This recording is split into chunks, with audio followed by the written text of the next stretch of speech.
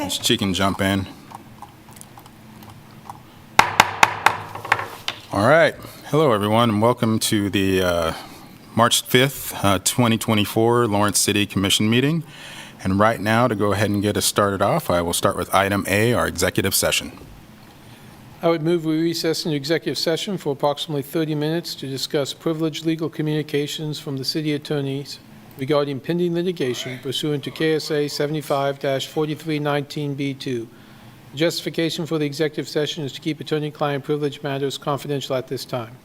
The city commission will return to its regular meeting in the city commission room at 5:32 after the executive session is concluded. I second that motion. We have a first and a second. All those in favor, please say aye. Aye. None opposed. Oh, so 4-0, and I don't believe we have Commissioner Sellers as of yet. So we will now go to a executive session.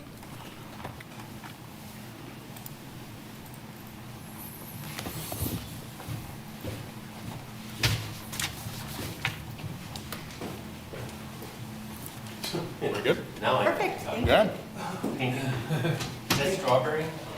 No, it's what is it?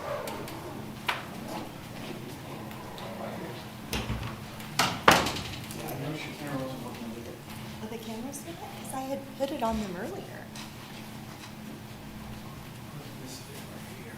Yeah, earlier it was on, and I even aimed it at them, and Okay, hit the stop button, turn her back on.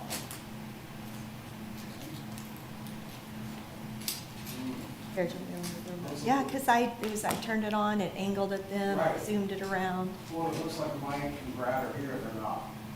Right, so something happened. Yeah. Why don't you try and kill the Zoom or just come back to it? Okay, It'll be okay. sure.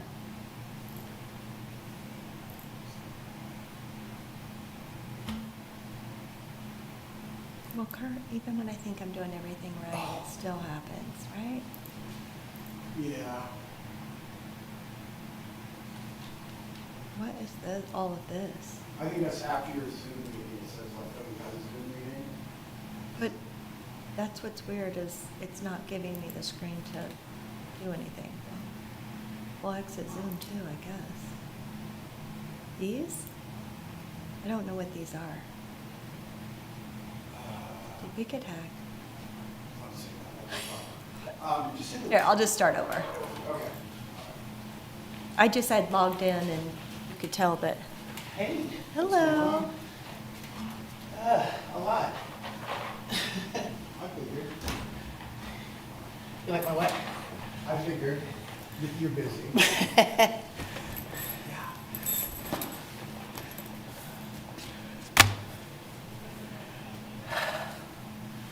Fresh off the highway. Oh, boy. Yeah. I'm gonna go visit some friends. And to peek.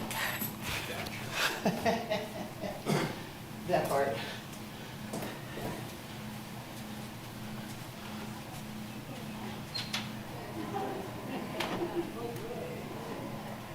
Commissioner, in this meeting. She has to peek both meetings, I guess.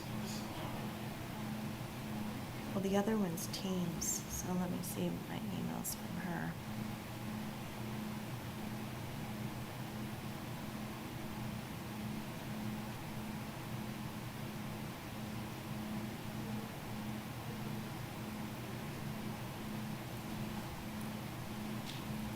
Okay, so going with, Yep. You but got it. it's to see how it's just thinking.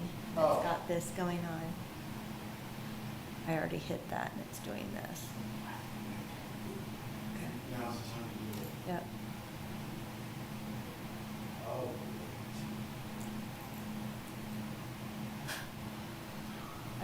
I've never seen these icons down here.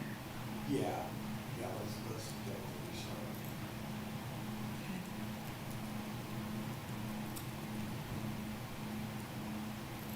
I'm sure the IT is updating something along the way.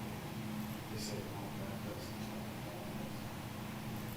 Why is it? What am I doing wrong here, Kurt? Try the right mouse button. no idea.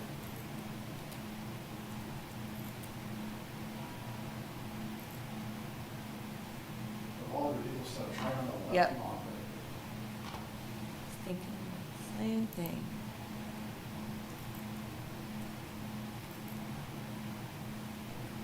Right? Yeah, I'm ready to do this. I know, but you know when you're like Yeah. doing something you do all the time and it doesn't work, you're like, wait, did I just totally forget what I'm doing here? Hit Control Alt Delete on your keyboard on this one. Yep. And then just start. Oh, that's all. This- What's that say? I don't know. It's like that. Yeah, hit OK. Try this one. Okay. Yes, yes. Okay.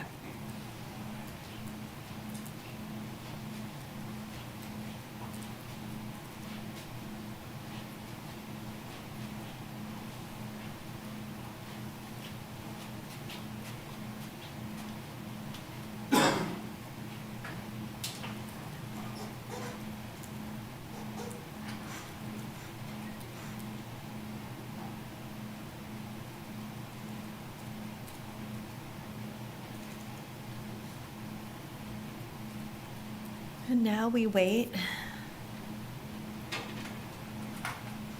Say what? You said now we wait and try not to be too stressed out about it. Yeah.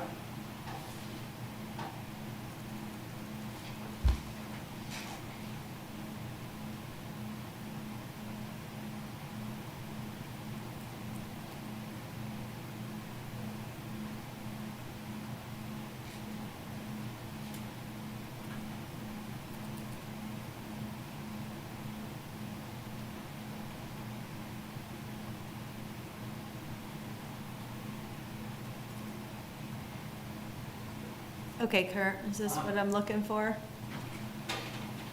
Oh, there we go. Yeah, oh yeah, it's a lot better.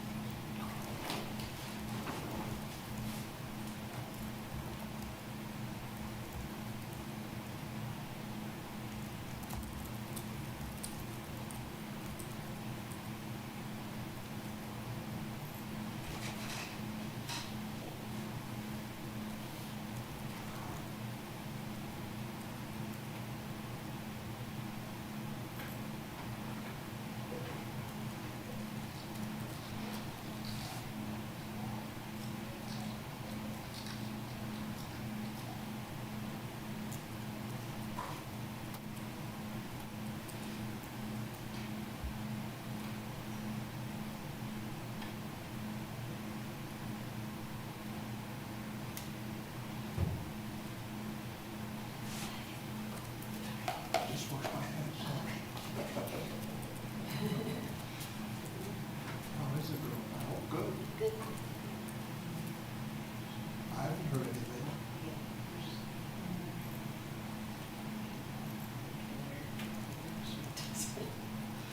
Well, I guess we'll find out if they just pass it as a part of the consent agenda, we can smile and go home. There might be a question. We'll see. We're gonna have to have where is she? We have to go to the closed session.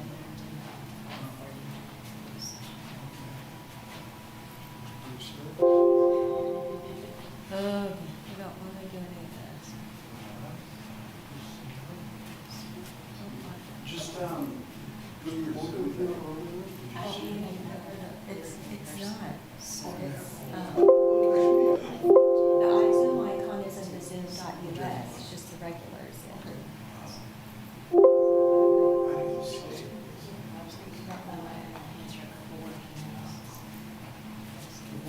Yeah. There you go, you got it. Oh, thanks.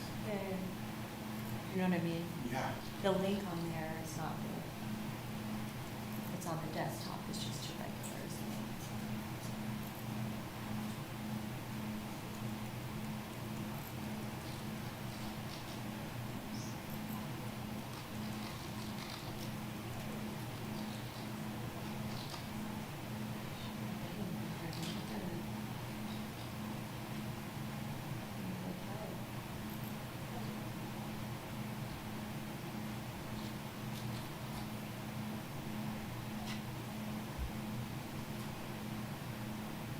Sure.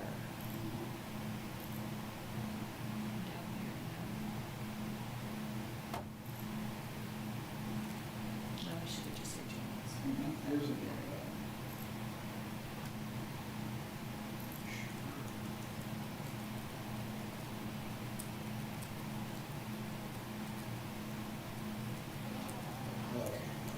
You want to do this again? Mm-hmm. I just meant to. I'm going to stay co-host because I want to be the host over here. So I can see chats. It's just easier for me to read them over here. Doesn't bother me at all. Okay. Okay, let's see if you can.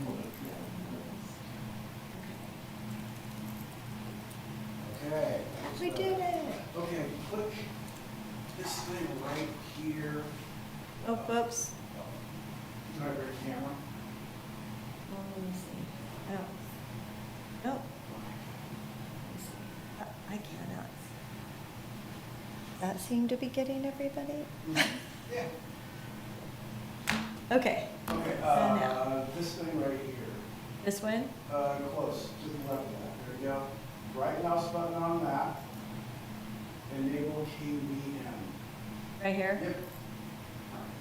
Okay, then let's do check the audio. Just do that. Okay. Hit settings and then let's. Test. Settings. Yeah, that's the microphone and that's the speakers. So this is all good? Yep. Okay. Awesome. Okay, Thank you, here Kurt. we go. Here we go again. There you go.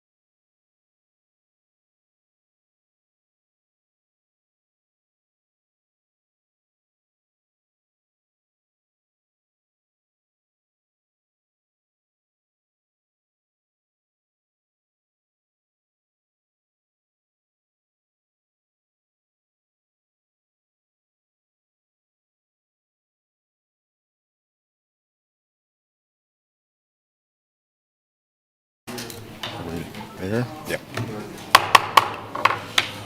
All right. We have returned from executive session and have nothing to report. The commission meeting will resume at 5:45.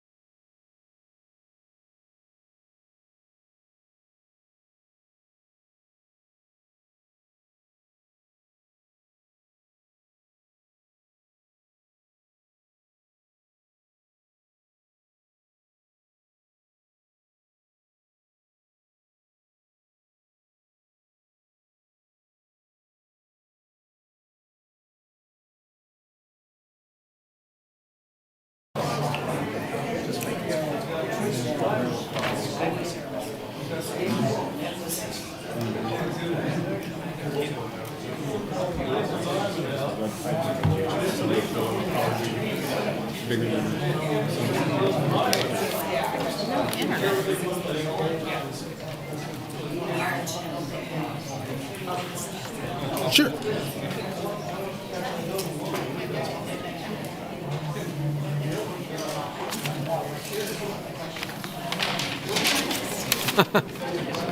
Giving stuff out. Okay, look at that. Thank you. Pom pom. Thank you. You want to make noise? No, I don't.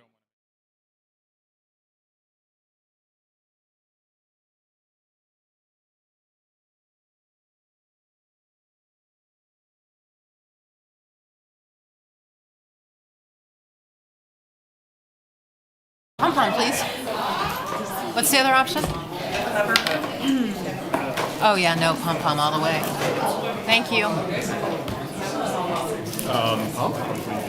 Thanks so much.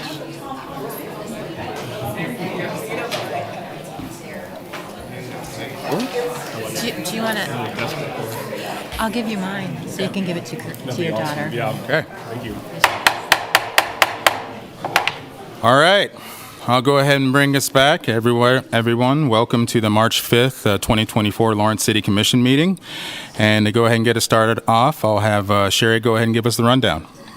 Thank you, Mayor, and good evening, everyone. To minimize distractions during the meeting, please make sure and silence your cell phones.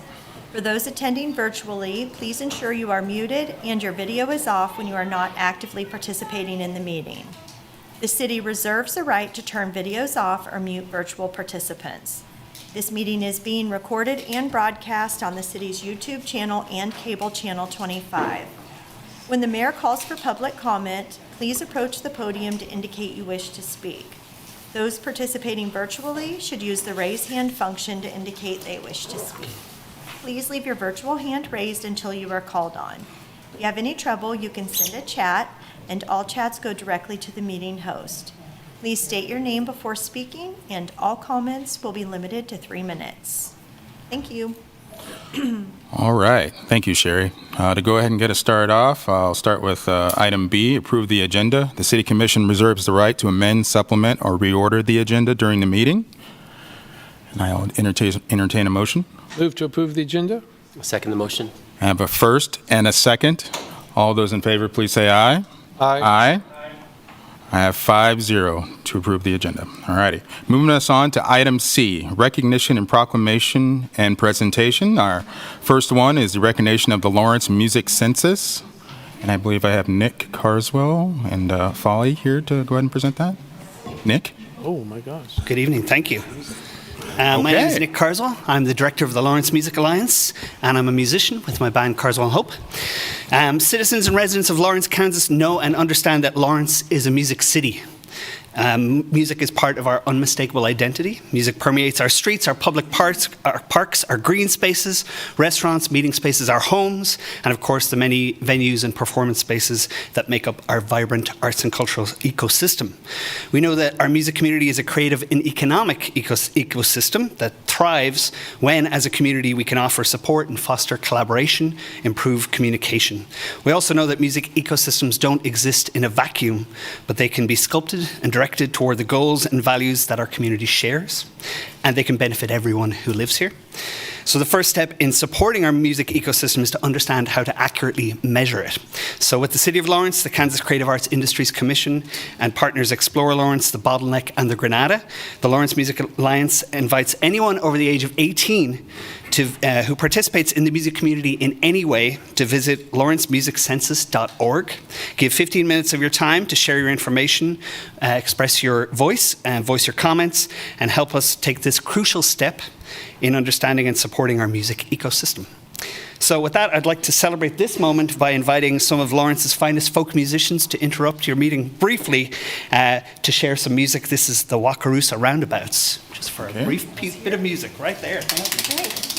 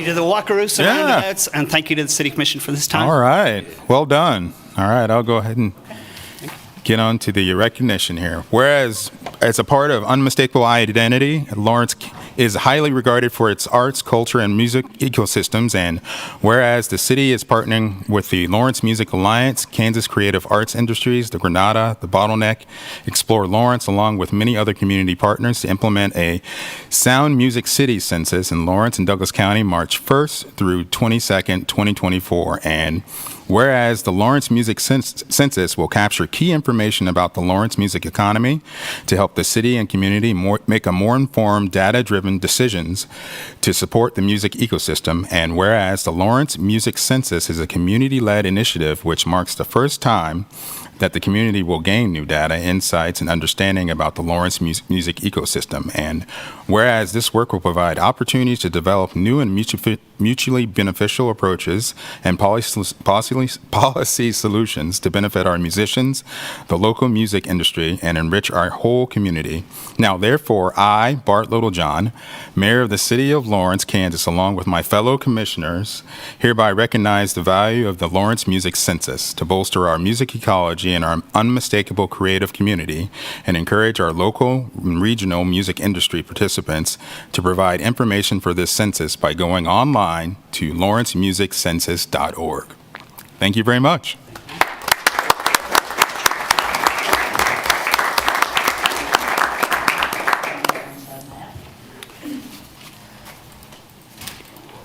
All right. That's going to be a tough act to follow. Okay, our second one is to proclaim Sunday, March 17th, 2024 as the 37th annual St. Patrick's Day Parade, but I think the St. Patrick's Day Parade can do it.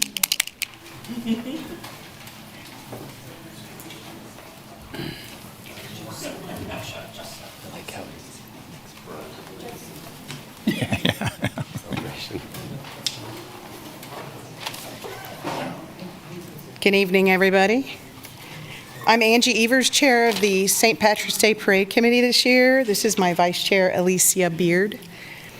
On behalf of the St. Patrick's Day Parade Committee, I want to express our heartfelt appreciation to the City of Lawrence and our wonderful Lawrence community for the overwhelming support shown to the Lawrence St. Patrick's Day Parade.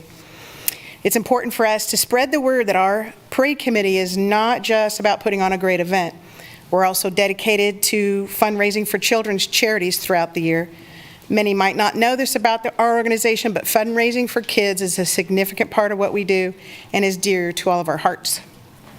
We are immensely grateful for the support and contributions from local businesses and individuals in Lawrence and the surrounding areas.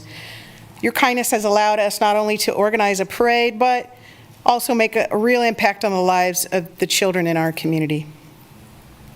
I want to send a big thank you to this year's royal candidates, Carrie Mandigo, who's here, Griffin Jacobson, and Morgan Leslie, and recognize our senior king and queen, Rick and Jeannie Averill, and our Grand Marshal, Mr. Curtis Marsh. This year, we are proud that our efforts will benefit 5 wonderful charities: Baby J's Legacy of Hope, Lawrence Community Nursery School, Lawrence Unchained Bicycle Co-op, Positive Bright Start, and River City Rock Camp. All of our contributions will go a long way in helping these organizations fulfill their missions.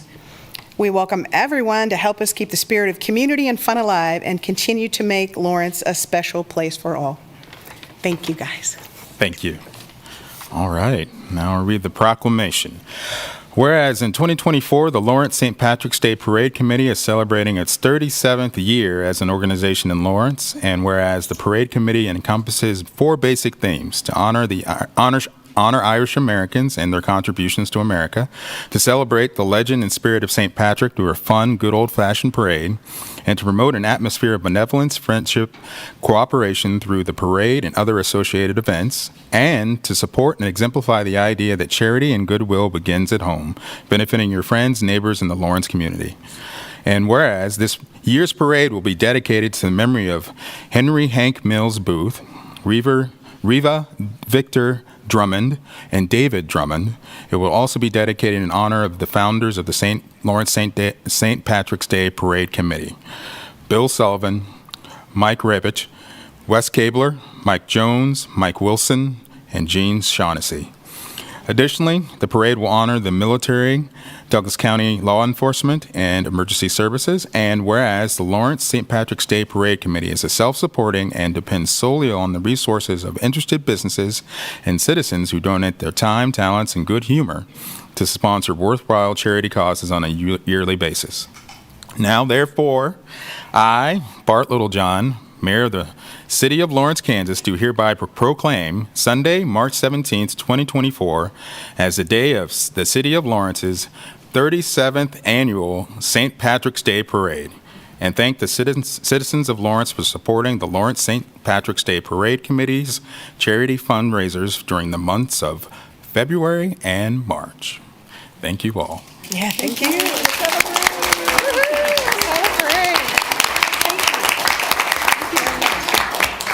Thank you.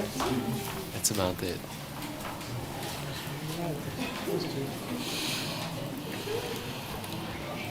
I'll give a little bit for folks to go ahead and disperse if they need to.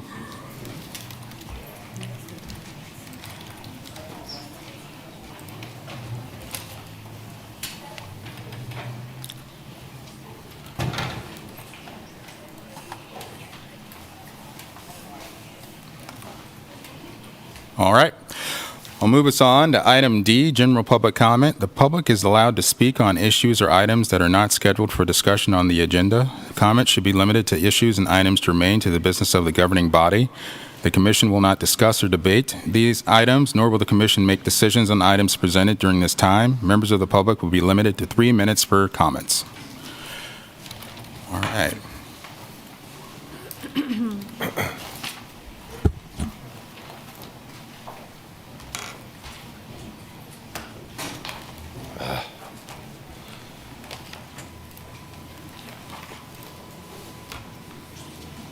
All right, so is everybody in?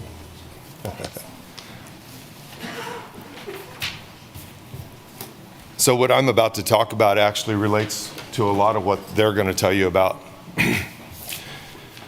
On the consent agenda tonight, you have the Bert Nash Governing Board minutes. And I don't know if you guys actually review these board minutes. There's a few signs back here. We got broken promises, living wages for shelter staff. There's another one. Where's the money? Where's the money?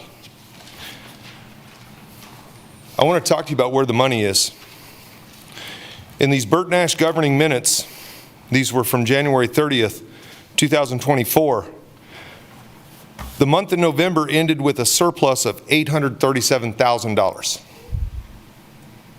That's a surplus, guys. That's money in the bank. We are currently sitting with a year-to-date surplus of $5.216 million. These are in the Bert Nash governing minutes. This is a surplus, money in the bank. Their budget literally calls for a $662,000 surplus year-to-date. They've budgeted to have money in the bank. If anybody behind me wants to raise their hands, if they have the ability to budget knowing that the money's in the bank like that, I'll just let you guys raise your hands if anybody's back there. Bringing to the last item here, though, this one really gets me, is because it includes approximately $900,000 of pre-funding from the county. Now, you don't control the county but money, but these minutes are coming to you for a reason. And I can tell you that $900,000 of pre-funding, addicts are having to leave the county to get clean. I put out a video not too long ago of a person who sought help at the Treatment and Recovery Center, and instead they were criminalized, trespassed, and had a false battery complaint called on them, and they were nearly arrested. I have tried to speak to Bert Nash and county leaders about this. I have recordings from inside the Bert Nash from when this happened. And those are going to come out. But in the process of this, I come across another person who had the same exact experience, had to leave the county to get the services they went to the Treatment and Recovery Center to get. Now, we're talking about money that could actually be doing good work, that's not doing anything at that Treatment and Recovery Center that you're pre-funding for $900,000. How many years did these guys fight to get $100,000 out of your butts? $900,000. Where's the money, guys? Bert Nash has got your money, and it's time to get some of it.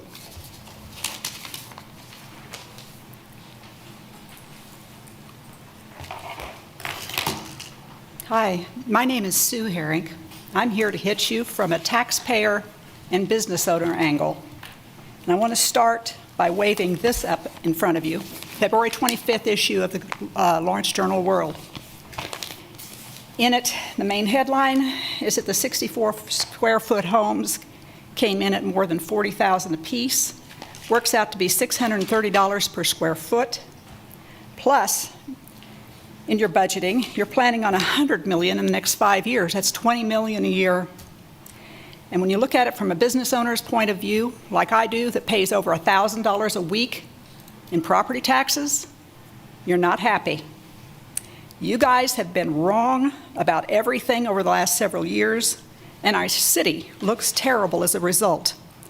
You know, weathermen keep their jobs being 75% wrong most of the time. You hang on to yours being 100% wrong all of the time. The article in this paper is living proof of that. A litany of your bad decisions and policies and unconstitutional acts will fall on deaf ears here, so I'll skip it for now. This is evident to anyone walking or driving through Lawrence. The reason I'm mainly here tonight is I want to convey my pity for you. If any or all of you are lucky enough to live as long as I have, your future is going to carry and hold a lot of misery and regret. No matter where you go from here, this damage to Lawrence is on you. You will carry your damage, your poor decisions forever. You will be haunted as you should be. The only way forward is to reverse course and resign tonight after firing the staff often referred to in your discussions here and mentioned heavily in the paper.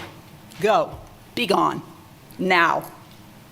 Decades from now, you'll be glad you did. A course correction now will lift some of your burden. As it is now, you're nothing but a millstone around the neck of Lawrence, Kansas. Thank you.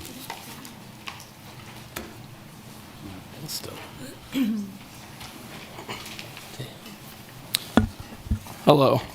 My name is Dean Robinson, and I'm a direct service advocate at the Lawrence Community Shelter and member of CWA 6400. During the past few months, we have been in the process of bargaining a contract between LCS and our union. However, we have yet to receive an offer for any increase in wages or benefits. During this time, funding for new positions, such as the deputy manager position, have been given priority by the city and our board of directors, leaving us with wages below the MIT Living Wage Index. We have adopted the changes requested by the city, such as increasing our bed capacity, but we have yet to see you hold up your end of the bargain.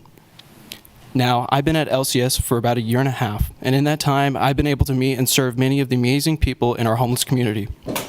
However, this job is not easy. I work overnights. And my first day, I was forced to work a 16-hour shift instead of my 8-hour shift because we were so short-staffed that there wasn't anybody to come in after my shift. Last year, we had a 50% turnover rate, and there's been many times that I felt like quitting, but what's kept me coming back is the amazing people there. However, not everyone that works at LCS is able to put up with the harsh working conditions and inadequate pay that comes with this job.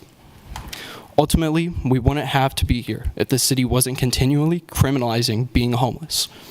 By placing bans on public camping, the city has displaced a historically marginalized population and forced many of them to come to the shelter. Tonight, we're asking that you follow through on your promises made and to give us the funding needed to pay us a livable wage. If the city is serious about solving homelessness, it's time to serve the workers solving homelessness for you.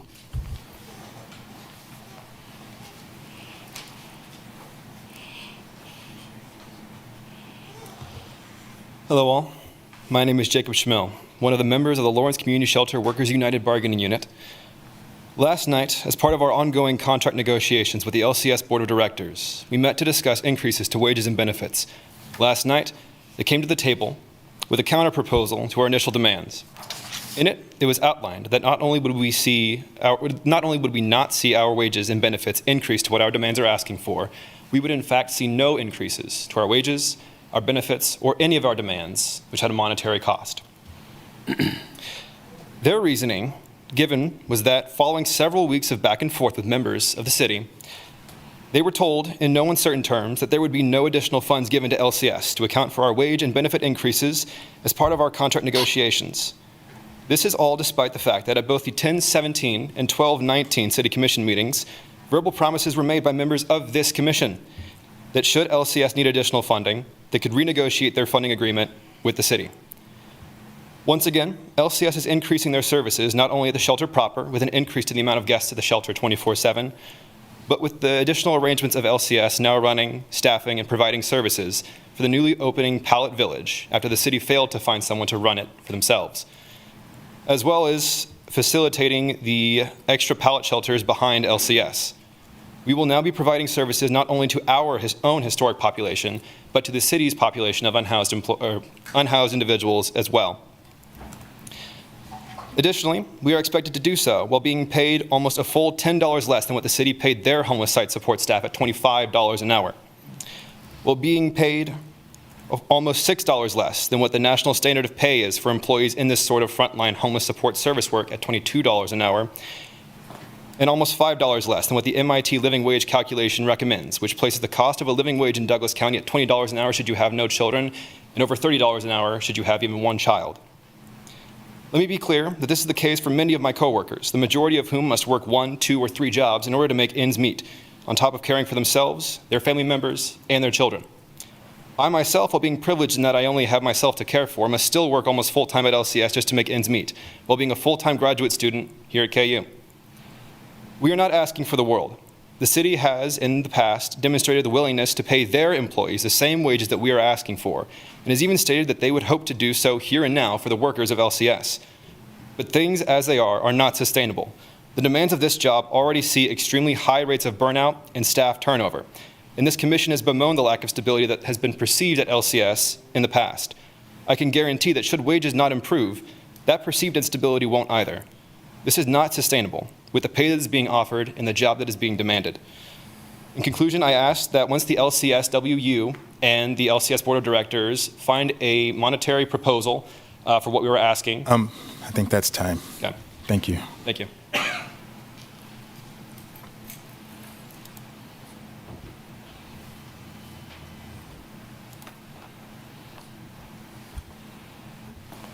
Hello, City Commissioners. My name is Lacey Rowe, and I'm here to express support for fellow staff at the Lawrence Community Shelter. First, I recognize that the city doesn't directly set pay rates for staff at our nonprofit. I want to thank you for providing additional funding to support our operations, and thank you to city staff for helping us with facility needs and for opening overflow winter shelters. For this, we are grateful. Over the years, one of our biggest challenges has been staffing and retention. We expressed concerns at the City Commission meetings on March 22nd, 2022, July 5th, 2022, and on December 19th, 2023. Today, we remain trapped in the cycle of constantly hiring new people due to poor staff retention. Meanwhile, we're also trying to expand services. Most current frontline staff have been... Can my time be adjusted for that? Yeah. Sorry. Most current frontline staff have been at LCS for less than a year. Excuse me, sir, can you please turn it off or mute it? Thank you. Most current frontline staff have been at LCS for less than a year. Over the past year, staff were consistently asked to do more and help fill service gaps. Our staff does not receive any pay raises for years at LCS, nor holiday bonuses or other incentives for retention. Due to inflation, the cost of living has already outpaced current pay rates. According to the MIT calculator, a living wage for Lawrence, Kansas is $19.87 an hour for a single adult without kids and $32 an hour if they have one child. As I said in the past, low barrier shelter benefits from low staff to guest ratios and qualified trained staff. This provides consistency and the opportunity to build relationships with people instead of starting over with new staff constantly. A recent national survey shows that high turnover in shelters leads to the inefficient use of resources, widespread burnout, loss of experienced staff, and a resulting loss of funding opportunities. It's painful to watch staff work themselves sick until they break down and burn out.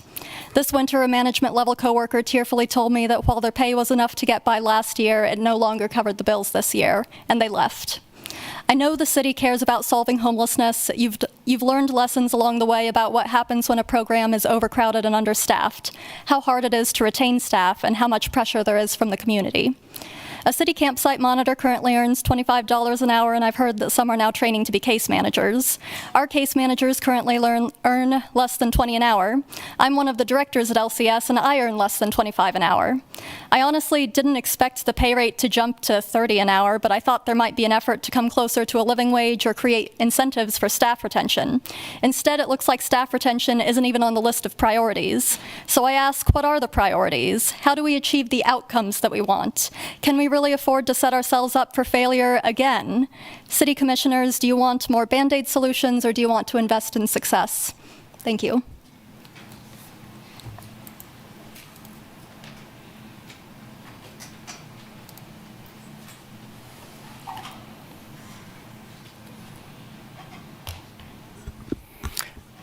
Hi, Commissioners. My name's Sam Allison Natale. I'm the Executive Director of Kansas Holistic Defenders. Like the Lawrence Community Shelter, our office is a fully unionized staff who serve poor people in this community. And in some ways, I feel like I'm preaching to the choir. Everybody on the meeting on the 18th of December had expressed that it was important to get wages up for these frontline workers, and that additional funds would be allocated after the contract, once bargaining had started, to make that happen. And so I have no reason to think that that's not still your position, but I did want to highlight that I think it's a very important and good business proposition in terms of city funding. Our office is responsible for criminal defense for folks charged with misdemeanors here in Lawrence. And if they are in the jail, then the per day rate, per person per day, is about $226.15. We are able to get them out of jail if and only if we have a solid release plan where they have a place that they're going to go. And that place, 9 times out of 10, is the Lawrence Community Shelter. So if the shelter doesn't have capacity, if its workers are constantly turning over and unable to provide a continuity of care, then the people that we're getting out end up being housed back at the jail at a much higher price per person per day. And additionally, when we don't have a healthy and thriving community shelter, we see costs across the board in the rest of our community in all sorts of other ways, some of which can be quantified, some of which cannot be. But having a unionized workforce is important. Unionized workers do better, they work harder, they work because they have some greater control over the conditions of their employment and an assurance that they're going to have a voice, and that voice is going to be heard, which gives them a longevity that is important in providing this kind of work. So I hope that you will follow through on the promises made in December to allocate additional funding to ensure that the shelter is in a position to bargain to increase wages for these important workers. Thank you.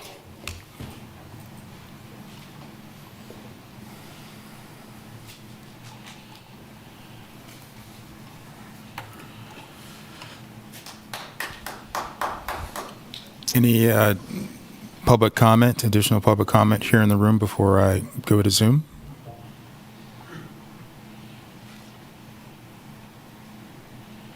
Okay, I'm not, is there anybody walking up out there?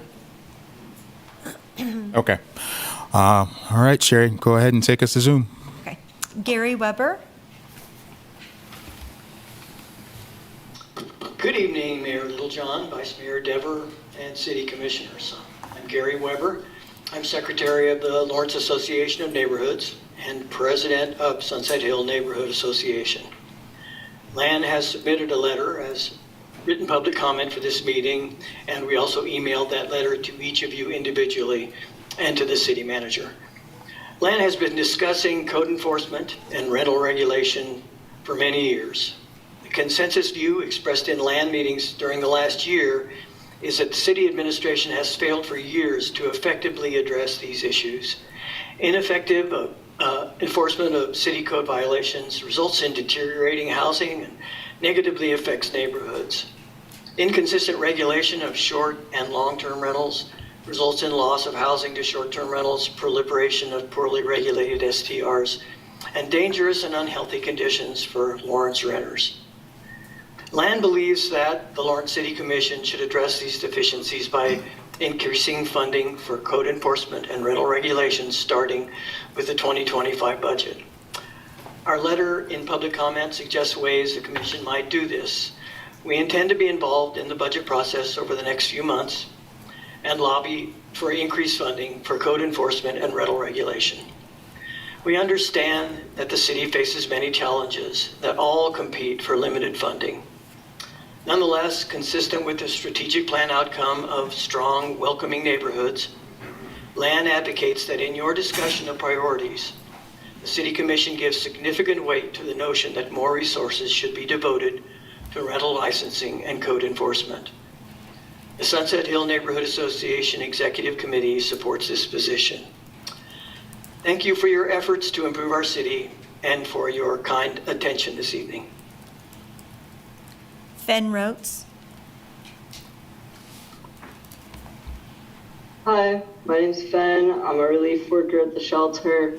I just want to say, after all the promises the last couple months, I'm really disappointed that you guys have walked back on that and are now saying that there will not be a wage increase until like December.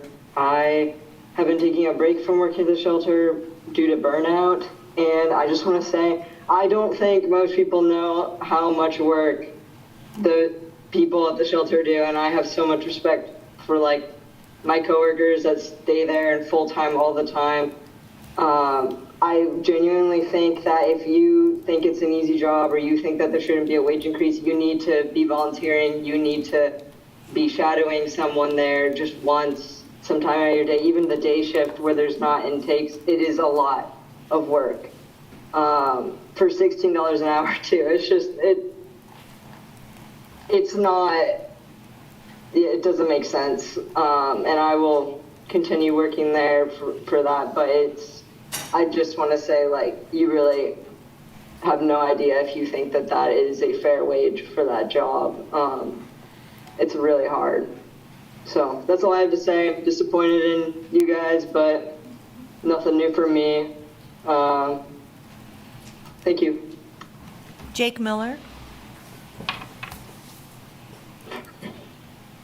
Mayor Littlejohn, Vice Mayor Deaver, City Commission. I'm Jake Miller, and I represent the Lawrence Community Shelter and at the table as the representation for the negotiations of this union contract.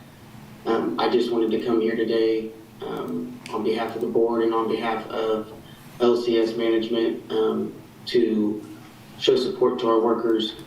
No one at LCS doesn't believe that we should have workers not making a living wage, and so our hopes is through this negotiation process that we are able to find a way and work with everyone to pay the workers there at LCS a living wage. As many have said, these workers are the backbone of LCS, and LCS wouldn't be able to work without them. And so the importance of being able to give them a living wage and better benefits is highly important to the board and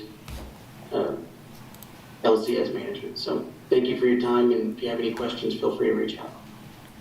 Sherilyn Wells.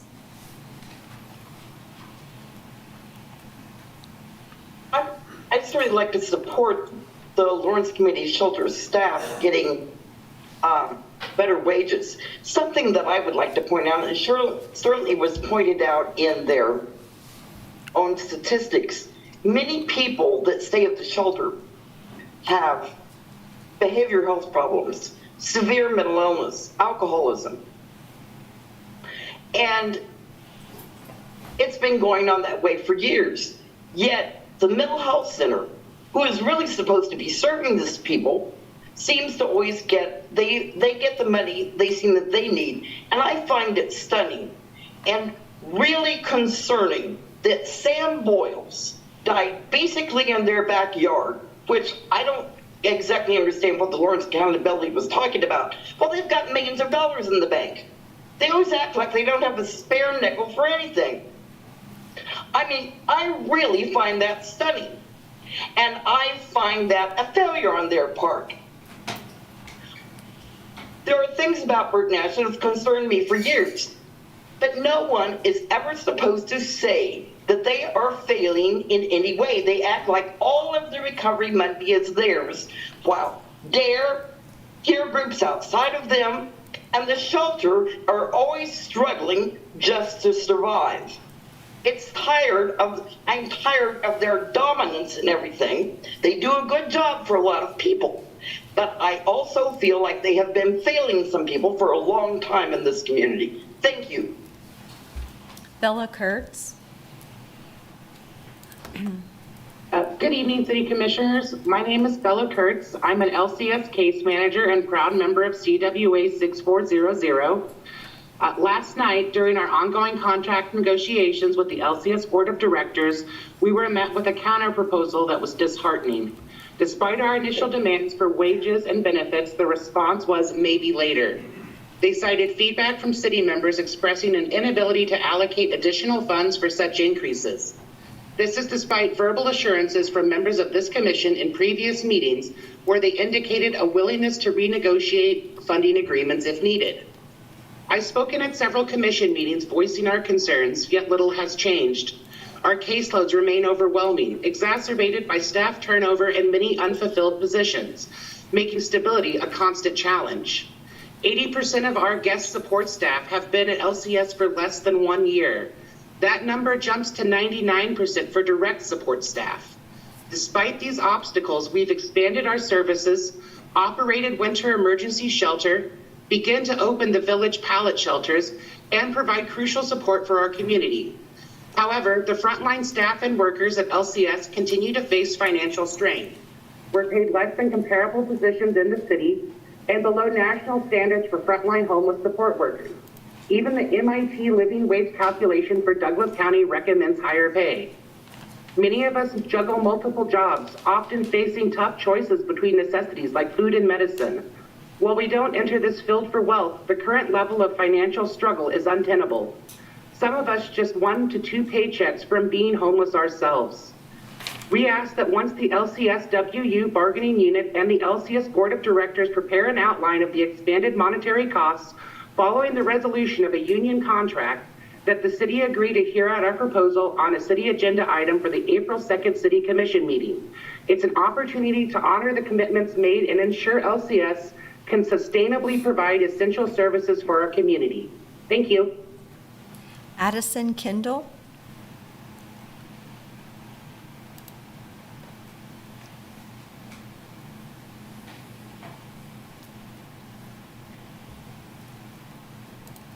Addison Kendall.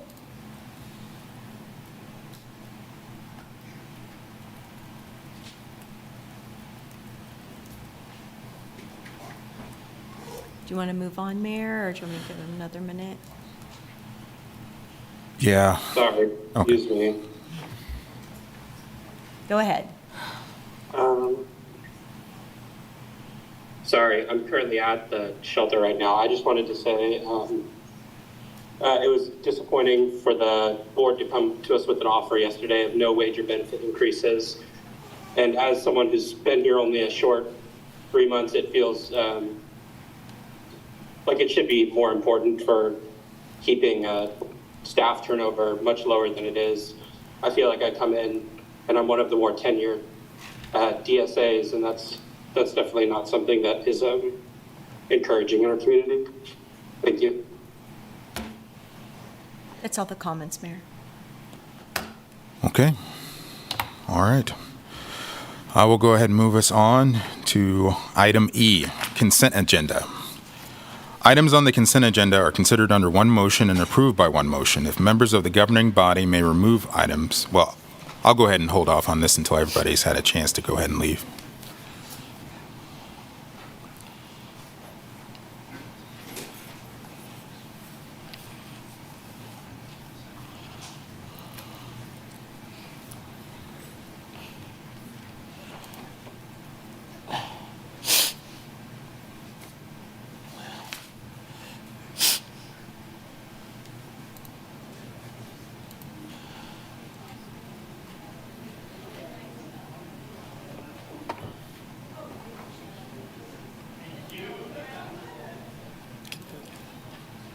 All right.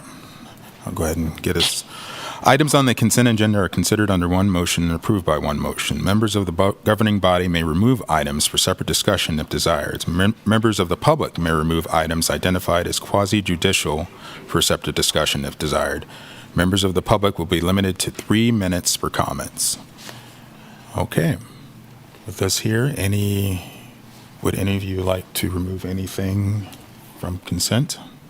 Originally, I was requested to remove item E2B, but the person's left the room, so I don't know if they really want me to. Okay. Commissioner Larson? I'm good. Okay. All right. If that's the case, I would entertain a motion then. Move to approve the consent agenda. I second that motion. I have a first and a second. All those in favor, please say aye. Aye. Aye. Okay. Consent agenda is approved, 5-0. All right. That'll go ahead and move us on to, let me go ahead and scroll down here. Item G, regular agenda items. On this one, Sherry, should I just give like a general statement since there's so many of them? Yeah, I'm not going to read all of them. That's fine. Okay. Yeah, Sandy will present the. Okay. And before I would start us, I would like us all to disclose any sort of ex parte communications we might have had on this item as well. I'll go ahead and start with myself. I've had the opportunity to talk with the developers on this item, and also Bad Kramar as well went ahead and called me, and I talked with him on this item, as well as the emails that we've all received as well. Mayor, I've had a conversation in the past with the developer before I was on the commission. Then also, I think I just talked to some folks out in the hallway about random stuff, but not specific to this item. But I do know they were part of the legal firm, so that's about it. Yeah. Besides the emails, I've not talked to anyone, I don't think, in several months. I mean, back before some of the other items, I've talked to folks, but not on this specific item. Mayor, this is Randy Larkin, Deputy City Attorney. Yes. When we disclose ex parte communications, let's disclose the content, or at least disclose that everything that has been told you is already in the record, so everybody has an idea what the platform is, so that we operate from the same, decision making. Okay. Thank you, Randy. I'll go ahead and start with me. Nothing was disclosed to me that hasn't been for public consent or public dissemination. So. Yeah. Same here. Same. I had a meeting with Travis Bach and Phil Bundy with B3, so the developers, and we discussed elements of the design of the project. Had a conversation with the developers, discussed the floodplain issues as well as the development itself, the housing aspect of it, possibility of affordable housing, and that's all I talked about. Okay. All right. Sandy? Thank you. Good evening. Sandy Day, Planning Office. This presentation will cover multiple zoning applications that are associated with the New Boston Crossing project. I'll cover it all in total and ask that when you are ready to consider the zoning applications that we do need a vote for each individual item.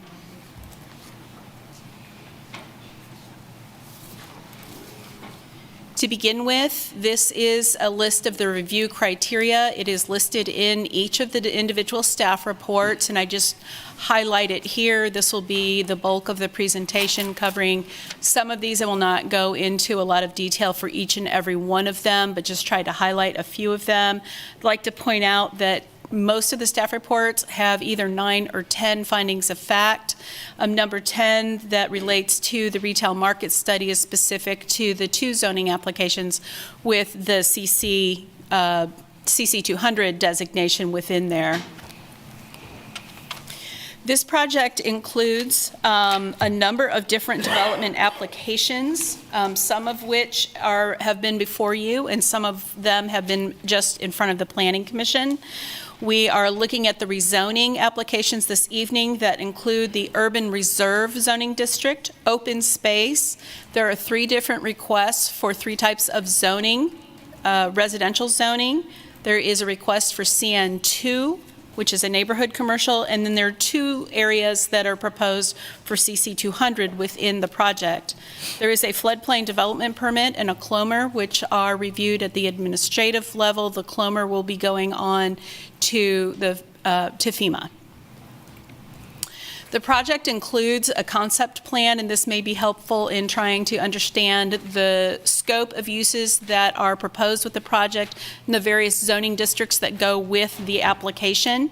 The applicant is here and will be able to talk to you in more detail about the specific vision of their project, but they include detached residential lots that represents the RS5, RS7, and RS10 zoning districts, some mixed-use entertainment, commercial pad sites, hotel pad site, fuel charging stations, and those make up the commercial zoning districts of the project. And then there is dedicated open space that would remain for this project.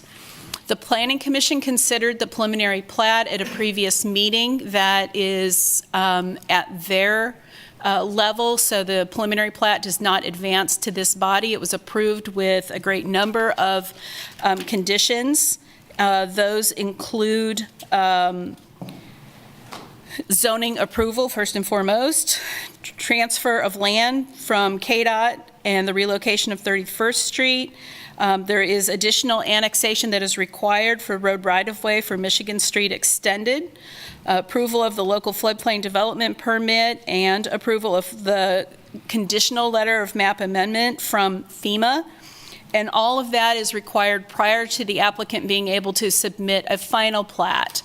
So this is, again, another level or step of the regulatory review entitlement process for the development project.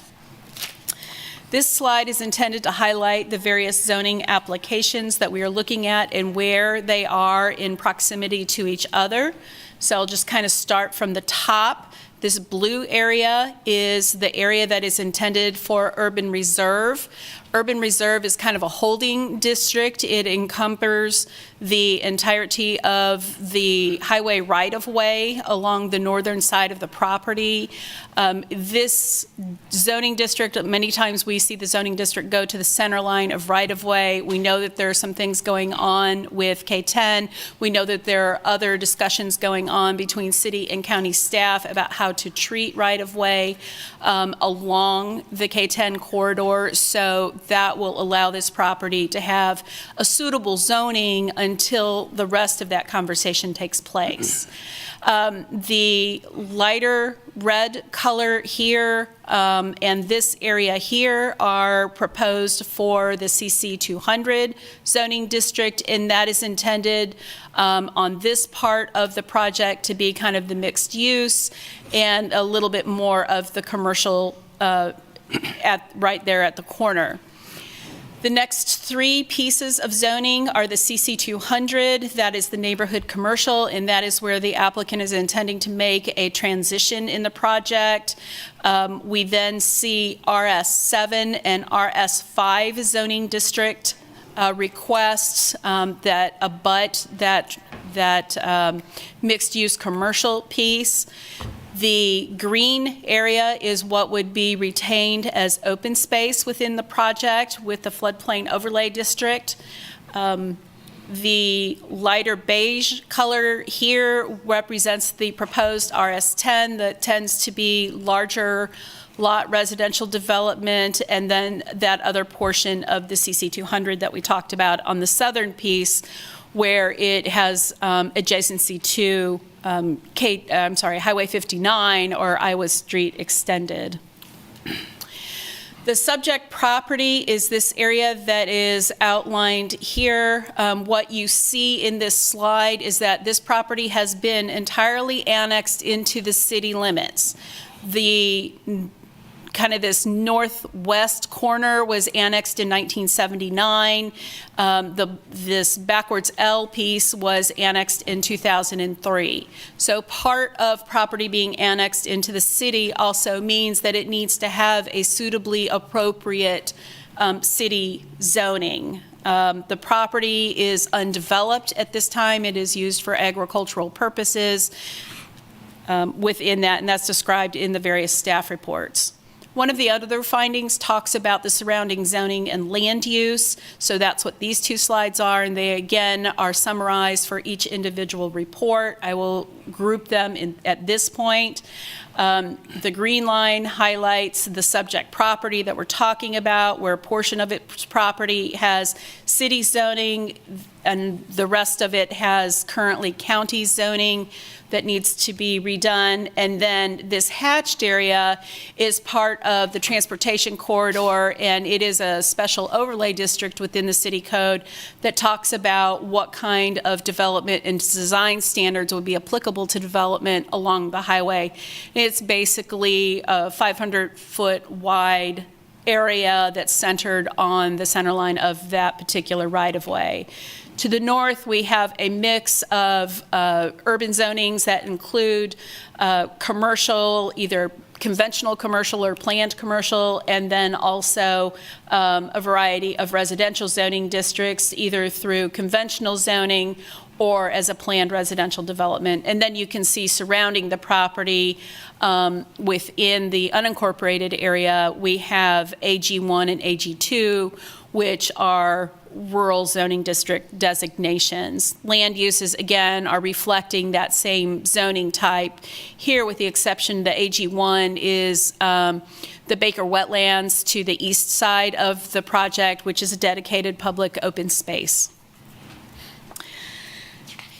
The property is also encumbered by regulatory floodplain, and that is part of the applicant's burden to move through the process for the local floodplain development permit, and then also the changes they are seeking through FEMA, with the first step of that being the CLOMER.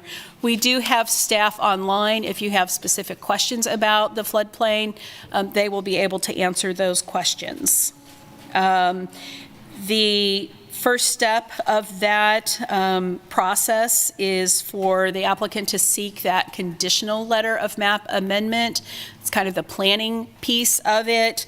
And then the second step will be that letter of map amendment that actually officially, if approved by FEMA, would remove portions of the property from the regulatory floodplain.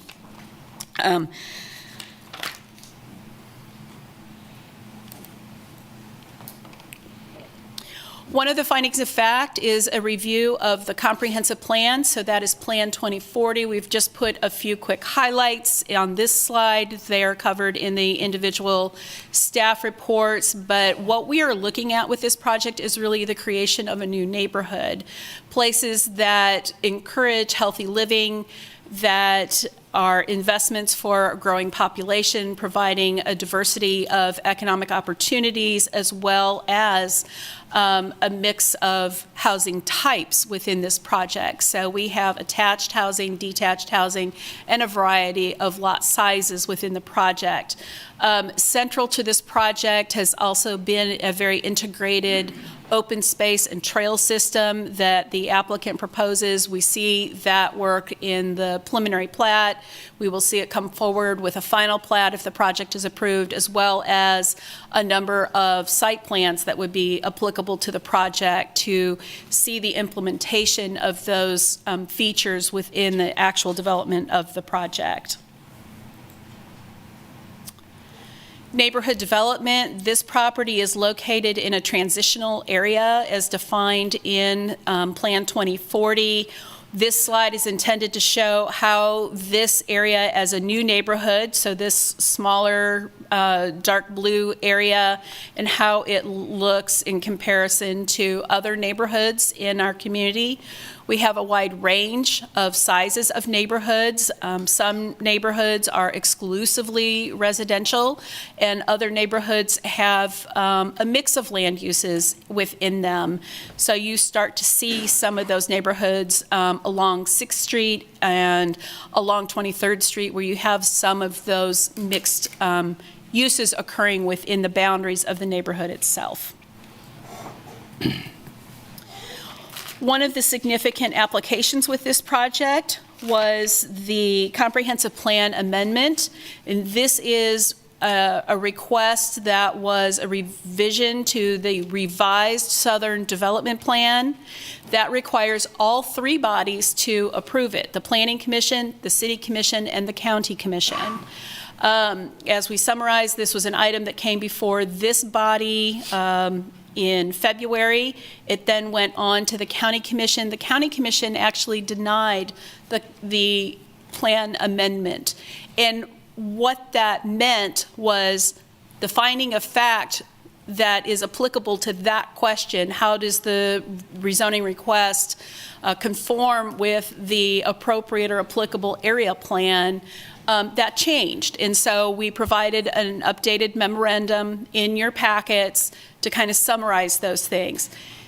The action of this comprehensive plan amendment does not kill the project. It is one finding among either 9 or 10 for all of those zonings. So it is back to you to kind of weigh how that lays out. So the next couple of slides are really to dig into that a little bit to see how this project conforms with what the future land use map looks like in that particular planning document. So the image that you see on the right-hand side of the slide shows the boundary of the revised Southern Development Plan. And then you see an inset of the subject property with kind of those zoning boundaries outlined. It's gray so that we can kind of talk about it as we need to.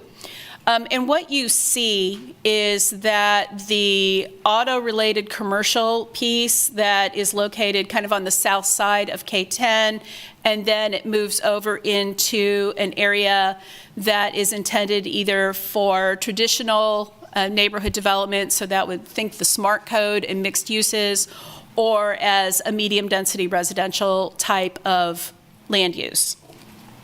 The balance of the property is identified in the future land use plan as being open space, and that generally follows what the regulatory floodplain boundary is. And with just one caveat, I would let the commission know that within the city code, there is an allowance to build in portions of the regulatory floodplain. You have to meet certain design criteria in order to be able to do that. In no case are you allowed to build in the floodway, but you can build in the floodplain. And so that would have some bearing on some of these properties. So, stepping into the specific zoning applications that were considered, the first one was the UR with the South Lawrence Traffic Way Overlay District. That is this area up here along the north. The Planning Commission voted 7-1, so that's coming to you with a recommendation for approval. And the UR district is really kind of a holding zone. The area that we see in the existing RS-10 is a carryover from when that property was annexed in '79. It had a zoning district at that time of RS-1, which served the same purpose. As properties were annexed before development was identified under those much earlier codes, RS1 was the typical zoning that was either automatically applied or requested for approval as a holding zone. So that's why we still see that RS1 in some properties today. The open space was also an item that was forwarded to you with a recommendation of 7-1. This open space kind of retains a portion of that area that was identified in the plan for open space, And it would be appropriate, since the floodplain would not be altered within that part of the request, it would have the floodplain overlay district associated with it. The next 3 zoning applications are for the residential components, the RS5, which is located on the far eastern side. The RS7 zoning district is located in the central portion, and then the RS10 was located on that southern part of the project. And you can see in each of these where those proposed areas line up or live within the future land use plan map of that particular request. So the RS5 would be completely within the area that was identified as open space. So that would have been one of the findings that we updated in the memo. In the RS7 request, it includes part of that future land use that was for either traditional neighborhood development under the SMART code or for medium density residential, along with a portion of that commercial land use. And you can see where these are not exact engineering documents, but you can roughly get the idea that some portions of this property are also affected by that existing regulatory boundary. And then the RS10 piece is completely encumbered by the regulatory flood in that particular request. I'm sorry. And all 3 of these items were forwarded to you from the Planning Commission with a vote of 4-4. So it's a tied vote, and it was a failure to recommend. Commercial development is the same thing, where the Planning Commission forwarded a split down the middle vote, 4-4. The CN2 district is the neighborhood commercial district. The northern portion of it lands kind of within that existing kind of intensive commercial area that was identified in the plan. The CC200, we call them the north and the south, and it just made it easier for staff, particularly me, to keep track of them. And you can see where that wraps around within the project. So the majority of that particular request is outside of the regulatory floodplain, except for just this kind of southern leg of it. And then the southern C200, again, is completely encumbered. So that is the update of that memo that was provided for all of these projects. This is coming back to the review criteria that is applicable to each one of these zoning applications. Conformance with the comprehensive plan, zoning and use of nearby property, character of the neighborhood, of which it's either located or adjacent, plans for the area, which is the revised Southern Development Plan, suitability of the subject property for the uses which has been restricted. And I would reiterate here that the portion of the property that is zoned AG1 is not an appropriate zoning at all, since the property has been annexed into the city. We covered the length of time the project has remained vacant as zoned. We want to be clear that when we're talking about vacant, means there's no building, doesn't mean that there's not a land use. The land use is agricultural. Extent to which approving the rezoning would detrimentally affect nearby properties, and we work through those pieces through the land use entitlements, through the subdivision process, and through individual site planning. We think that it is appropriate to zone the property. Staff has supported the zonings with the conditions throughout the project, particularly those that are related to the subdivision that tie that action back to approval of zoning. Staff has recommended approval, as you saw in the staff report. This is just a summary of the Planning Commission actions, where you have the OS and the UR requests being forwarded with a recommendation for approval. Everything else was a split vote 4-4. That brings you to your decisions tonight and what is required of you for those various votes.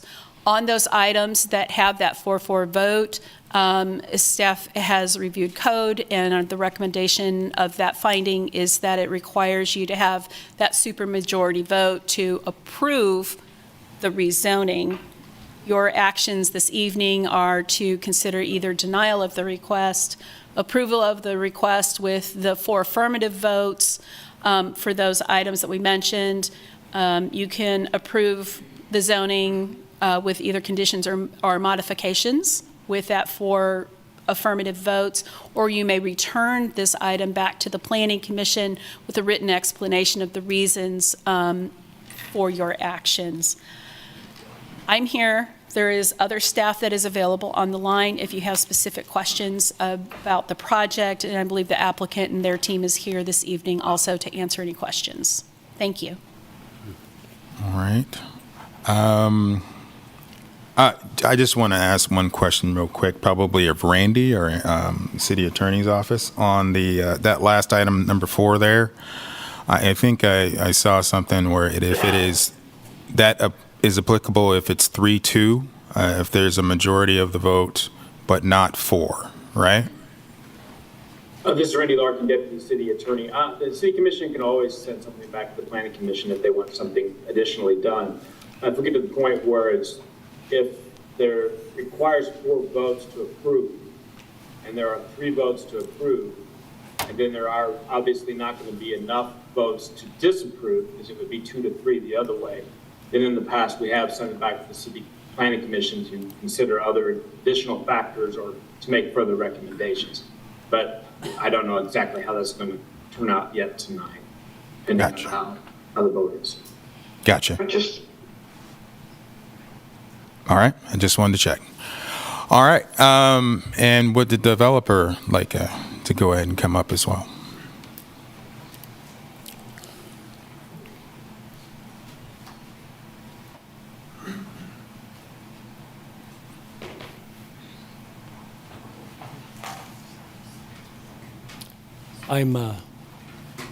Was looking for my staff, but I Okay.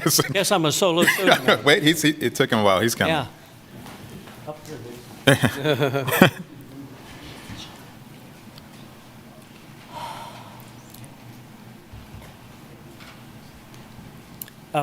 I've just got one graphic that we're going to put up, but I'm going to go ahead and get started here. I'm Phil Struble, Land Plan Engineering, representing the developer of this project.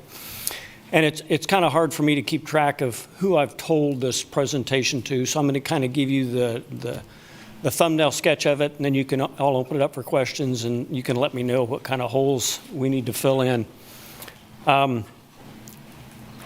To start with, I want to talk a little bit about our concept, because we're here talking about zoning tonight.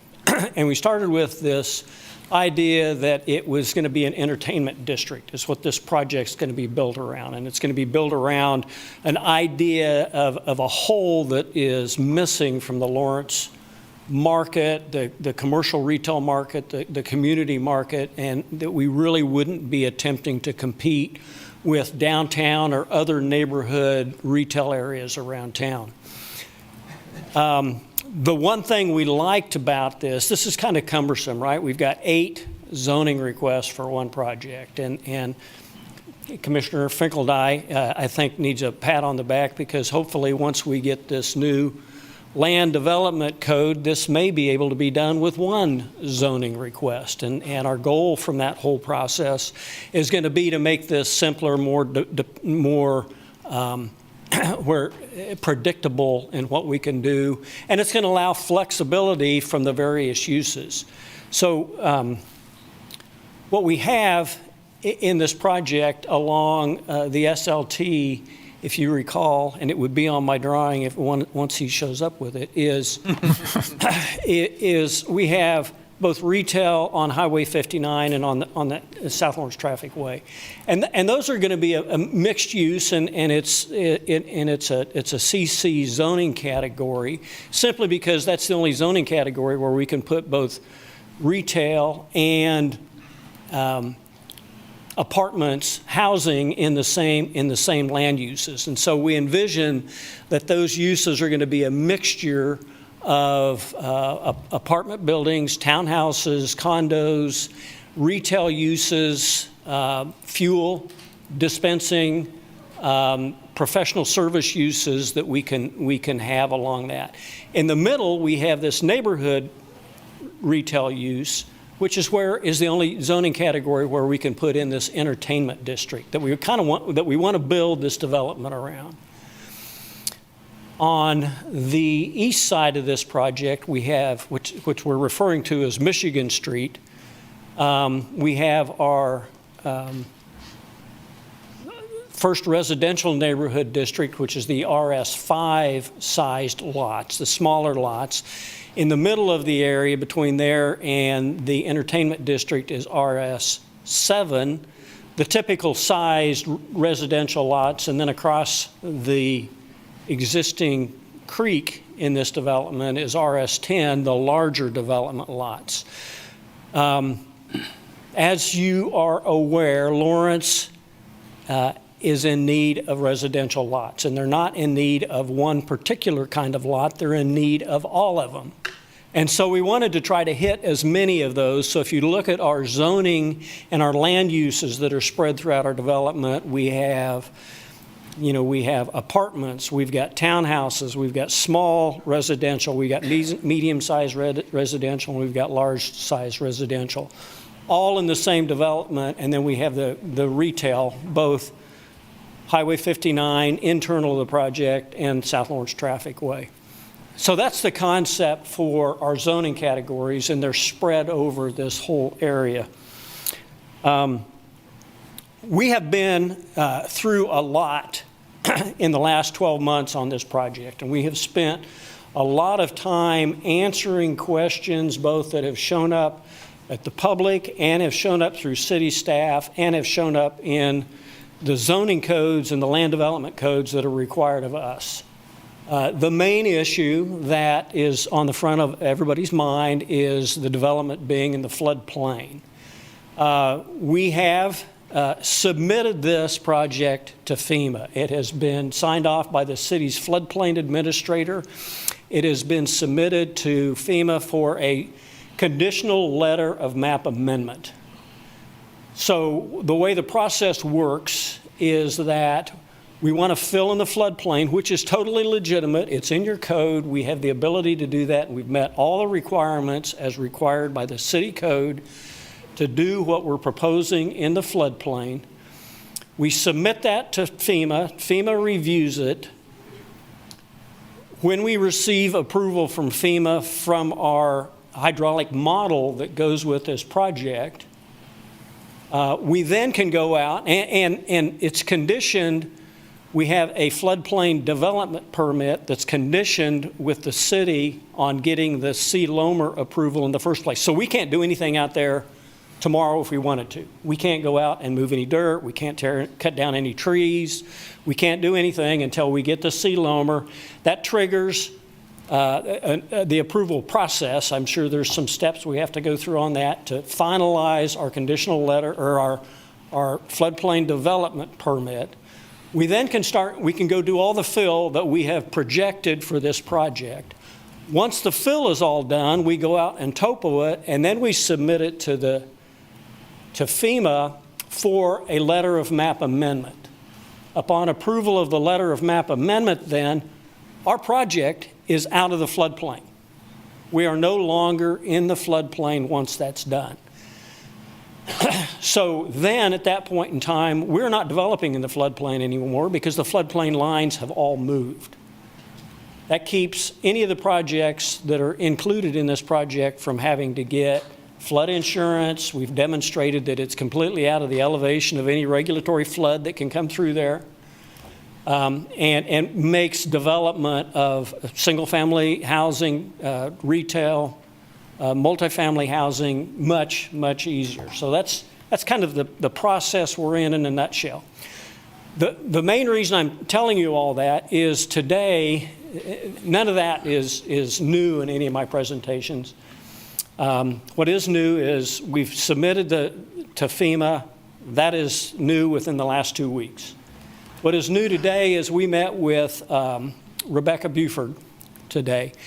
And it's a little early, but what we've acknowledged, and we've said so throughout this whole process, is we want to participate in the affordable housing piece of development in Lawrence, Kansas.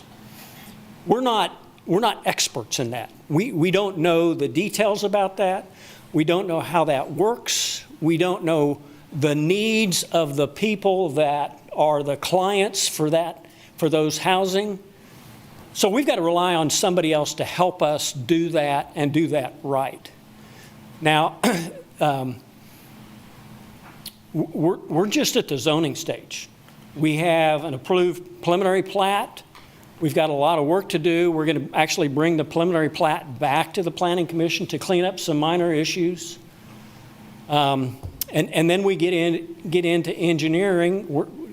There's no for sale signs for any lots out here. We're not marketing these lots to anybody yet. So what we want to do is start the discussion about how do we participate to the benefit of the city of Lawrence in the affordable housing discussion.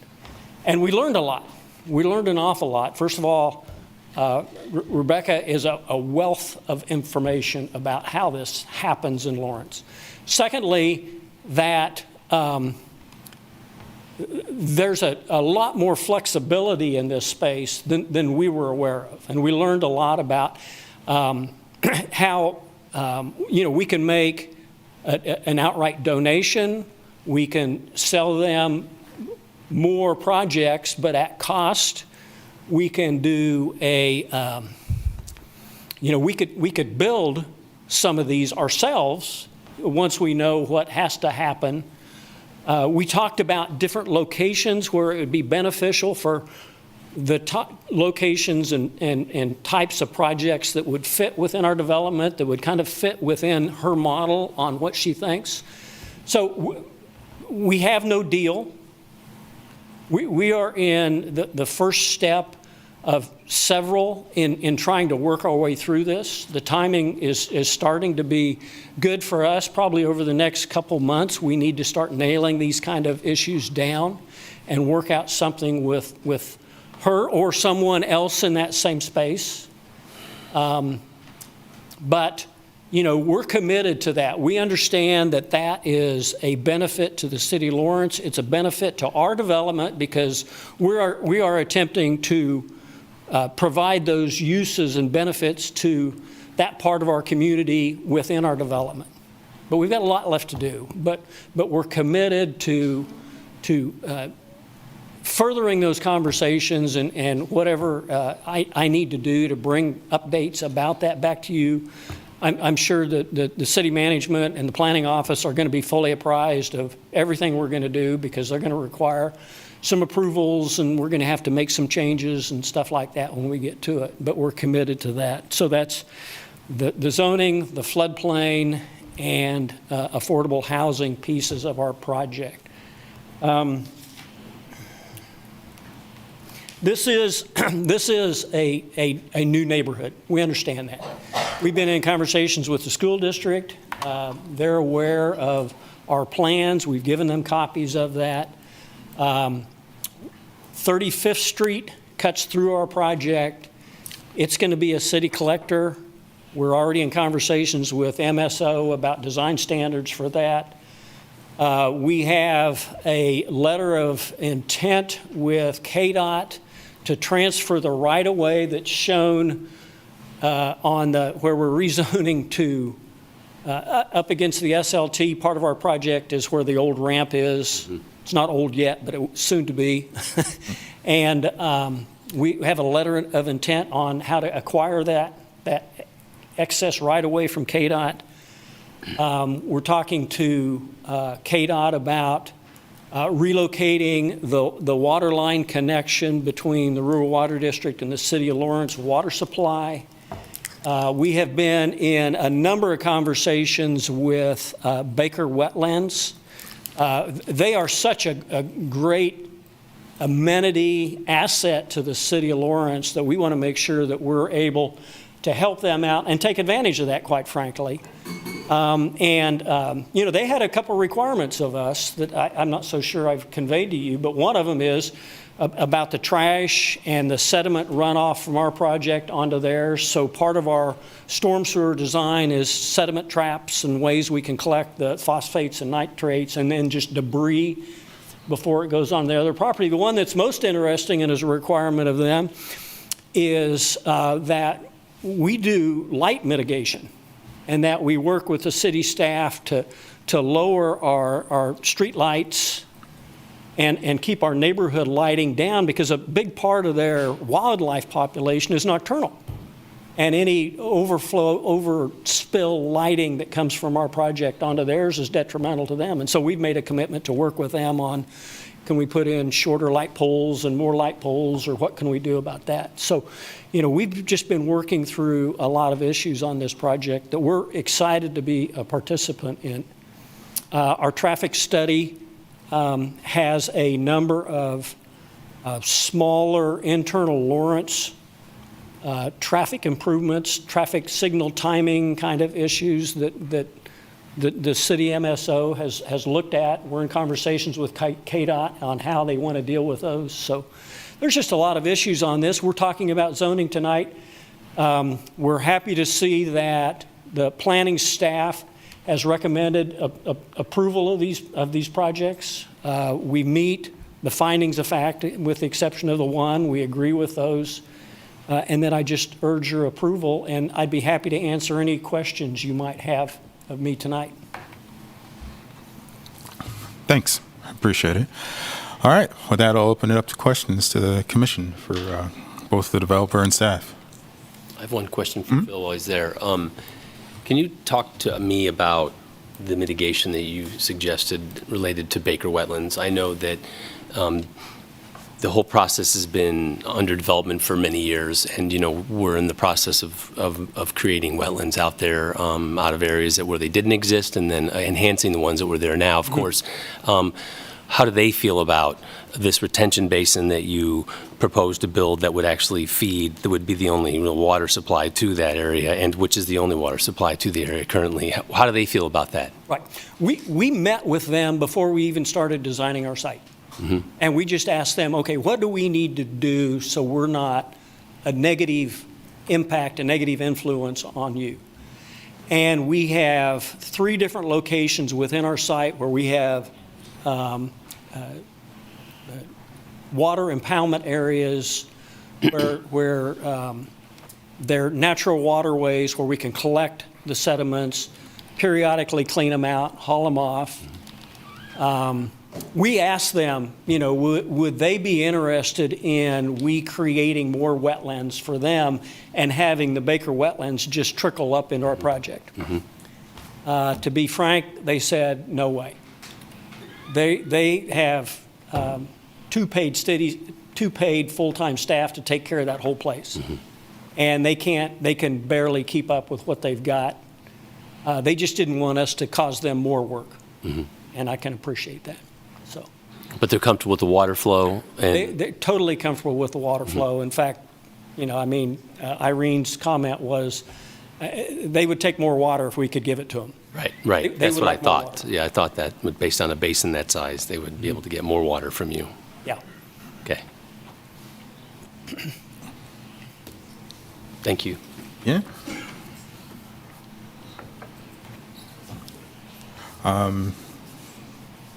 Additional questions? Okay. I'm sorry, it's public comment is not quite at this point, but you can go ahead and discuss. Oh, they can't? I thought I was talking straight into it. Oh, I apologize. I didn't realize. To hear commissioners as well, so if you guys okay. Make sure that you're. First and last time that'll happen. Good to hear that, Vice Mayor Dever. All right. It doesn't look like there's any questions up here. Well, I have a quick question for Sandy. It was just, and I apologize, I'm just trying to go back and forth between the county's vote on the amendment. And so there was a comment that a commissioner, I'm drawing a blank, sorry, it's been a long day. There was a comment that was made in regards to the reservoir and the lifespan and its impact.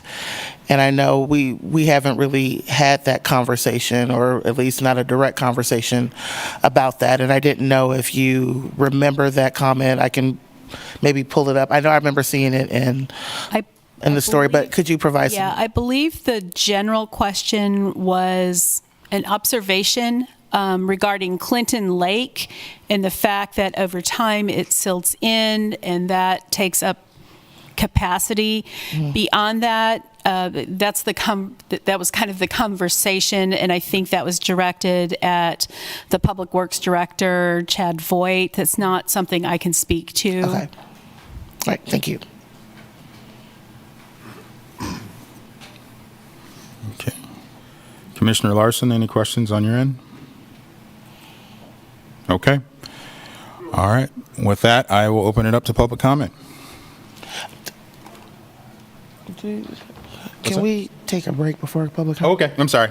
I apologize. Yeah. Thank you, Commissioner Sellers. We're going to take a 10-minute? Well, I 5 minutes? 10, Okay. please. We're going to take a 10-minute break and come back at 7:23. I wonder if I have time.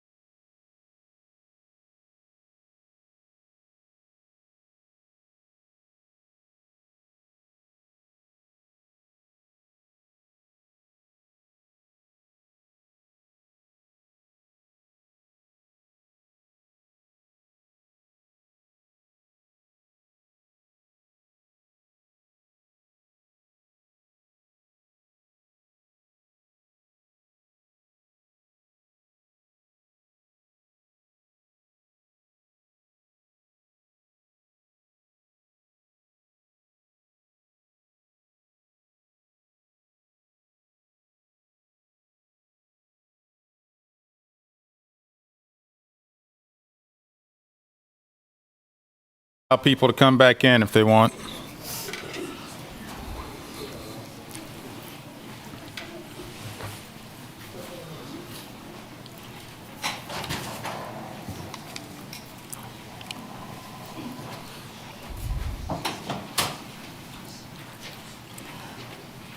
Okay, now public comment for here in the room. Who would like to start us off? Aya Chekewea, Courtney King Wayne Swaane, Nila Pewalia Nehe Miamia, Waya Tanuke Ila Picasa Ane. Hello everyone, my name is Courtney King. Can you hear me? I apologize. Is Kurt over there? Oh. Test, test, test. Oh, okay. Did you want me to? Is there any? Probably just speak directly into it. Okay. Yeah, okay.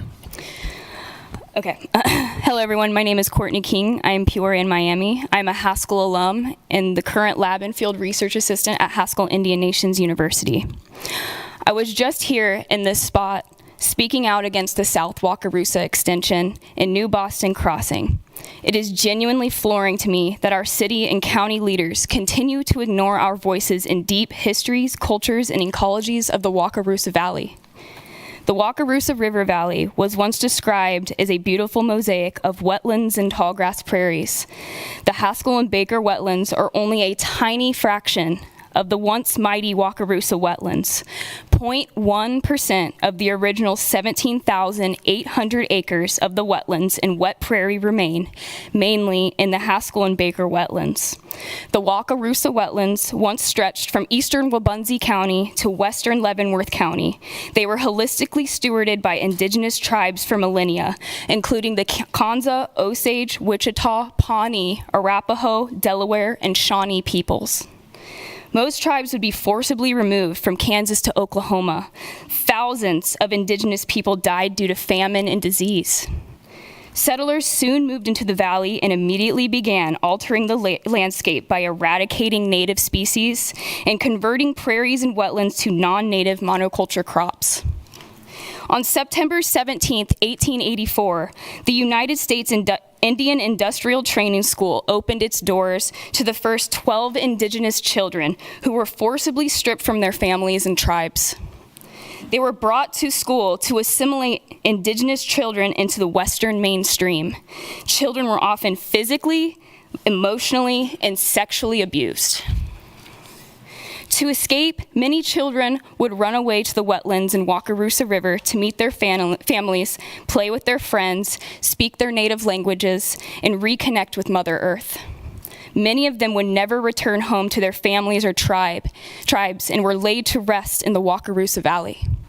It is estimated that about 500 to 1,000 children disappeared from the Haskell Institute rolls, many of them resting in the Wakarusa Valley to this day. I have yet to hear of efforts to implement ground-penetrating radar studies, which is truly sickening. Children are buried in the Wakarusa River Valley. They deserve justice, and the City Commission must work to right these wrongs. Every single development proposal that comes into the Wakarusa River Valley should be required by law. Thank you.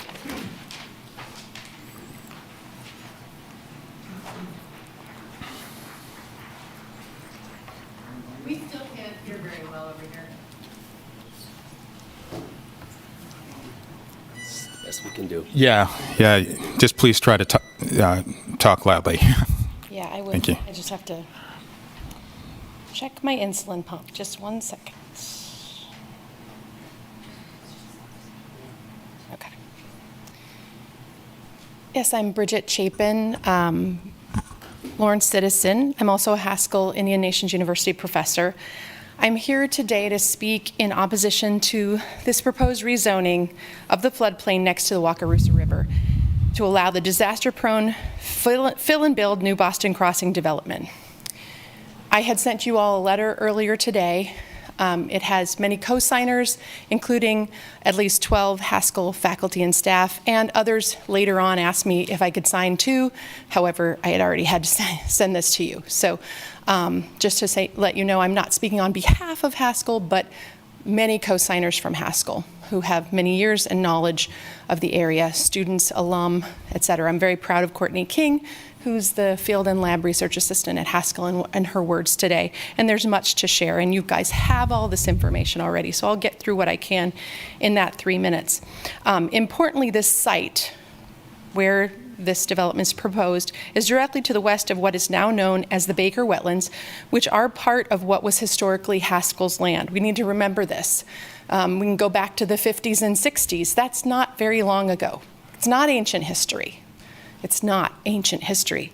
This project is closely linked to the South Lawrence Trafficway, and any attempt to separate it from the previous deeply flawed, I think we understand this was deeply flawed, South Lawrence Trafficway construction and current SLT proposed expansion is a false construct. Structural environmental racism is a blight in many communities that prevents valuable input from underserved portions of the community, and the South Lawrence Trafficway and associated floodplain construction projects like this one. This one is intimately linked. It had to have the South Lawrence Trafficway to exist, and it will be causing increased expansion in the South Lawrence Trafficway. These are prime examples of this, structural environmental racism. Many Haskell faculty, staff, students, and allies in the community have expressed their dismay and sadness at this proposal to yet again aggressively push development next to the wetlands habitat complex. Development in this location depends on and encourages even more SLT expansion and land takings for more ramps. How many more ramps? You know, we have to have easements. People need to get in and out. How that's going to change the expansion. The expansion had to go through an SEIS. Was this part of that? No, it was not. So how is this okay? This is not appropriate. It's not following the previously agreed upon comprehensive plan and open space plan for the city and county to protect the remaining Wakarusa floodplain. We worked on this comprehensive plan. People spent hours and days and weeks on this, and I know that you have negated that part of it. If you do that, how can we have faith in the validity of our interaction with you in the future? Thank you.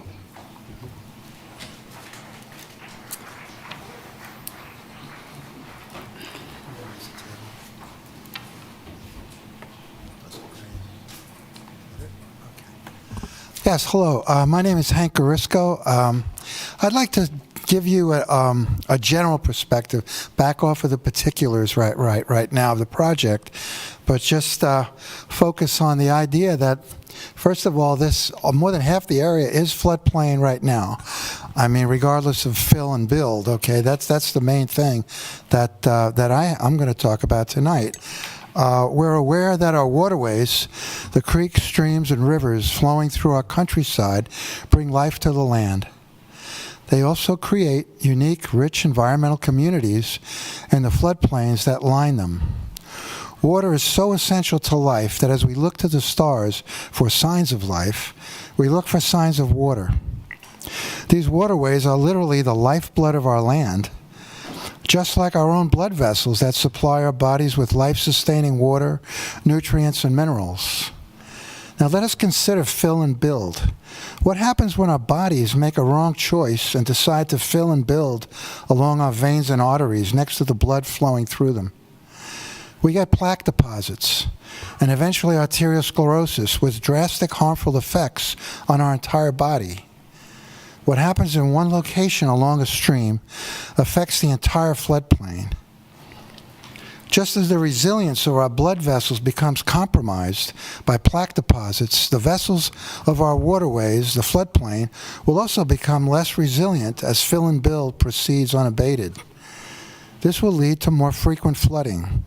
Extending this analogy further, we can see that engineering solutions, such as channelizing streams so that water will flow in a straight line, creates high blood pressure with the associated harmful effects. Without adequate floodplains to absorb excess water, heavy rainfall will send this water rushing through the land's waterways, eroding stream banks and damaging delicate floodplain areas. We can learn to work with nature or spend an inordinate amount of time, money, and effort in often vain attempts to conquer her. Let us make correct choices that protect the lifeblood of our land and reject fill and build. That's why I urge you to vote against the proposed development in the floodplain of the Wakarusa River. Thank you very much. Appreciate it.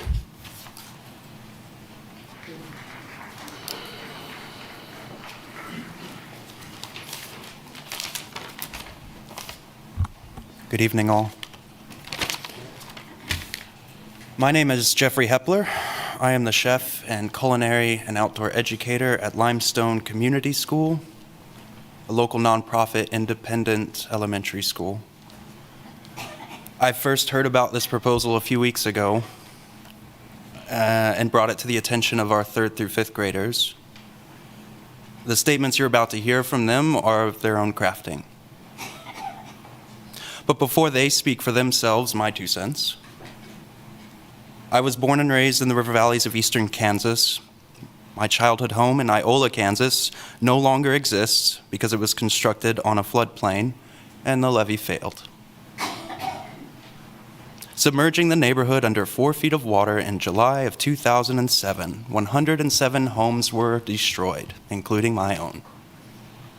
The city cut their losses and prohibited rebuilding in that neighborhood. My story will play out time and again until we learn the lesson of giving room to our rivers.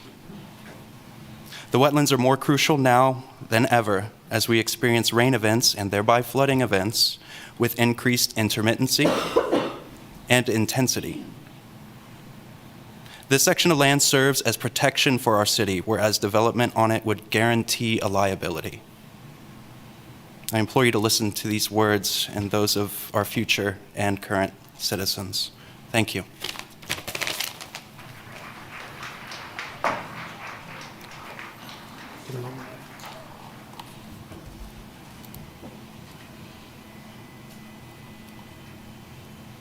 I'm going to see how far down this baby goes. No, The mic goes further. you should go to the base of that other one. Ready? Hello, today we will talk about what will happen if you build on the floodplain. The last time they did this, it flooded a lot and they had to evacuate. If you do the same thing again, the same thing will happen. If you build here, people will get hurt and lose money while being annoyed in the process. The land has its own language. You have to listen to it and not ignore it. So please don't build on the floodplain.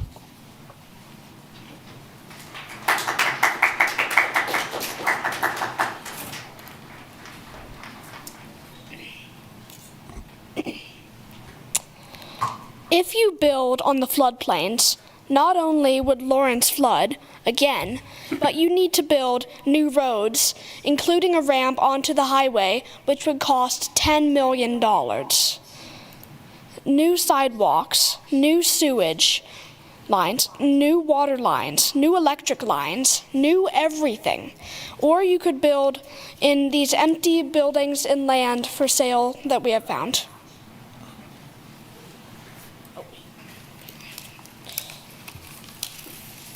We have found more suitable locations for New Boston outside the floodplains.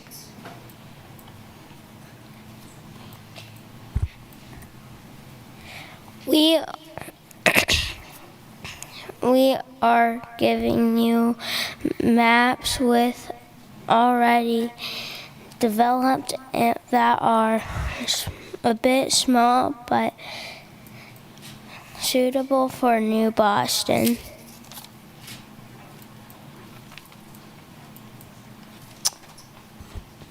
The highlighted areas and addresses on your maps are land and buildings that are for sale that would be more suitable for New Boston because they are less likely to flood and the infrastructure is already there.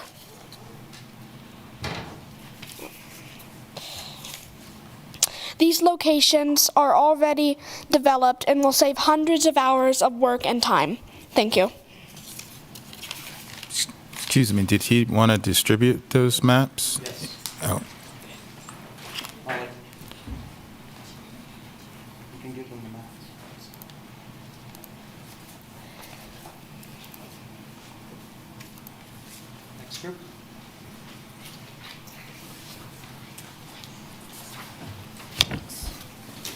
Thank you.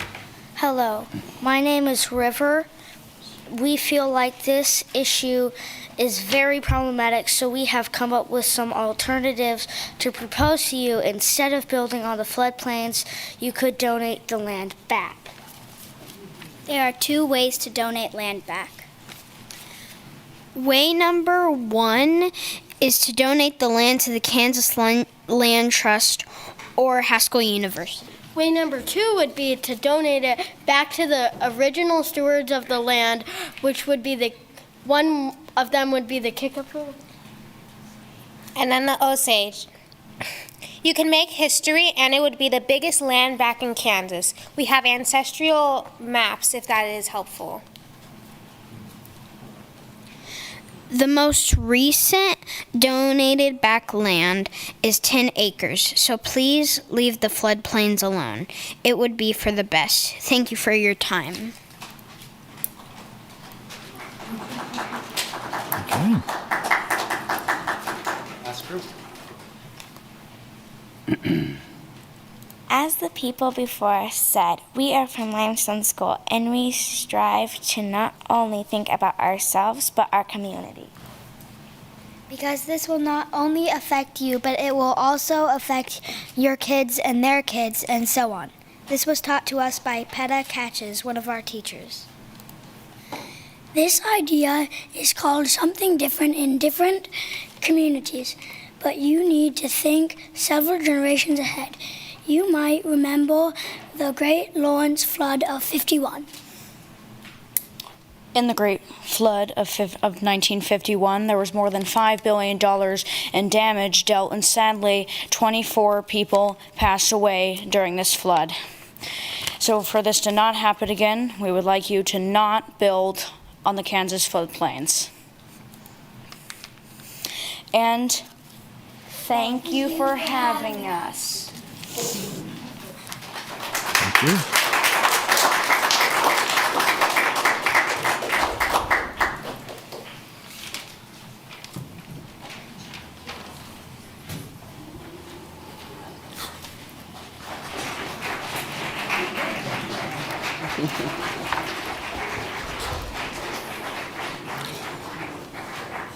Well, how do you follow up on that? My name is John Martin. I'm a resident of Lawrence. Excuse me, John. Just hold on a sec and wait for everybody to go ahead and leave so everybody can go ahead and hear you a little bit better. Can you start as time of? Oh, thank you. Thank you all. I appreciate the time and opportunity to speak with you all. I just wanted to take a moment and highlight some of the strong concerns I have with the proposed Boston Crossing development, as well as rezonings on the agenda that would support such. Floodplains have been a topic of concern all night long, are especially an overly sensitive and an important environmental ecological feature. Development that infills such disproportionately impacts adjacent and downstream properties. So whenever you fill in floodplains, you're pushing an issue downstream, and it's typically amplified. The Haskell and Baker wetlands that are adjacent to this property are culturally significant for the Lawrence community and help define what makes Lawrence unique in Kansas. In my experience as a previous city council member, development of this type, especially floodplains infill, always results in taxpayers being on the hook to resolve unforeseen issues years down the road. Typically well after the developers, no matter their good intentions or not, are well out of the pictures. Taxpayers are always on the hook for flood issues. So there's also absolutely zero affordable housing that is mandated in this development as it currently stands. So we're taking on a big problem here, and we're not getting much out of the equation. The area directly north of this development has had multiple restaurants and businesses go under in the past decade, showing the population density and/or demographics don't really support entertainment or dining in this area. Why risk more empty storefront and more urban sprawl? Development should be focused around centers of employment and existing infrastructure. Very few residents commute to Ottawa for employment. Why are we encouraging growth south of existing city borders? What problem does this solve for the city of Lawrence? What problems does approving this development create for the city of Lawrence? Those kids If this project's approved, those kids may not know what the Baker wetlands that we know today, they may not know what it is in 10 years. It'll look entirely different. In closing, I'd strongly encourage the city commissioners not to rezone these properties and to leave the agricultural zoning in place. We can encourage higher quality development in more suitable locations. I'm not anti-development. I'm pro-good development projects that are tax positive and solve issues in City of Lawrence, not create new ones. So, thank you all.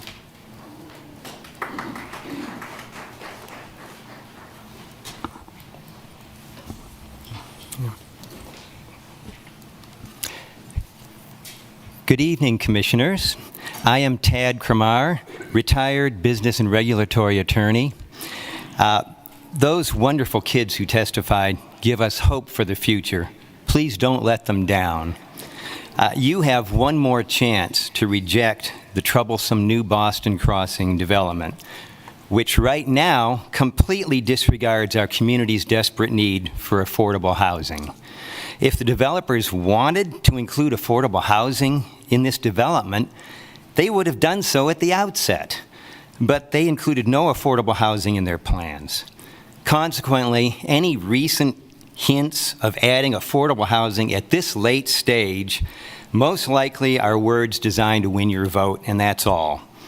If the commission, if you approve this development, the developers will easily find an excuse not to modify their plans to include affordable housing now, and you will not be able to do anything about it once you've approved the current plan as it stands now. Approval of this highly flawed development would send a signal to developers all around that the City Commission is not serious about affordable housing. Developers will assume they do not need to include affordable housing in their plans to win your approval. Moreover, we trust that you will not be deceived by the ridiculous claim we've heard before that adding houses costing $350,000 and more will somehow make affordable housing available elsewhere. The people who sell to buy these expensive new homes will not, the houses that people sell to buy these expensive new homes will not be affordable to most people, especially in view of the fact that real estate generally appreciates in value. The selling price for these existing houses will be even higher than when they were first purchased. You were elected to represent the people of Lawrence by exercising your judgment on the issues before the commission. The city staff did a good job compiling and summarizing voluminous information on the proposed development to help you make your decision on the project. Although the staff also made a recommendation, you surely agree that you have the right to exercise your independent judgment based on the information. You are not obligated in any way to follow the staff's recommendation. In addition, the Planning Commission recommended against most of the requested zoning changes. Please send a clear message to developers that affordable housing is important by voting no on the zoning requests. This is the wrong project in the wrong place. Thank you.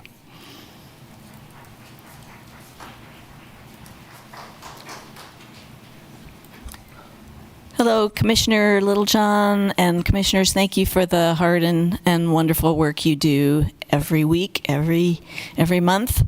I am Kelly Barth. I am current president of the Lawrence Birding Alliance, which is a chapter of the National Audubon Society. I'm not going to go into great detail here. I am simply going to, and I can't speak on behalf of the entire board. There is some disagreement among board members even, but the vast majority of us would say this is not a good project. What I would like to do is speak on behalf of the birds and the other wildlife in the area. If they had been invited to this proceeding, they probably wouldn't have accepted that invitation. But had they been invited, they would have probably said too big, too close, too loud, and too bright. And we need to remember that as citizens of this place we call home, they deserve our consideration as well, and they're raising families, and they're doing their best to have a good life. So thank you so much for hearing me, and I appreciate your time.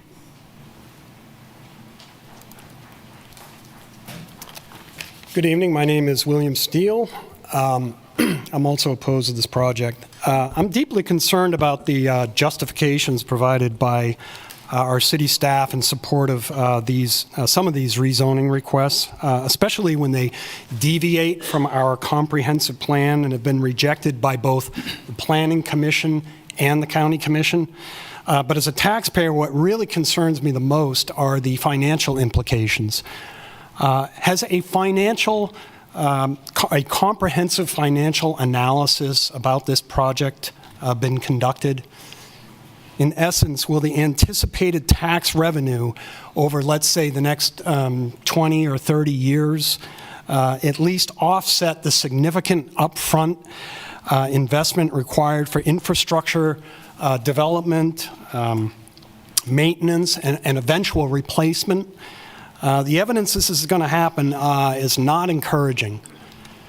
There's been several studies done by the Strong Towns organization of cities like ours, and in almost every single case, they found that these kinds of low-density developments far from the city core are a drain on city budgets, and that over their life cycle, cities receive only a fraction of revenue compared to their liabilities.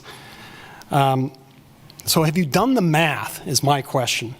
If you can prove that this development will at least break even, that's great. But if you can't prove that, then we're in trouble here, and you're not doing your due diligence, which is what we elected you to do. And you can't put all of this on the city staff. Ultimately, it's your responsibility. It's your call to make here. And I fail to comprehend how the projected tax revenues from this development will offset the long-term expenses borne by Lawrence taxpayers and future generations. The only way to make this work financially will be to extend utilities and add even more development across the Wakarusa River. That's just the reality. Are you ready to make that? Are you ready to make that commitment? If you allow this development to go forward, we're falling right into the trap that the comprehensive plan was designed to prevent.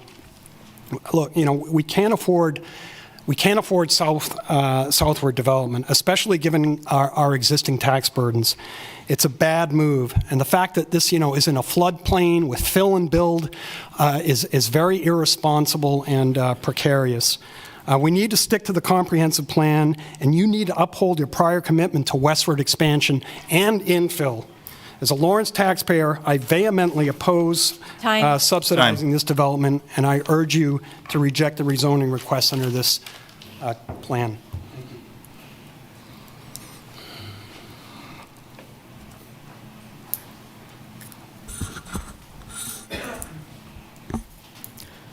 Good evening. I'm Michael Allman. Findings of fact. The Planning Commission motions were for approval.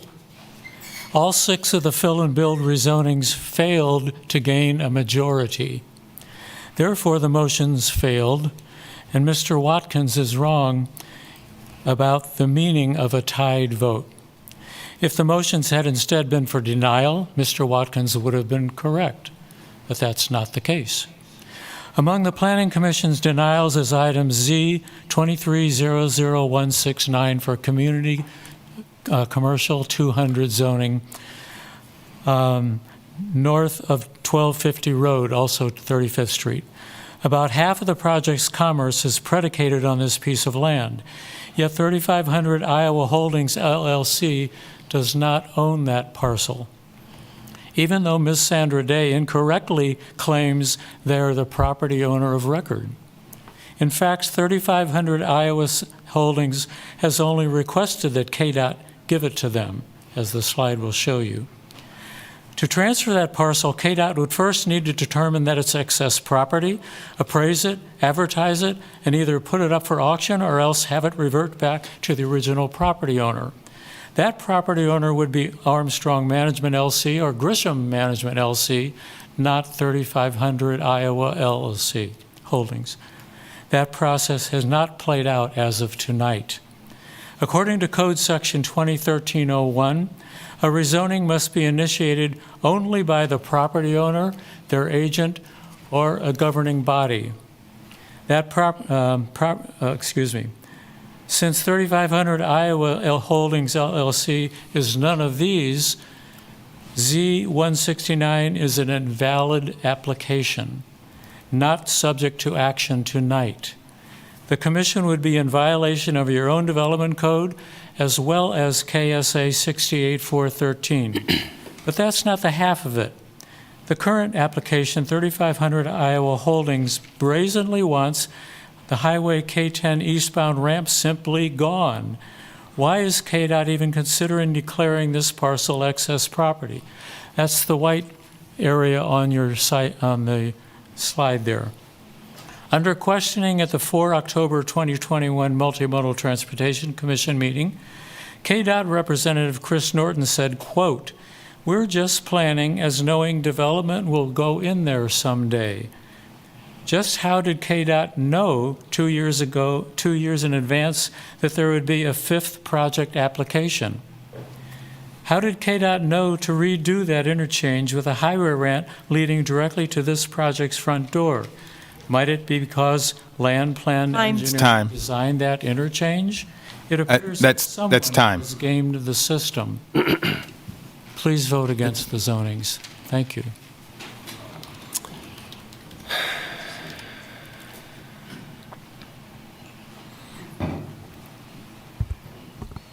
Hello, I'm Melinda Ball. Thank you for this opportunity. This tonight is part of the process. I urge the City Commission to deny the rezoning request for New Boston Crossing because building on a floodplain is a bad idea.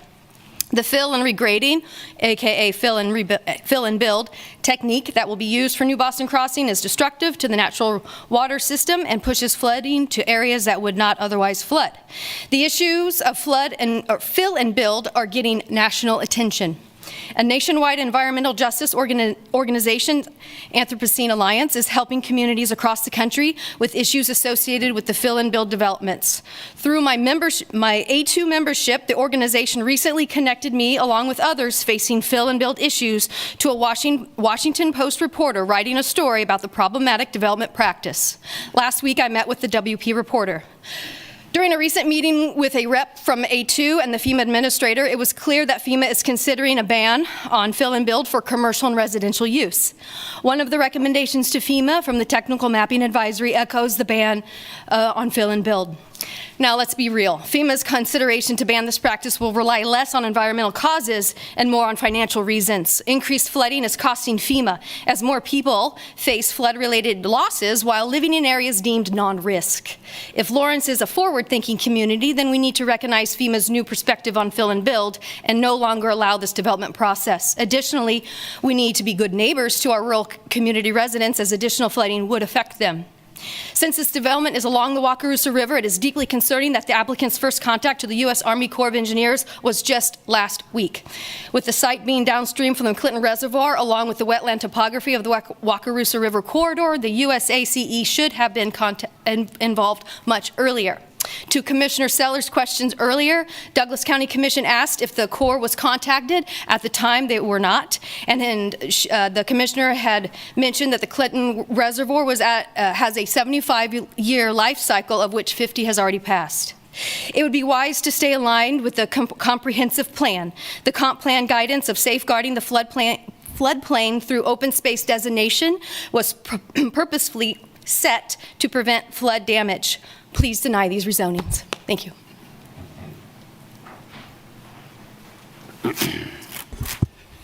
Hello, I am Jerry Jost. I live in North Lawrence, and thank you, commissioners, for this opportunity. And also, I just wanted to say the Planning Commission and also the staff have been excellent as bringing this proposal before us here. I ask that you, as commissioners, follow the Planning Commission, in which they did not recommend 6 of the actions that are before you, and I ask that you follow their guidance. A core principle of real estate is location, location, location. This is a good proposal, but the location is wrong. And if I could have, Kurt, the next image. A flooding event happened in August 2019, and this is an overlay of the proposed new Boston crossing. And the blue shading there is the estimated projected water coverage of that property. That's, of course, pre-development. The new Boston crossing will require soil infill within the existing floodplain, and the next image will show that. And the floodway, the new Boston crossing will require soil infill within the existing floodplain to meet FEMA regulations. Infill in the floodplain moves the water somewhere else downstream.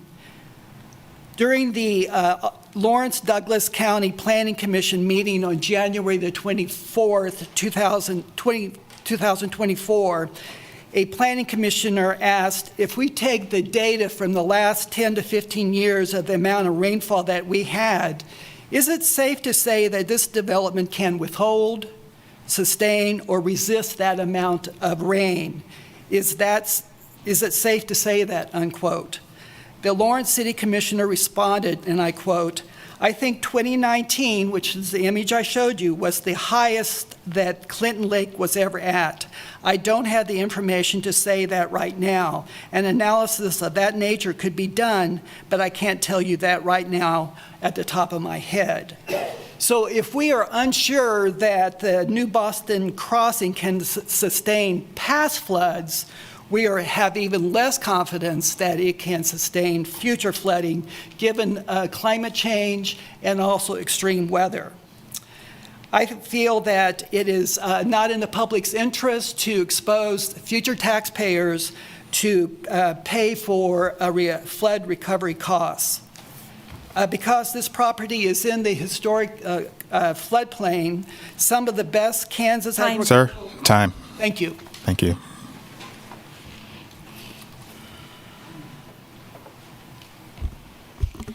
Good evening. My name's Sam Rogowitz.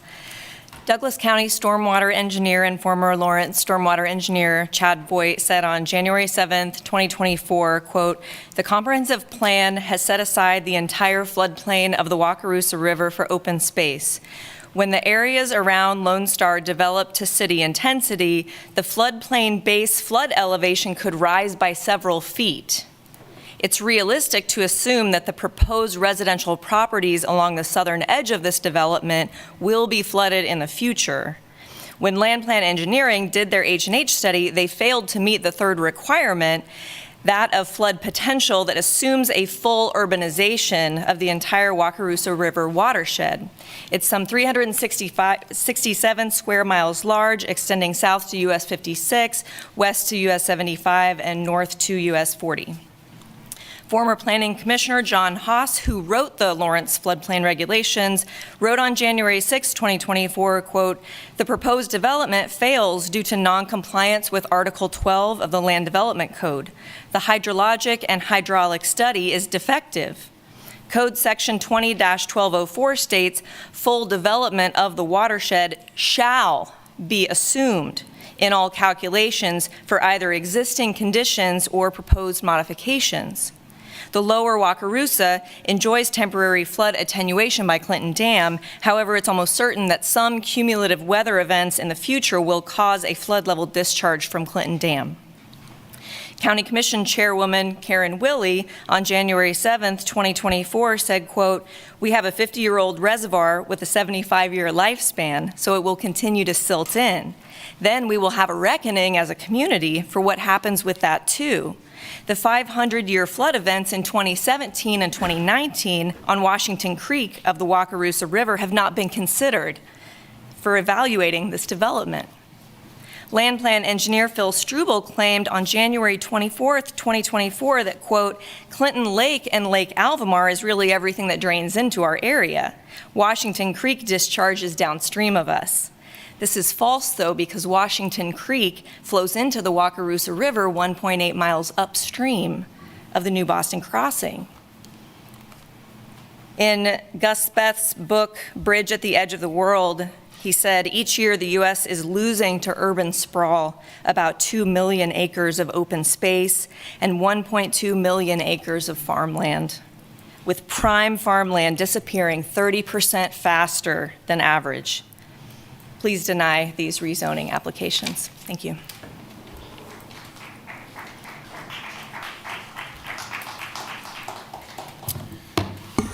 Hello, I'm a local streams biologist here for the state of Kansas, and I am concerned of the impacts that this new development would occur should it does.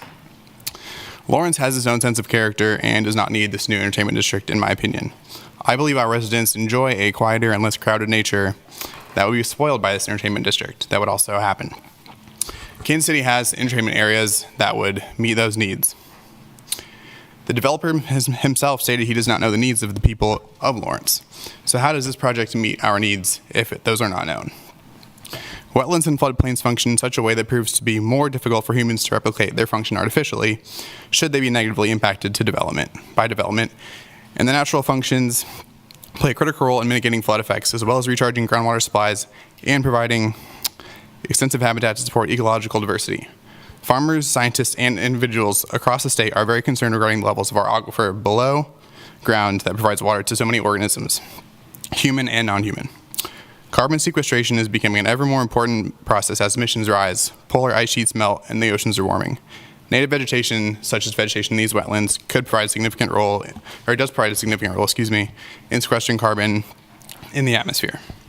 Building anything on a floodplain has the risk of creating more problems than solutions, should soil shifting occur due to the high levels of moisture present in these wetlands. These problems can be costly, and so can mitigation measures. The best practice here is prevention, not to mention that the consequences that may occur from a federal level of the wetlands if they are negatively impacted. There are reasons the Planning Commission previously has decided to not approve this project. We are in a time where we see so many natural spaces at risk of being paved over for development, specifically spaces that are culturally significant to the indigenous community and Haskell students that reside here. The Baker Wetlands will experience multiple negative impacts should this construction go through that will lead to area pollution of nature that has a right to be there, as well as threaten people's right to enjoy undisturbed nature. Proportion of taxpayers do not support this motion, and we should not let developers take action to damage such a critically significant environment that they do not experience frequently and will not be privy to the negative local impacts to the ecosystem and its inhabitants.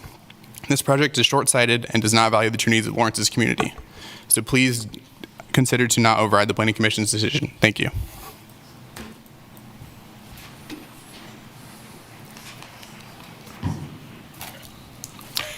Good evening, Commissioners. Hello, and thank you for your time. My name is Earl Bates, and I am a neighbor. We're all neighbors. I'm your neighbor. We're all neighbors of the Wakarusa River. I live about a mile southwest of the proposed New Boston Crossing development, and from my front porch, I can see, hear, smell, feel, and sometimes I can even taste the intersection of Highway 10 and Iowa Street.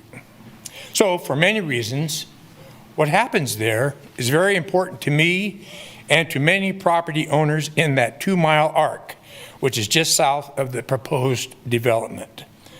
That includes, of course, the beautiful Baker wetlands, the adjacent farmland, and the Wakarusa River itself, and various acreages in that vicinity. Now, just by chance, I found out about this project when I noticed a small yellow yard sign blowing in the wind out by the wetlands entrance. And it showed a long past rezoning meeting that I missed by weeks. So I immediately went online to see. By the way, a lot of people in my area had no idea that this was going on, and I was surprised at that. But I went home and I got online to see what this is all about. I read all the details about what the developer proposed, and I compared that to what I thought and all the neighbors thought had already been settled in the Comprehensive Plan 2040. After that, I was stunned, Commissioners. I was very stunned. It was hard to imagine that a project of that size and tragic impact overtaking that area would be possible. For all the negative reasons stated by many before and after me, I and my neighbors am vehemently opposed to this or any projects south of the trafficway that would ruin the character of our Wakarusa River Valley. We have to consider that and remember that, please. This unnecessary and misrepresented development would just be beginning of an urban sprawl that we cannot undo. This is not for the greater good of the Lawrence community. Growth for its own sake, that's wrong. It's unwise and it's wasteful. And the only benefit goes to the developers and the builders. Now you can rezone, you can take out your magic marker and draw all new lines that you want. But everything I've heard says that this will flood. The new Boston crossing will flood. The housing is not affordable. It will take away from downtown and other business interests. It's going to clog traffic, pollute the water, air, soil, and that magnificent, quiet night sky. Thank you. Come on. Time. This is a bad idea. Time, Earl. Thank you. Vote no, please.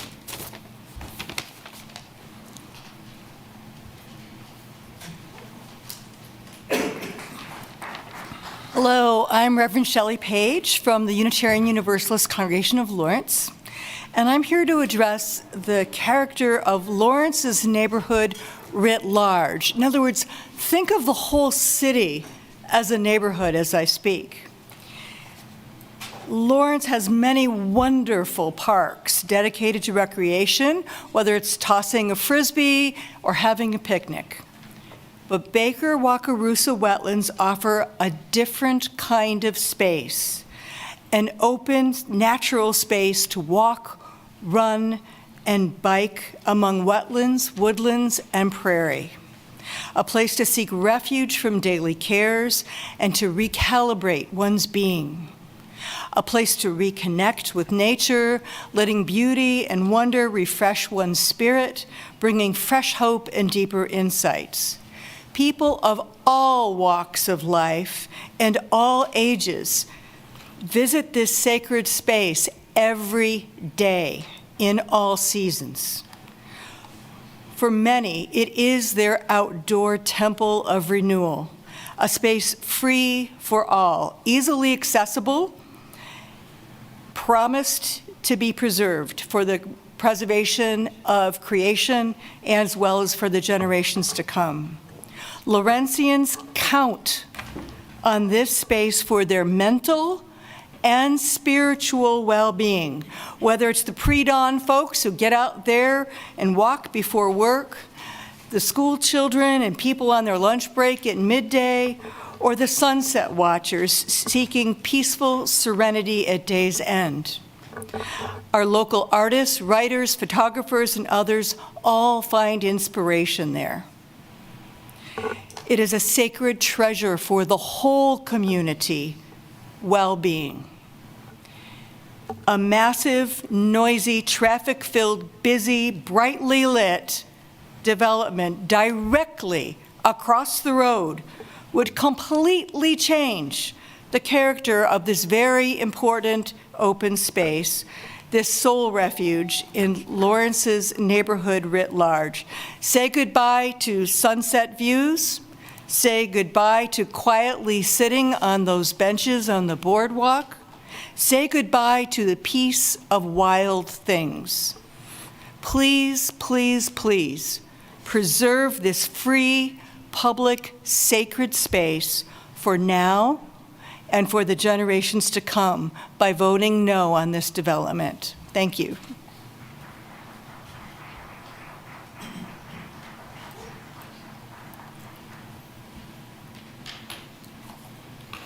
Good evening, Commissioners. I am Lisa Harris-Friedman, and I live in Lawrence. 4 years ago, the K-10 Crossing Project sought an amendment to the Southern Development Plan to allow for more uses in the project area. The amendment would also have allowed expanding into the 100-year floodplain. That amendment failed, and because of that, the Planning Commission unanimously denied rezoning. Now, 4 years later, you are considering another proposed project in the same area.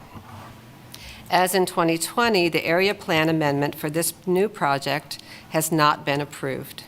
And as in 2020, I'm asking that this project's zoning request be denied. The development does not comply with the comprehensive plan. Plan 2040 steers development away from floodplains and farmland and guides our growth to the uplands in the west and north, where there is greatest amount of Tier 2 growth area. In fact, the City of Lawrence is investing $18 million as we speak in water and sewer infrastructure for the west of K-10 sector to enable thousands of housing units there. This is in keeping with Plan 2040's Chapter 3, Goal 2, to align growth with planned infrastructure. Plan 2040 Chapter 2 also directs growth away from the Wakarusa River Valley. Goals 1.8, 2.5, 2.6, and 2.8 speak to flood hazards and vulnerability of life and property, prioritizing wildlife habitats and corridors, protecting contiguous amounts of agricultural land, and considering the complete natural system and identifying and preserving sensitive lands to maintain continuity through the ecosystem. I'd like to take a moment here to talk about the bigger picture, though, and how we use Plan 2040. Some people see our comprehensive plan as having competing values that elected officials must choose among in their decision-making. However, Plan 2040 was created to balance different needs in our community, not to pit them against each other. In a comprehensive plan, these values are meant to be considered on the scale of a community as a whole, where each of these values can and should be pursued, but not always in the same location. Regarding this project, the negative consequences of filling in and building on a floodplain are well documented in the plan and in city code. The developer says these consequences have been addressed as the code allows, but according to the Public Works Director for the county, the engineering study does not sufficiently consider upstream potential development, which is a required condition of the city. Also, FEMA has been shown not to be reliable in protecting communities. Lisa, that's time. All right, thank you. Please deny.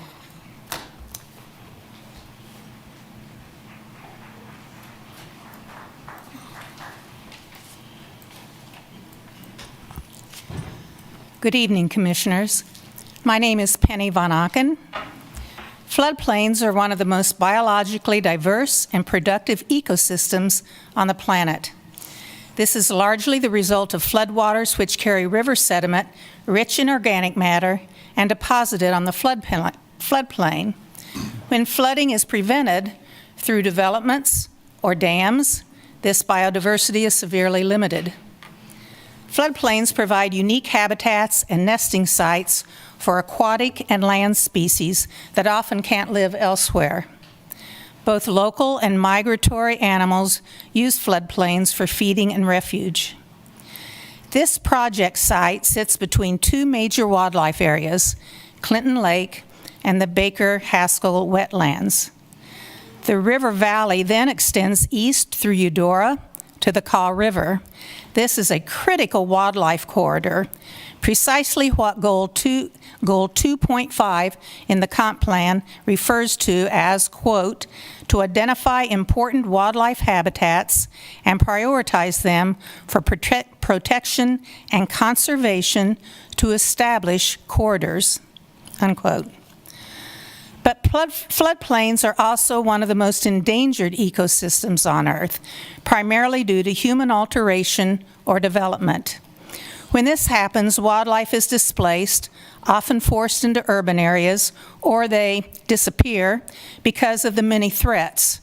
Threats including loss of habitat and food, increased traffic, light and noise pollution, chemical runoff, and high-rise buildings which birds fly into the windows, birds coming off of Baker wetlands. Perhaps animals aren't a high priority for you.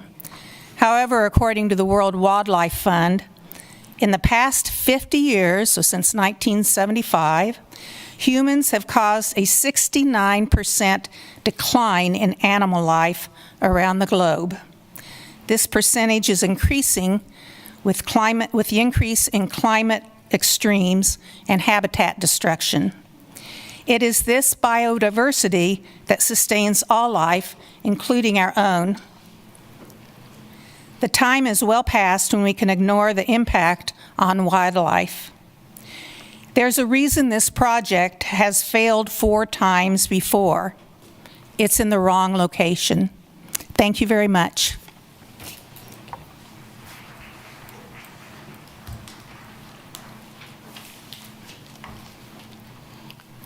Hi, my name is Dominique, and I just want to read something that was written by Courtney King. I have yet to hear efforts of implement ground-penetrating radar studies, which is truly sickening. Children are buried in the Wauwatosa River Valley. They deserve justice, and the City Commission must work to right these wrongs. Every single development proposal that comes into the Wauwatosa River should be required by law to partake in ground-penetrating radar studies. How many more times are we going to be ignored? When will enough be enough? Vote no on the new Boston Crossing development. And I want to add on to that in my own words here as well. So I am really glad actually that the representative for the land developer is admitting how ignorant he is about the way that the land works, and is surprised actually by the fact that Baker is requiring a couple things like light and flood mitigation and trash mitigation, which to me is just absolutely insane, because I go out on the land almost every day that I can, right? And I would like people to understand that the land cannot be commodified in the way that we want to talk about economic development. This is going to bring so many jobs, this is going to bring affordable housing, but how are we going to be able to quantify people's relationship to the land? How are we going to be able to quantify when this plan fails all the revitalization efforts we will have to do afterwards? Because I have been doing restoration work. I am taking into the fact that lands have already been destroyed in some aspect, and it takes years to even get these lands to start flourishing again. And so when this project fails, when we have the flood that everybody has been warning you about, what is going to happen to the land that has now been developed and polluted? How are we going to mitigate the effects of the pollution? How are we going to revitalize the environment there instead of taking care of it and managing it already? I also want to point out that we talk about this as having affordable housing, and we need to build more housing and able to, in an effort to have more affordable housing. But let's talk about the true problem about affordable housing in Lawrence. Only 43.51% of houses in Lawrence have the owners actually living in them. So the solution is not to build more houses that people are not actually going to own. The housing market is in crisis because there's a lack of houses that are being bottlenecked by property managers and by landlords here. So if you want to do something about affordable housing, let's start with rent control. Let's try to limit the amount of properties that people can have in their names, or how many corporations they can develop to have these houses. And then we can go ahead and talk about how we need to build more houses. But additionally, I want to talk about how this is all optics, and I know I only have about 40 seconds left, but we and the developer know that the Lawrence community is now becoming more interested in land stewardship, which is why they tried to name drop Courtney Masterson of Native Lands into working with them. That's why they wanted to talk about how Baker is trying to help them. When I don't see any land stewards from Baker here, I don't hear any opposition, because Baker is poised to benefit from this as well economically. They get to say that they are part of the wetlands, and market to out-of-state students, but they don't actually help the people in the community of Lawrence. So I want you to understand that all of this is about money, and none of it is about actually helping the people of Lawrence or helping the lands in any way, because it doesn't solve any of the problems they propose. And I'd like you to vote no. Thank you.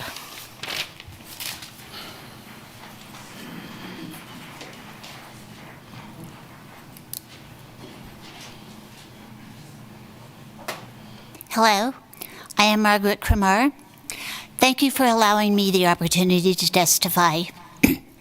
I am distressed about the negative effects of this project on the Baker wetlands.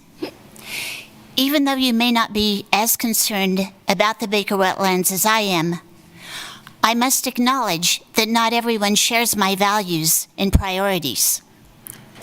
I understand that. What I don't understand is why we are talking about building adjacent to the Baker wetlands in a floodplain at all.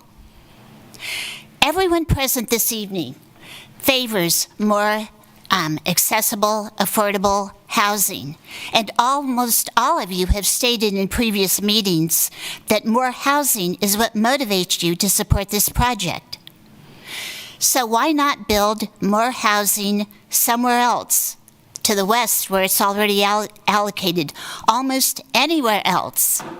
Given all the problems associated with building in a floodplain next to the Baker wetlands, isn't that an obvious solution to these problems? I don't understand the loyalty to this developer at this location. Repeat, I don't understand the loyalty to this developer at this location. Sometimes it's necessary to step back and look at the entire picture.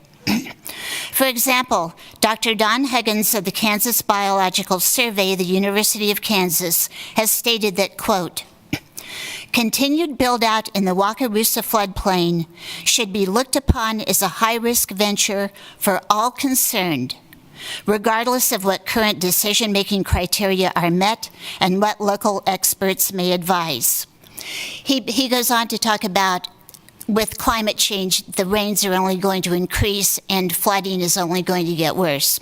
And he makes a number of other salient points. I have not met him. I don't know the man. But it seems apparent that he has no skin in the game.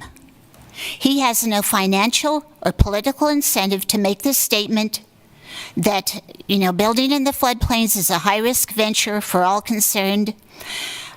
All he's coming from is his expertise of 60 years as a scientist studying rivers. So why should we not believe him? Why do we not believe him when he makes his statement? Well, I think maybe one culprit is the rise of the internet and how easy it is for anyone to comment on anything. So we forget that we are always entitled to our own opinions, but not our own facts. Margaret, this time. So could we agree to come together Margaret? to support building additional Aye. housing somewhere else? That's good. Yep. Word edgewise. Yep. Love it. Thank you, Commissioners. Thad Holcomb, and appreciate again you hearing all of our comments. I have a foundational document that's pertinent. It's to the Plan 2040. It's pertinent particularly to this development. It's the interlocutor agreement 12176 between Douglas County and the City of Lawrence that was made in 1988, which still stands. I'm reading portions of it that are particularly pertinent. Whereas the county and city have jointly funded the South Lawrence Trafficway, now therefore the county and city agree to be bound as follows. The county and city agree to reaffirm and strengthen certain land use policies. These specific land use policies are as follows. Agricultural land use. It shall be the policy of the Board of County Commissioners and the Lawrence City Commission to safeguard and preserve, insofar as possible, the agricultural use of the land in Douglas County, and to limit and control land uses which would endanger land considered to be prime agricultural farmland. Further, it shall be the policy of both governing bodies to limit the use of those areas which are officially designated as floodplain to agricultural, open space, recreational, or similar use compatible with intermittent flooding. Urban and suburban growth will be constrained when it endangers the preservation of environmental or ecologically sensitive land areas. Commercial land use.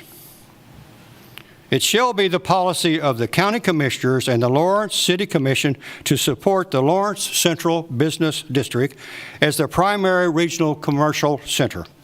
Further, commercial zoning will not be considered where adequate safeguards cannot be implemented to protect the visual and environmental integrity of abutting properties. Park and open space policy. It shall be the policy of the Board of County Commissioners and the Lawrence City Commission to require building and parking setbacks for new development of 150 feet from the right-of-way along both sides of the South Lawrence Trafficway. This area will be maintained as open space. It shall also be policy to preserve timber and prairie lands and ecologically sensitive areas from encroachment by further development. Thank you for your time.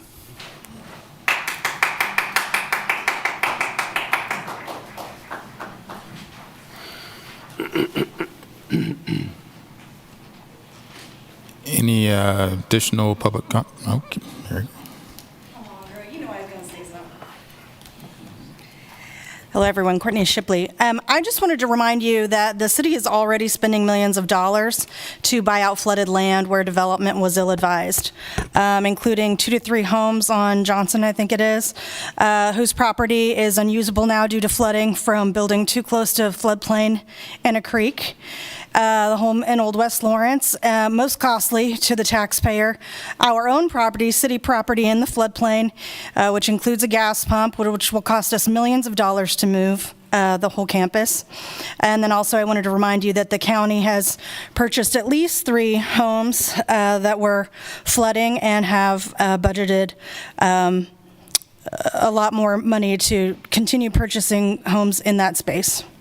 The purpose of the comp plan is to avoid these costs for the taxpayer by being forward-thinking, not clinging to 1989 plans and trickle-down sensibilities that bleed municipalities and taxpayers. I know all of you to be fiscally responsible, and the immediate payoff of this may not balance out the long-term consequences and costs. Some of you may be retired before we notice what happened. The criteria and the comprehensive plan give you all the legal platform you need to deny these requests, or maybe better, for those of you that are good at compromise, there are some of you, to strike perhaps a compromise to reject the most sensitive lands, which again the county could purchase for open space.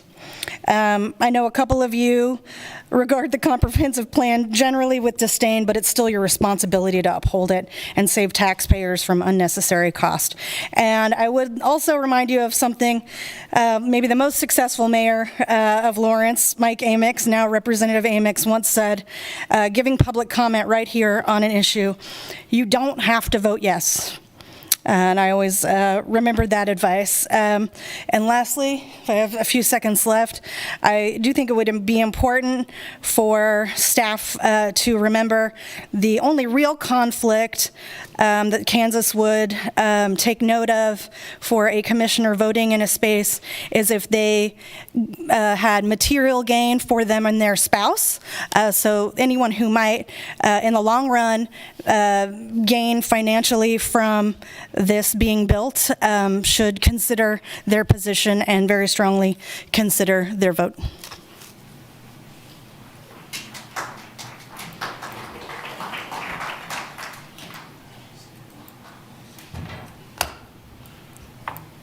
All right.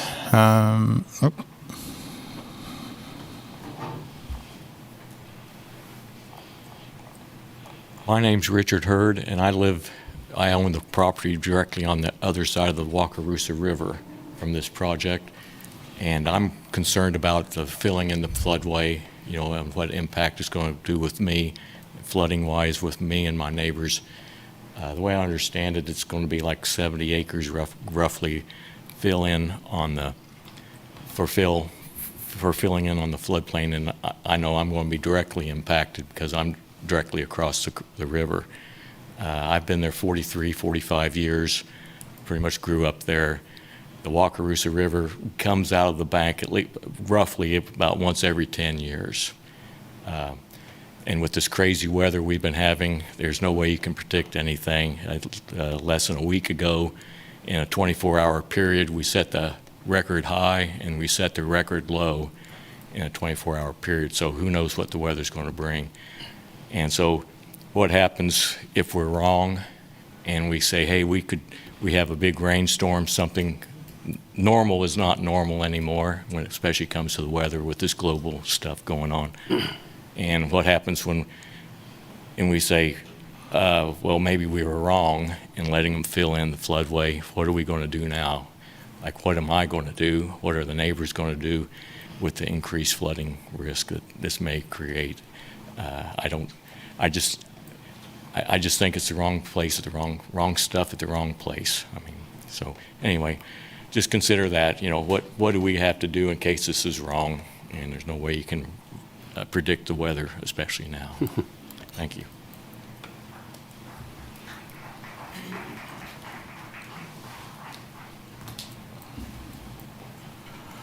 Any further comment here in the room? Sherry, go ahead and take us to Zoom. Dawn Hawkins. Hi, my name is Dawn Hawkins, and I strongly oppose the location of this proposed development in a floodplain right next to our precious wetlands in the Wakarusa River during a time of ever-increasing flooding. I have submitted written comments that are in your packet. I do hope you give proper attention to all of the written comments that have been submitted to you. The developer has had the ear of city planners for months, and the community can only provide input once these proposals show up in commission agendas. We deserve to be heard as much as the developer. Shockingly, this commission made its first grave mistake in deciding to annex this land at the behest of the developer, essentially taking on proverbial swampland. Then you made another mistake in approving changes to our comprehensive plan with very little discussion. You made this poor decision, with the exception of Commissioner Larson, without the input of the Army Corps of Engineers, Baker University, Wetlands, Haskell University, FEMA, or even listening to the community that came before you that evening. Now it is up to you to determine if the land can be rezoned for development or responsibly stewarded as a vital part of the Wakarusa watershed. Or you can make your third mistake. Before you decided to take on the responsibility for this area, the property was under the purview of the county, who has vastly more experience and understanding of Douglas County watersheds, including Washington Creek that drains into the Wakarusa on the downside downstream side of the Clinton Lake Dam, but upstream of this property and frequently floods. Chad Bott, Douglas County Public Works Director, expressed great concern about this development when it went before the County Commission requesting to change our comprehensive plan. As you know, the county rightly rejected changing our comprehensive plan for the simple benefit of this developer. The Joint City-County Planning Commission also rejected all of the rezoning requests where fill and build would occur. As you know, this is the 5th time this developer has come forward requesting to develop this bottomland, and this time it is way bigger than previous proposals. This commission must not ignore the decisions made by its predecessors. No means no, means no, means no, means no. So, are 4 of you tonight going to go against the wishes of all of this? The Planning Commission who rejected it, the Douglas County Commission who rejected it, the 4 previous commissions that said no to this project, the comprehensive plan that was painstakingly developed by community and city staff, and all of the people who have contacted you via phone calls, emails, and speaking before you here today? Or are you going to do the right thing? I do hope you choose to do the right thing. Thank you for the opportunity to speak. Rob Richardson.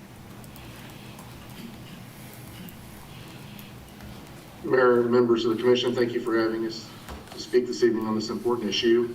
My name is Rob Richardson. I work with the EDC, trying to maximize the benefits that Lawrence and Douglas County can get from the new Panasonic plant. One of those is to attract more residents, but to attract more residents, we need to build homes.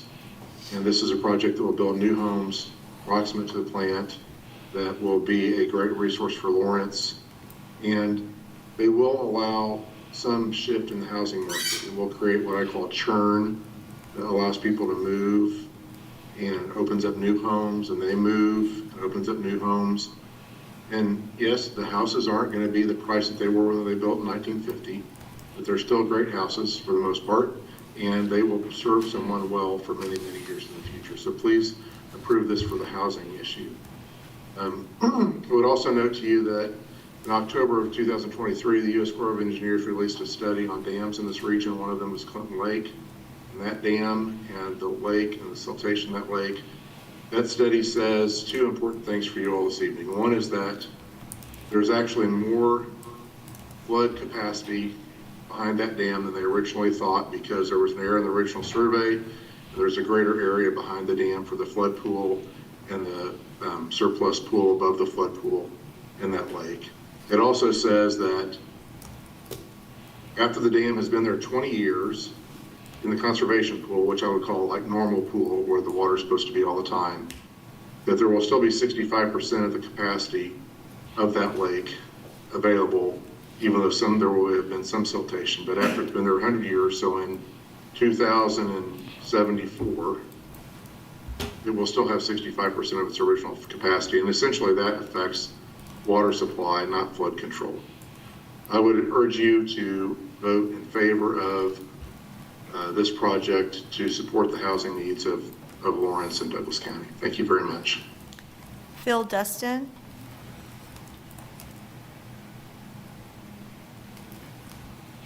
Hi, thank you. I'm an ecologist from Charleston, South Carolina, and I've been studying fill and build for quite a while. I believe I'm the person that coined the term fill and build, and working with the Anthropocene Alliance, and a couple of the people from the Wakarusa River asked me to speak tonight on fill and build. And I had a video and I had a PowerPoint, but I thought I'd just go over the highlights. And I am amazed at the sensitivity and the knowledge of your citizenry about fill and build, because it's really pretty a complex process. But basically, a developer comes in to lowland area, overdigs. What they do is they deforest the land, they sell the timber, they dig up the topsoil, they sell that, they dig up a pond, and they take the fill out of that pond, which is usually a high clay content sand, and they use that to raise the land and essentially add more real estate. That pushes that water over onto other people's property.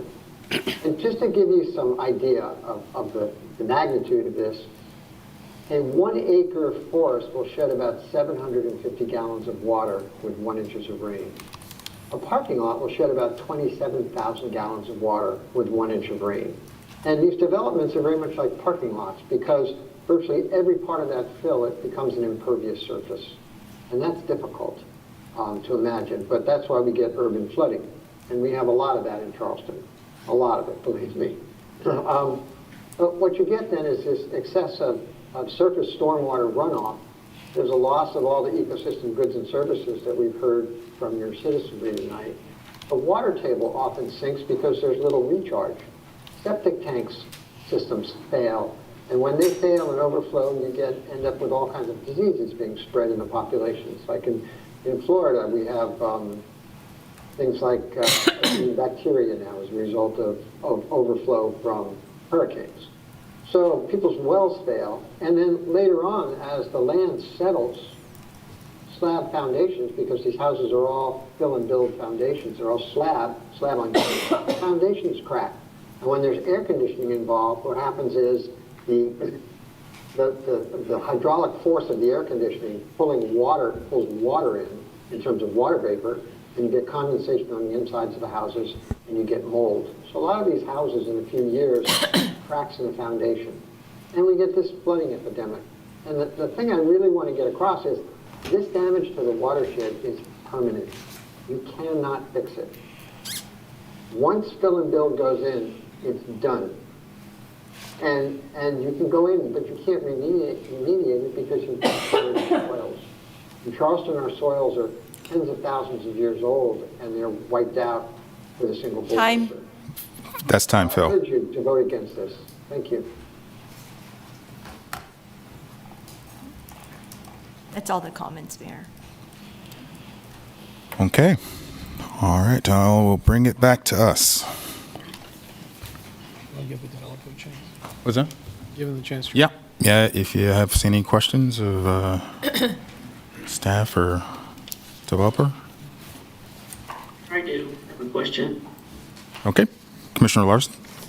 I had a question for staff. Have we done any analysis as to what the potential cost for infrastructure it would take the city, the city would be responsible for to allow this development to be hooked up? I know we have some that has already crossed K10. Is that adequate, or do we need to invest more money in that?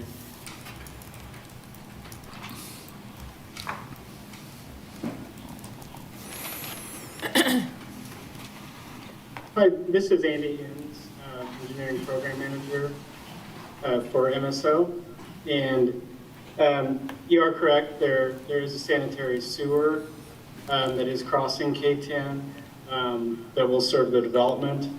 The land plan has reviewed the requirements for on-site sanitary sewers, as well as a pump station for the development that will be required. There is sufficient capacity downstream in the sewers to the north side of K10.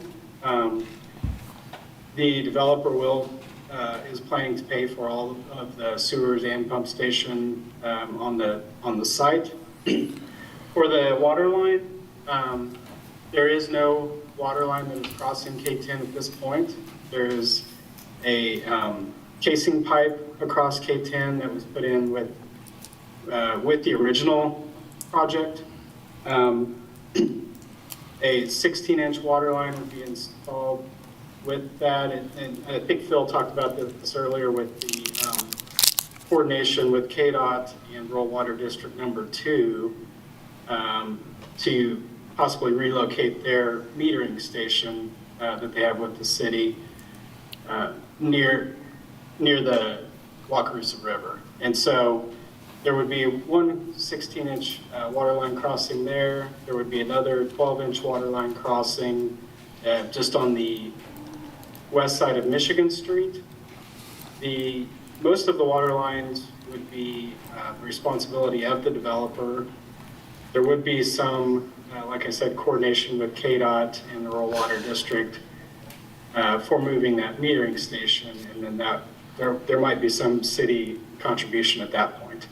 After the infrastructure is all put in, it would become the responsibility of the city to maintain that, just like any other public sewer or water. So do you have an idea of what the cost on the city side would be to ensure there's adequate infrastructure for this development if it goes through? So all of the water and sanitary sewer would be paid for by the developer up front, except for upsizing the one water line from a 12-inch to a 16. And then that difference in cost, again, would be part of that agreement with KDOT. Probably a few $100,000, but that agreement is still being worked out with KDOT and Rural Water District 2. The annual maintenance, for the pump station and to maintain the sewer and the water, that would be the city's responsibility. I don't know a specific cost on that. I mean, since it is new infrastructure, it probably wouldn't be that much, but the pump station would have an annual maintenance cost. The only infrastructure cost the city would have is upsizing the 12 to the 16-inch, and that's it? That is correct. Thank you very much. You're welcome.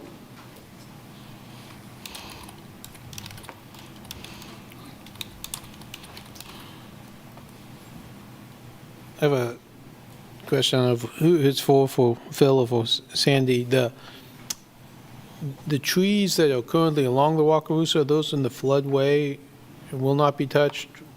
Looks like when I'm trying to compare the two maps. Well, what's the distance there, and how does the tree corridor match up there? The tree corridor along the Wakarusa River will not be touched. Thank you. And Phil, I had an additional question for you. In terms of the Phil and Bill, I just wanted to clarify, would that only be for the southern portion of the development? Because it looked like some parts of the northern portion were out of the floodplain. It is both the north and south. Okay.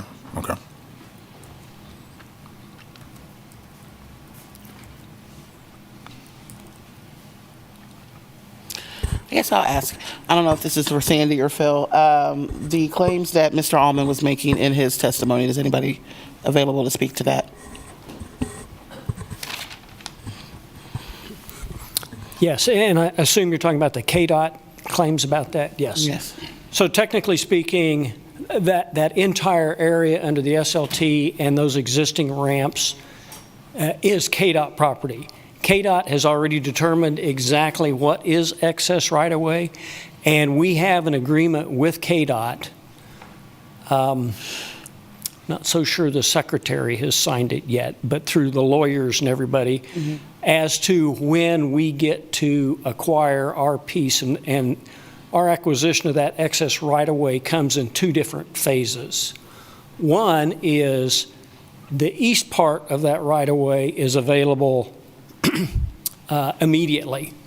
They don't need it today. It is where there's no ramp or anything at all. And so we have that part of the project. Hence, our first phase of the project is the northeast quarter of our project where the two single-family housing developments are.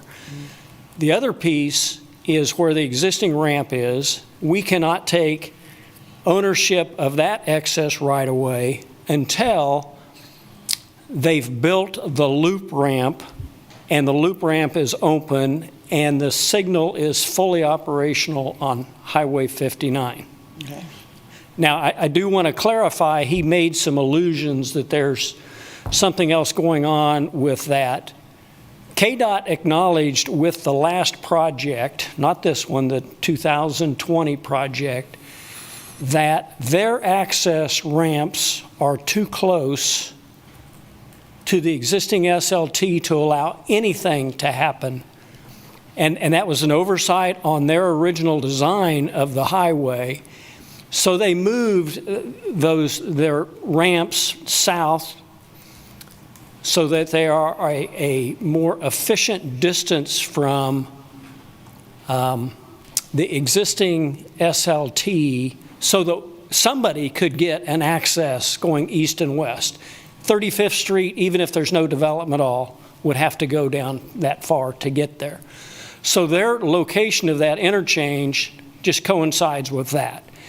They did use the traffic study that was submitted in 2020 to help with their EIS and their design criteria in determining how many turn lanes and everything else goes into that. But it was they just happened to use the information that was provided because it was the best information available for that location. So yeah, there was nothing, that's all there is to it.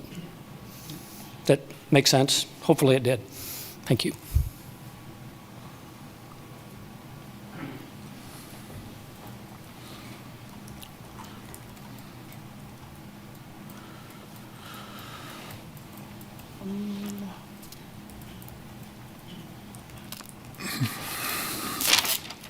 For historical purposes, and also just to refresh my memory, I know there was a couple of conferees that brought up discussion around KDOT, Haskell, and the area.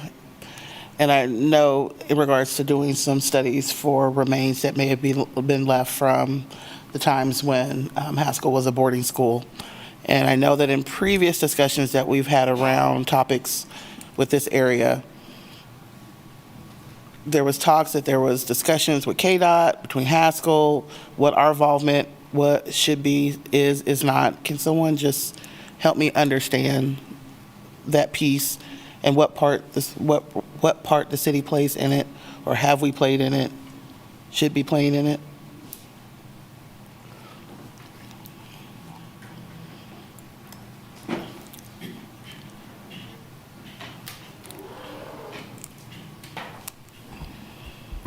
So I think we're all kind of looking at each other to see who's going to respond to that. And I don't know the full answer. Okay. It's not a specific study that is in the zoning code that is required. I believe that because the KDOT project does have federal money involved in it, that it will be subject to whatever those state and federal requirements are when you come across archaeological findings. Beyond that, what happens on private property, that's not something that I can speak intelligently on, and unless there's somebody else either online that knows more about that. But that's not a specific assessment that we do through the planning office. Okay. And so that work, from a federal standpoint, could it preempt any development, private development? Because of the brevity of what we're... Within the scope of potentially the KDOT project, maybe. Okay. But the KDOT project, that construction area, is probably more narrow than the development project. I did have a conversation with a member from KDOT earlier today and the comment about 35th Street. Whether this project goes or doesn't go, the folded interchange is operationally an appropriate design for the two highways by separating the ramps and getting more space that will improve the operation of the highway. With regard to 35th Street, what Steve Ballman described was, other than where 35th Street kind of connects back into all of that, that's the piece that would have to be redone. So whether 31st Street gets relocated either with this project or remains in its location, if this project were to fail, there is a portion of that road that would be affected, and so that may extend into the property in terms of whatever archaeological assets may be discoverable.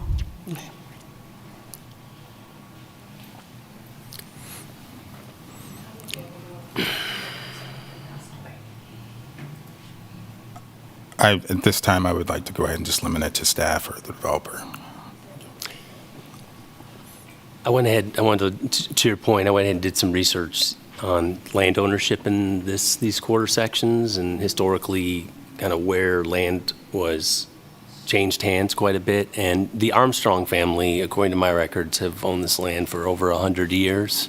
And before that, I researched the 1860s, and one other person owned this land. So it's really hasn't been a part of the United States government land holding since Haskell Nations has been built. It hasn't been a part of, and nor has it been a part of Haskell Nations ownership according to land use records. So not only the land that's immediately owned by Haskell, but then the U.S. government land, which was also contemplated for use for Haskell and used for agricultural purposes, were all south of Haskell directly, and then the next section's overall, privately owned land. So as far as, institutional use, it's probably unlikely. Now, would there be, potential archaeological problems from other purposes? Perhaps, but I couldn't tell, nor could I see a correlation between those land uses. Yeah, and I want to say that was, I know,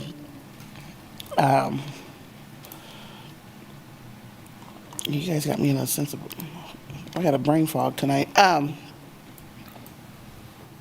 It reminds me of, and I think it's like a deja vu moment that we were talking about what happened in Tulsa, and there was a little bit of difference with that being city-owned land and whatnot. But what I vaguely remember at this current time tonight was that there was discussions between KDOT and Haskell to do some type of archaeological discovery along the floodway and floodplain because of the impact and the historical significance of that area was once owned by Haskell, and to the point of what was being shared with us, that children often fled that area, and that if there could be potential remains there, and how is that,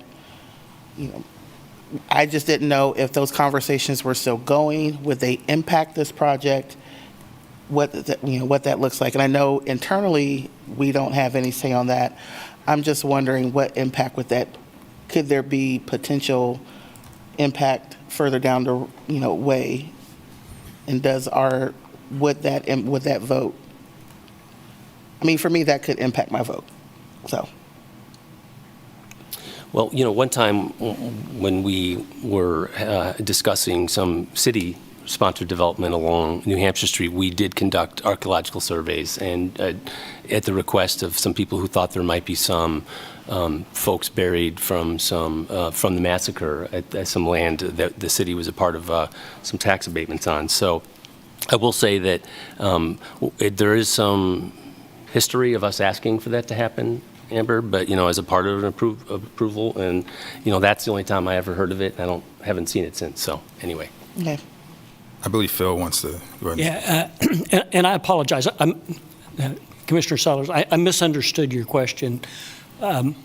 We have completed an archaeological study on our property It's not complete yet. I guess I said that. We've contracted with an archaeological group to do a study on ours. It's part of our NOI for our land disturbance permit. They've done the preliminary field work. We haven't heard anything necessarily good or bad. That'll be completed within the next 3 to 4 weeks, and we'd be happy to supply that once it's completed. But we have been requested through that process to do an archaeological study on it. Thank you. We would appreciate knowing the results of that.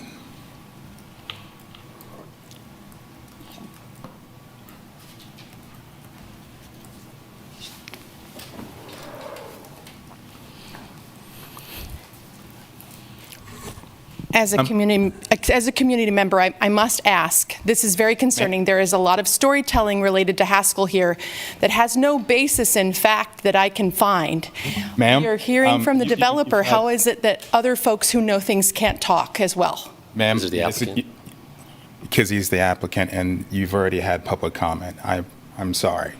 So.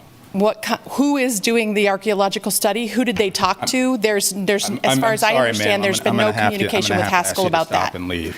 Okay, but how is it that we can't respond as knowledgeable people? Ma'am, as well as you've already had opportunity I for don't public understand comment. that. Thank you. Thank you. Phil, do you mind sharing who did the archaeological? Just. I was just sweating here thinking somebody's going to ask me their name. And There you go. I cannot remember their name. I'm sorry. Okay. I mean, it's just somebody we've used. We contracted with them several months ago, and they finally got to us.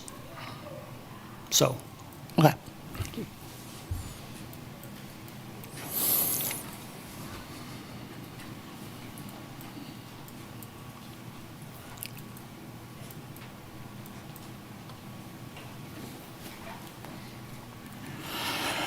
All right. I have no question. No other questions? Commissioner Larson? I don't have any questions. Okay. We're going to move on from that. Be happy to go. Okay. Real quick, I know Rob spoke. I didn't get to hear quite what he referenced a Army Corps engineering study in his comments in his testimony. I didn't get to hear it. I don't know if he's still on, but if he is, I'd like to know what that study was.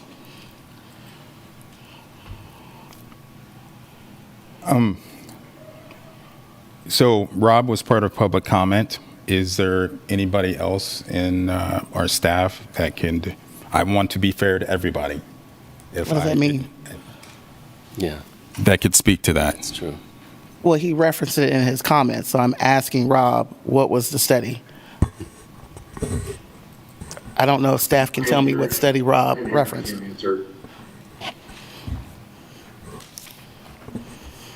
Would you like me to answer, Mayor?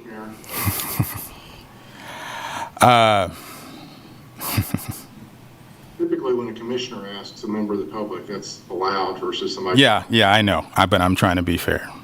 Yeah, go ahead.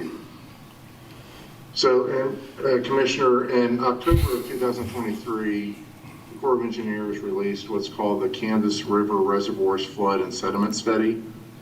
And it addresses several of the reservoirs in the state, including Clinton Reservoir. And it talks about the sedimentation of the lakes, and it talks about their capacity, their holding capacity for what they call conservation pool, flood pool, and I believe the other term is surcharge pool. And related to Clinton Lake, the study found that the original survey had an error, and so there's actually more flood and surcharge capacity than they originally thought, and that after the lake has been there for 100 years, the conservation pool will still have at least 65% of its original capacity, even with some siltation over time. So that would be, like I said, in something like 2073, 2074, it would still have a majority of its conservation pool capacity.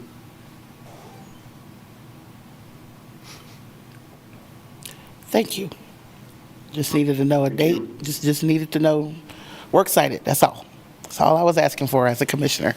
I do believe I have that authority. No, you're good, Rob. Thank you.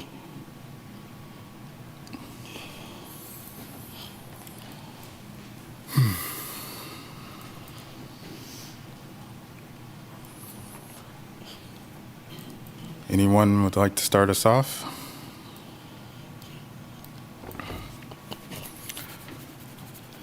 I can, Mayor. Okay. Yep. Go for it, Commissioner. So, as I've been consistent in the past, I'm definitely not in favor of building on the floodplain. And especially when we in a situation where we've got a major river that runs on the southern edge of our town. When I look at all these proposals for zoning changes, there's really only two that I can support. And that is the urban reserve as well as the open space floodplain. And anytime we can maintain open space, I'm always for that, especially along such sensitive land. So those two I will be voting for, but the rest of them I will be voting no. Thank you, Commissioner Larson. I appreciate that.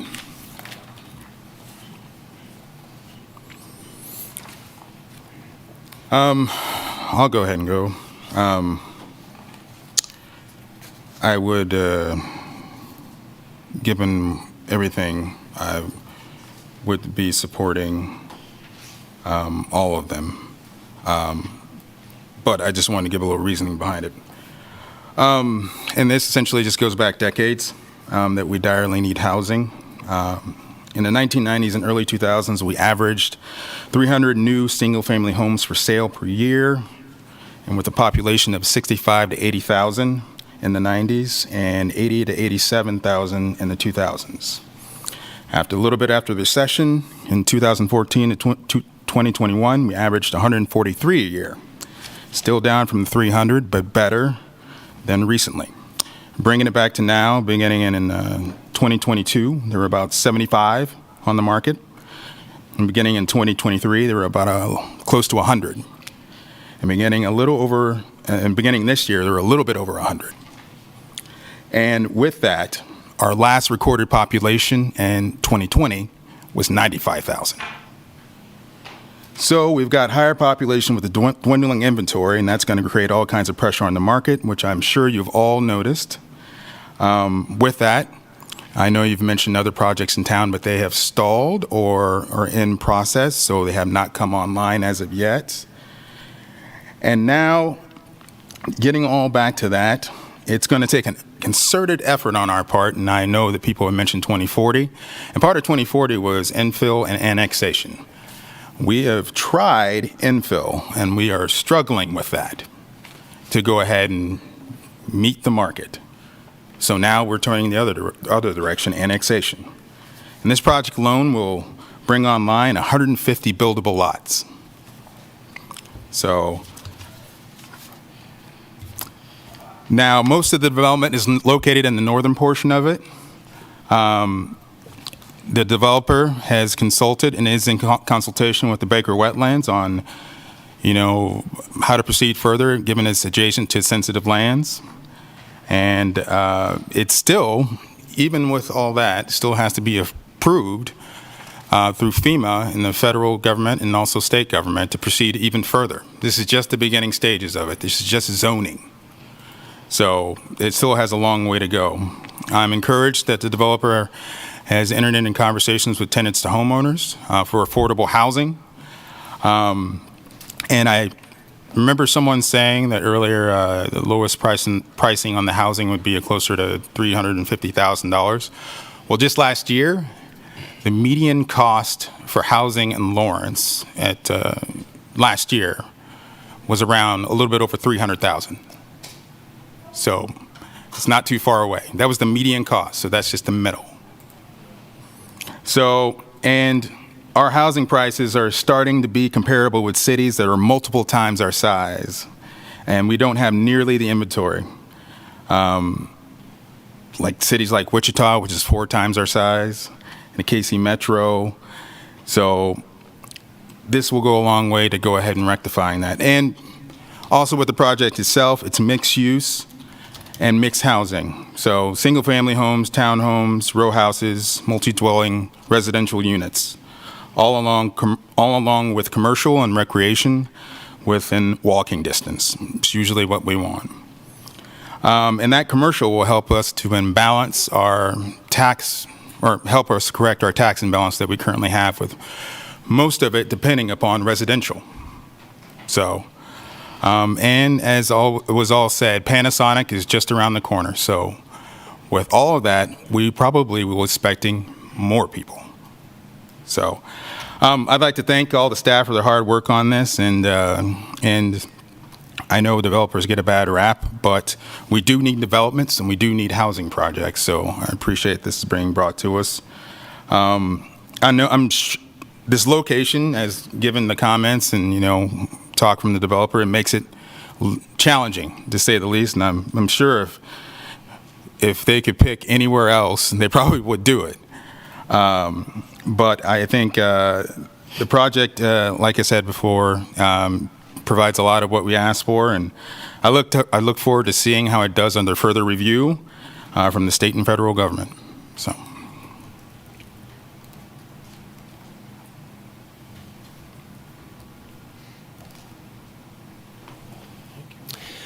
Yeah, thanks. If I may, I don't want to say much more. I really appreciated all the people coming out and sharing how they feel about this project. I know it's a sensitive land and it's a sensitive issue, so we have to be careful and be sensitive how we react to these applications. I know there's been a lot of discussions about, we've rejected this over and over again, and I wasn't a part of those conversations. A lot of these conversations are new to me, but I think the plan has changed many different times and many different options have been provided, but we're back to square one again, which is a larger scale project utilizing more land that invades the regulatory floodplain. I'm still in favor of moving forward with those processes. I'm looking at land preservation as a key goal in our plan, and I believe that the riparian vegetation, along with some of the oldest tree growth on the north side of the Wakarusa, I think we could save much of those areas and protect it using these open spaces and this free design, this open slate of land to use. I do not believe this process or this project will move forward if there's a huge risk of flooding and if they don't get their CLOMAR and their LOMAR. So none of this is going to happen unless the federal government, who is in charge of our regulating our flood areas, whether they approve of it. And I know there's a lot of people that are against cut and fill, but I would say about half of Lawrence was built using cut and fill, either cutting into a hillside or filling up a top of a low spot. So it's a common use for construction. I feel like it's being thrown out as some sort of negative way to build, but literally that's how we've built ourselves out of potential floodways for many years. In this case, this is a floodway, and I believe that it won't move forward if this project is not approved by FEMA. So a lot of these concerns that people have, a lot of the regulatory issues they have, a lot of the environmental issues that they have are going to be considered by the federal government. And I guess the only concern I have is that nobody in this room seems to have very much faith in the federal government or the FEMA maps themselves.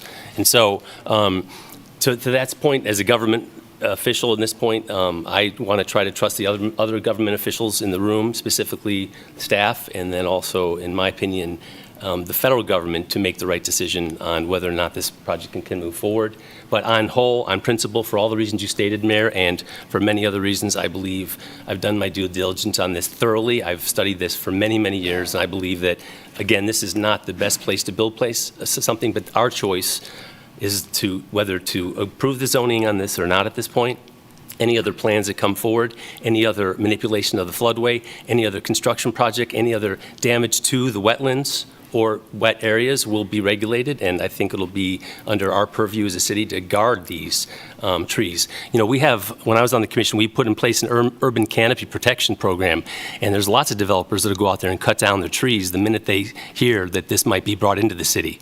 But these trees still stand, and these trees are not going anywhere, and it's up to us to try to protect them if that's really what we want to concern ourselves with. But as a part of this plan involves a great deal of open space. It solves the migration of water across the site. It provides a basin for additional water to move into the Baker wetlands. And it also, I want to point out, the major flooding that occurs on this property was man-made to begin with. These canals were dug in the late 1920s and 1930s. I have evidence if anyone wants to see it. And these channels that run through this property north of the Wakarusa are caused by poor man-made designs of those drainage ways, just so we understand. So I believe that with proper man-made engineering and proper speculation on the floodway, I think that we can do a good job of protecting and advancing the kind of things that we need to move forward in Lawrence. And then finally, we built a wastewater treatment plant to handle this kind of growth, and it's one of the closest spots to the plant right now. And I think we need to consider the money we've already spent as a city, the millions and tens of millions of dollars we spent on this as a city to build this treatment plant, which has capacity, and we need to start providing, as electors, elected officials, we need to provide taxes and ways to pay for those infrastructures improvements that we've made in the past. So for me, this kind of adds up to a solution for many things, and I believe we can put the right protections in place to solve some of the environmental issues. And the flooding, you know, I don't have a crystal ball. I don't know what's going to happen relative to global warming and or, you know, flood stages in the future, but there are a lot of other places in Lawrence that are going to suffer more dramatically from global warming and potential rainfall than this area for sure, because it has a natural absorption capabilities. Much of our hill areas in town don't, and so if we're going to have global warming flooding in town, it's going to be all over our community and not just in this place, and that's a larger question we need to talk about. So that's the end of my conversation. Can somebody tell me the timeline on the FEMA study on the two areas? So for items 7 and 11, if these were to be approved, what's the timeline on these? I can only guess. The submittal has been made, and they estimate 4 to 6 months to get our approval on that. So we're looking at June, July, something like that, before we'll know anything about it. Okay.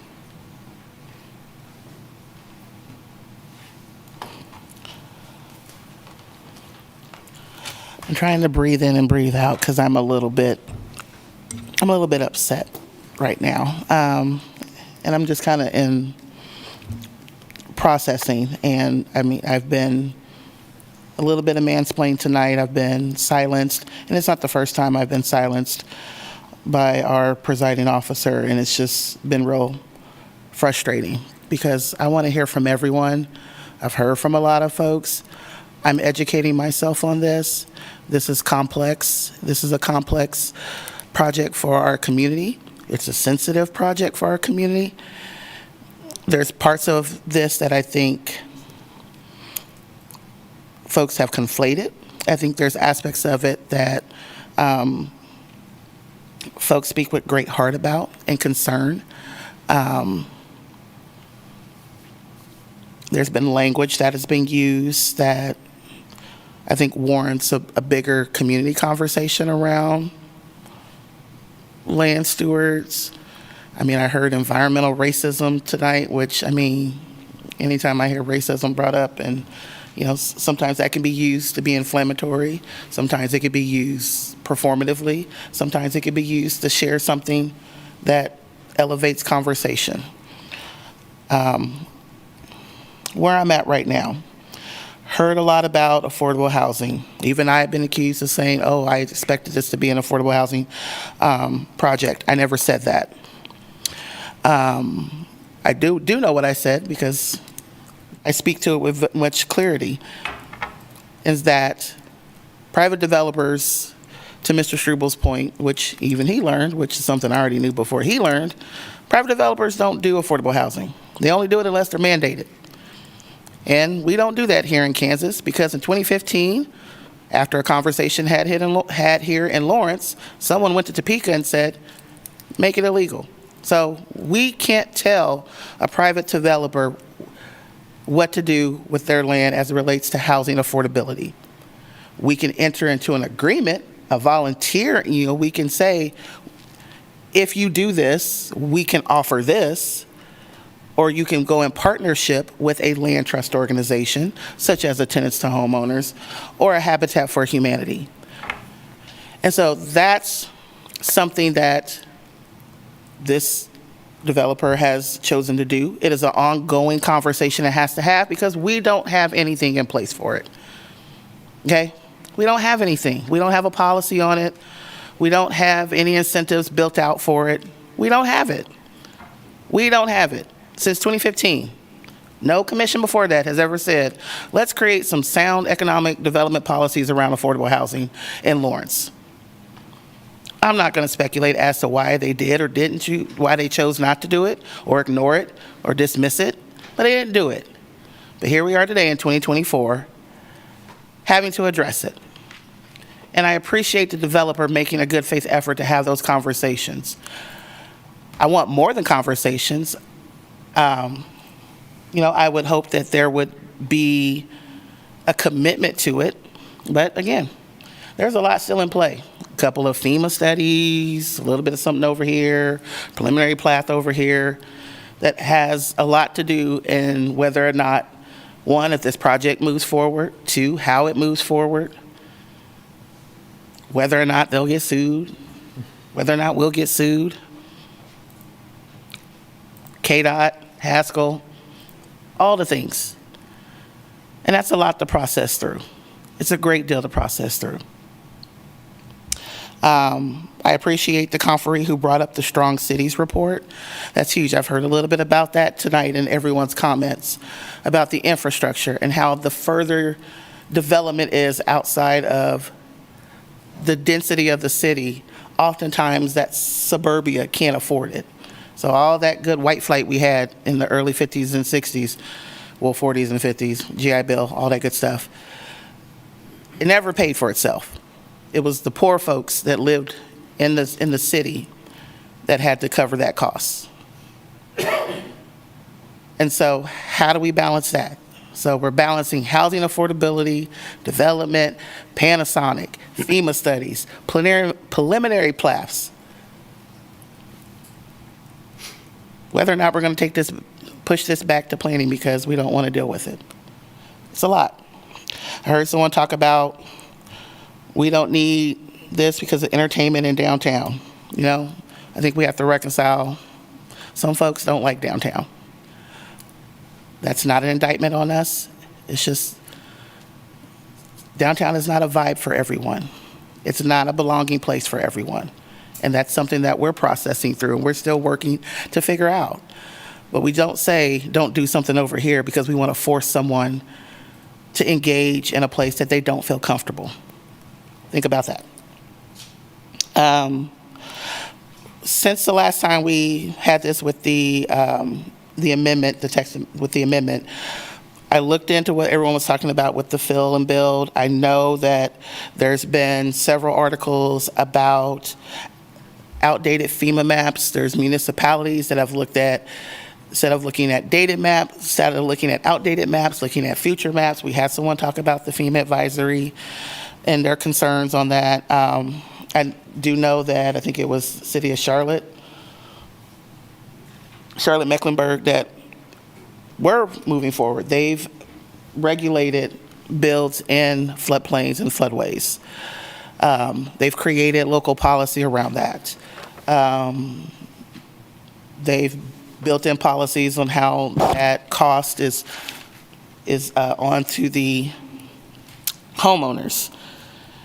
And so just wanting to plant that seed as a commission, if that's something that we need to look at, that now that we've been faced with this in front of us, are we going to be reactionary or are we just going to be dismissive like we have been about affordable housing and policies around that? I don't know. Worth a discussion. But what I do know, what I've always said, I know there were several folks that didn't appreciate a couple weeks ago my hand-me-down housing comment, but I stand by it. It wasn't meant to be offensive.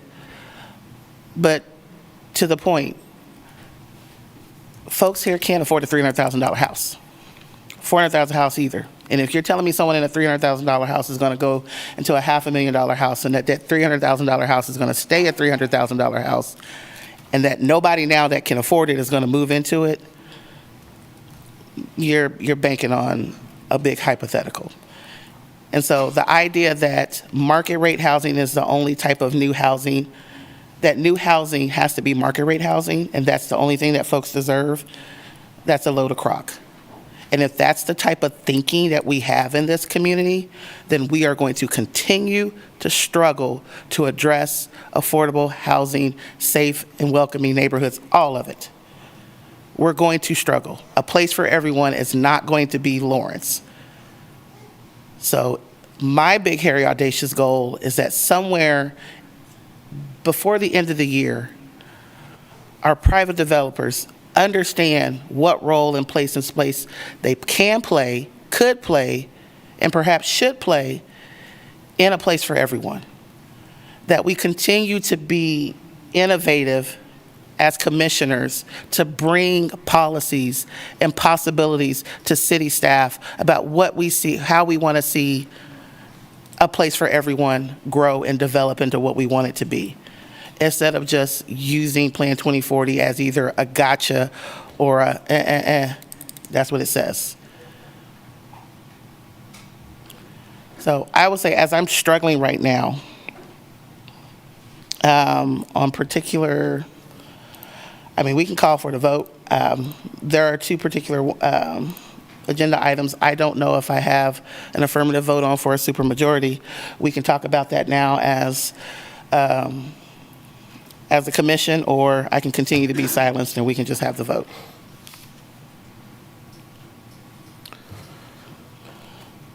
Well, I'll be interested in that. I guess I'll just say a few things and then see where you're at on that. Won't repeat some of the things that have been said. Would make a couple additional points. One, I've spent a lot of time on the findings of fact put forth by the staff, and I do support those findings of fact that are set forth on each of the golden factors, and so I appreciate the work that went into that. I would note for the record that, the Planning Commission passed the preliminary plat, the Planning Commission voted for the annexation, and the Planning Commission voted for the comp plan amendment, mostly on 5-4 votes, although some 6-2 and 7-1 votes in the preliminary plat. With the absence of 2 members, it was a 4-4 vote on these matters. And, it's obviously not everyone can be at every meeting, but it, certainly would have been interesting to know what would have happened if all 10 members had been there. Given their previous votes on other items, we could make some guesses on that, but we don't know that, but I would note that. I am, of course, concerned about the Wakarusa, concerned about, the floodplain. But as Commissioner Devo said, or Vice Mayor Devo said, I'm, more supportive of what the other processes that we have.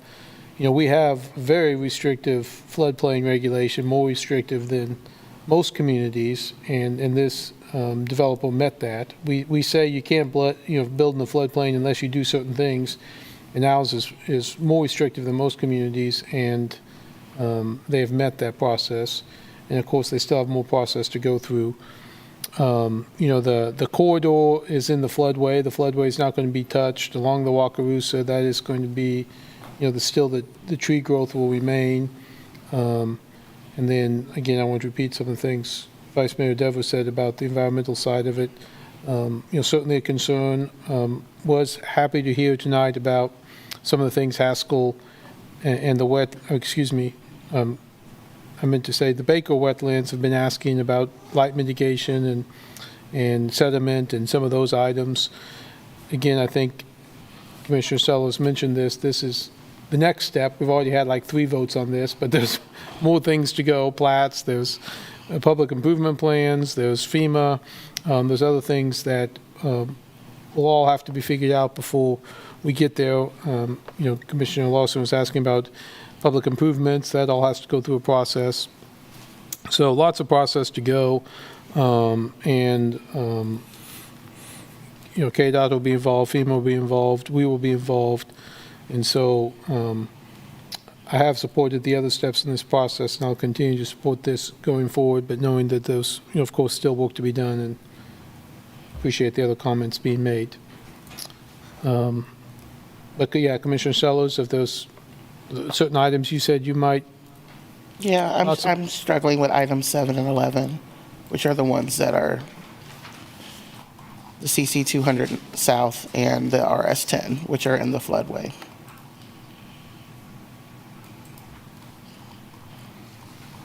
But I know those are also subject to the report. So, I mean, that piece is in there, and I know that. Yeah. But certainly they're closer to the river. They're closer to the river, you're right. Yes, yeah, so, which is, understand why that would be a value add, but also, may not be ideal for the developer to take that much part out. And I'm not even suggesting that right now, but I know I struggle with that. Yeah. And I understand you're saying we have some of the strictest. The idea is that at some point, do we mitigate saying, yes, this exists, and this can't happen unless you do these things. It's the unless part. So it's like if we say no. Don't say no, you can do this, but if you do this, this, and this, we'll let you do it. And so I feel like this is a little bit of a deja vu where we had a similar flooding type development project that came up where everyone's like, oh, changing it's not going to affect anything, and the flooding happens there, so it's just going to happen. And that's not our responsibility. That's the responsibility of the developer and the homeowner. So, I don't know. I'm struggling with those two right now. Yeah, I mean, I know there was some parts of North Lawrence where the rules say if you meet these guidelines, you can build, and you can't meet those guidelines in some of those areas. You just can't do it. So it's, some areas of the floodplain, our strict guidelines won't let you build at all. Right. And by the way, I would say I've talked to some folks about, other places along the corridor, and some people say, well, if you approve this, you're going to approve everything along the corridor. Well, this is a unique spot because there is a decent amount out of the floodplain, and then the difference between the floodplain and the Wakarusa there is small enough that you can make these changes, whereas other parts along the way where you have nothing outside the floodplain, and where you have much bigger falls, given our guidelines, you can't do it. It's, here you can, obviously it's been done, it's met our strict guidelines. So, I feel comfortable it's not some open the floodgates to the floodplain everywhere because of such a strict one. So I feel more comfortable about this particular project for that reason, that knowing that ours is tough to meet, even those 7 and 11 or whatever they were, again, I think they're meeting that stringent guideline, so I feel comfortable with those. I mean, I can understand the hesitancy, obviously, but that's how I've gotten comfortable with that. Okay.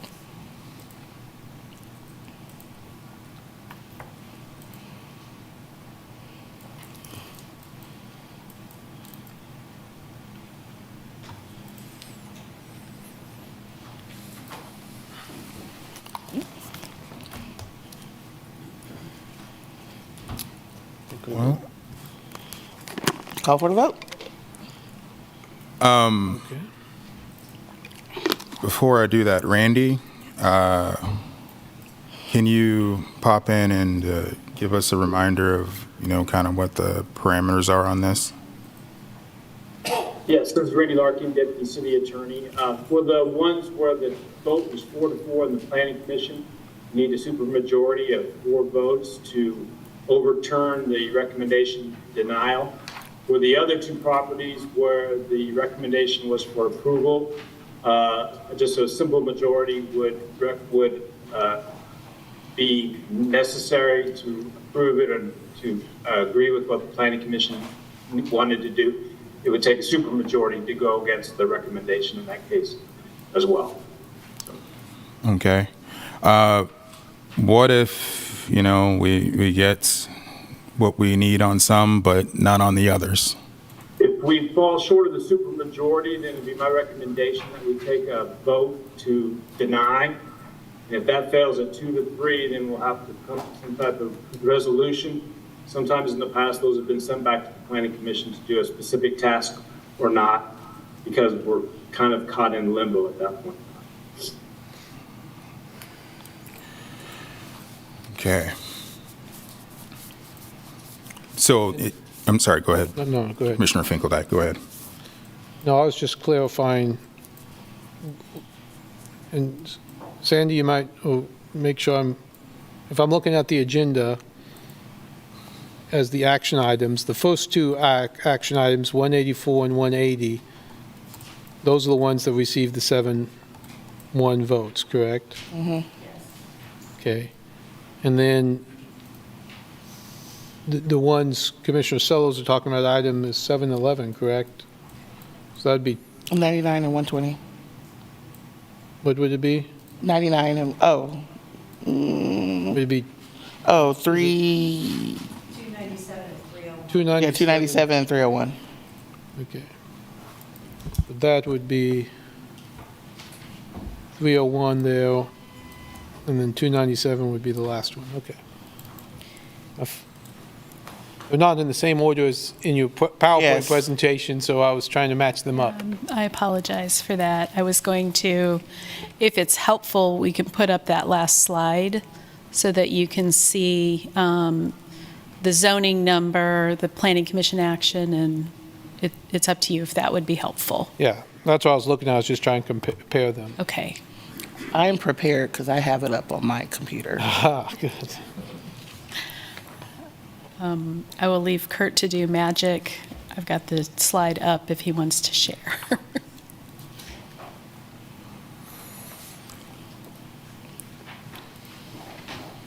What are we ready for? Yeah. 62. Okay. And so I think these first 2 had the 7-1. So I'd move the first one. Move to approve a request to rezone Z-23-00184 from RS10 TC and AG1 district to UR Urban Reserve District, the area including the Kansas Highway 10 right-of-way, and adopt on first reading ordinance number 10035. Second. I have a first and a second. All those in favor, please say aye. Aye. Aye. All those, any opposed? You want to tag team these? You go. Okay. For the Okay. sake of ease, For- can I say- I'm sorry. I apologize. Sherry, would you just like me to wait to the end or after each one, give you the vote count? I'm sorry, everybody was giving Commissioner Larson 5-0, correct? Yeah, okay. All right, I'm sorry. Go ahead. For easeability, can I just say approve the request to rezone Z-23-00180 and adopt on first reading ordinance number 10034? Or do I have to say everything? Yeah, that's good. Thank you. Good one, Commissioner Sims. So I move that we approve to request to rezone Z-23-00180 and adopt on first reading ordinance number 10034. Second. The first and the second. All those in favor, please say aye. Aye. Aye. Okay, 5-0. Okay, I'd move to rezone request number Z-23-00299 and adopt on first reading ordinance number 10038. Second. I have a first and a second. All those in favor, please say aye. Aye. Aye. Any opposed? No. Okay, 4-1.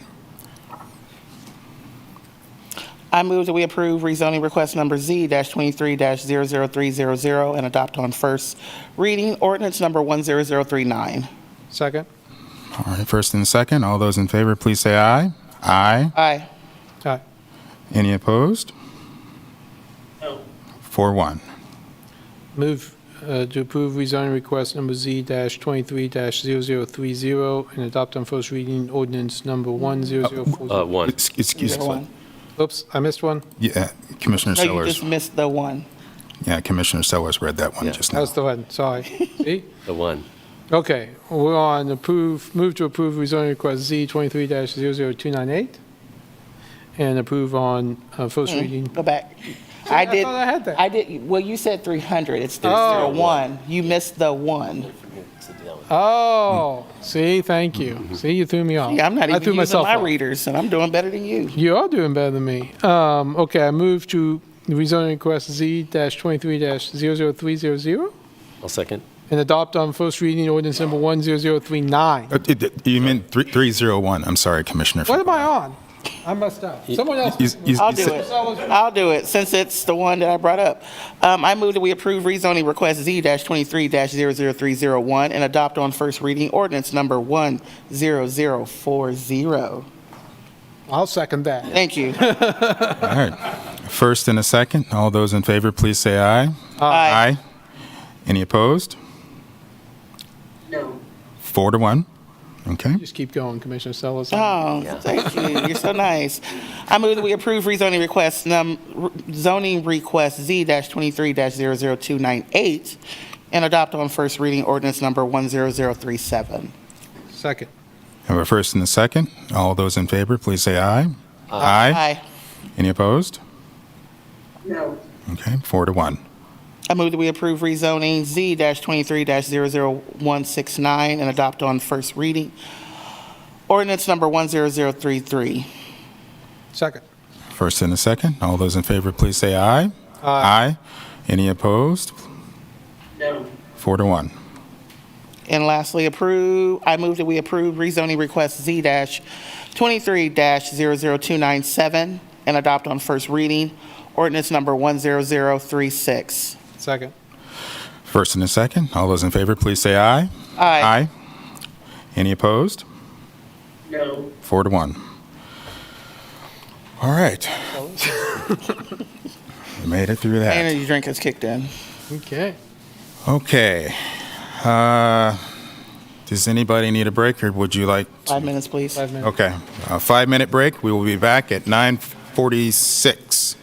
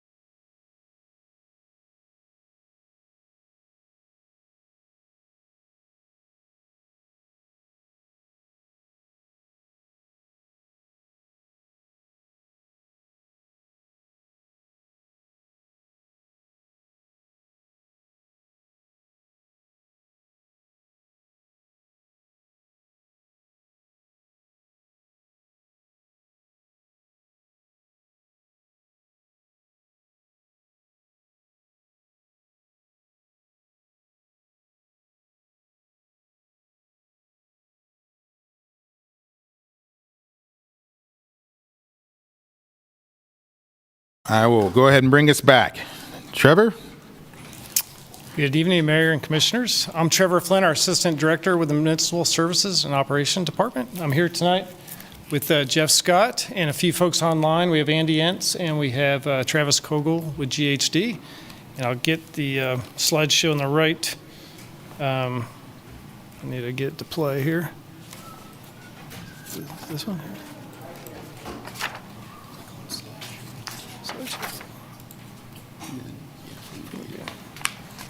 Okay. And Jeff, you want to introduce yourself? And good evening, Mayor, Vice Mayor, and Commissioners. I'm Jeff Scott. I'm the Environmental Remediation Manager for Municipal Services and Operations. Okay. As part of our Connected City update, we are excited to focus our presentation this evening on the Farmland remediation project, since it's been several years since the Commission has received a formal presentation.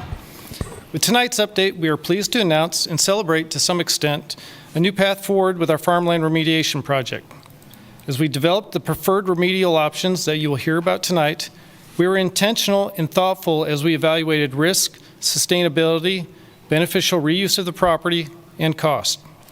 Our approach has taken advantage of opportunities to partner and connect with other key capital improvement projects with the MSO campus and the Kansas River wastewater treatment plant upgrades that benefit the city while helping us achieve our goals with the Farmland project. As part of this, an initial step is to retain GHD to provide technical services as we move forward. I'll provide a brief history of the project and turn the presentation over to Jeff to present the new strategies we are pursuing at the site. The Farmland operation fits into our strategic plan by supporting several of our commitment areas while aligning with our connected city outcome. Our goals with our path forward at Farmland will ensure the operation is functional and efficient. One of the city's original goals when the property was acquired was to make it a long-term economic benefit for the community. Aligning our Farmland strategies with the upgrades at the Kansas River wastewater treatment plant and the planned redevelopment of the site with the MSO campus will demonstrate our investment in a challenged asset to reflect our commitment to environmental sustainability, efficient and effective processes, and sound fiscal stewardship. The campus will provide connectivity for the staff within our MSO department that supports accessible, sustainable methods for doing the critical work we do while engaging and empowering our teams with modern facilities and proximity to one another. It is also important to mention Venture Park is largely part of the original Farmland property, which obviously aligns with our prosperity and economic security outcome as we continue to foster new industrial redevelopment.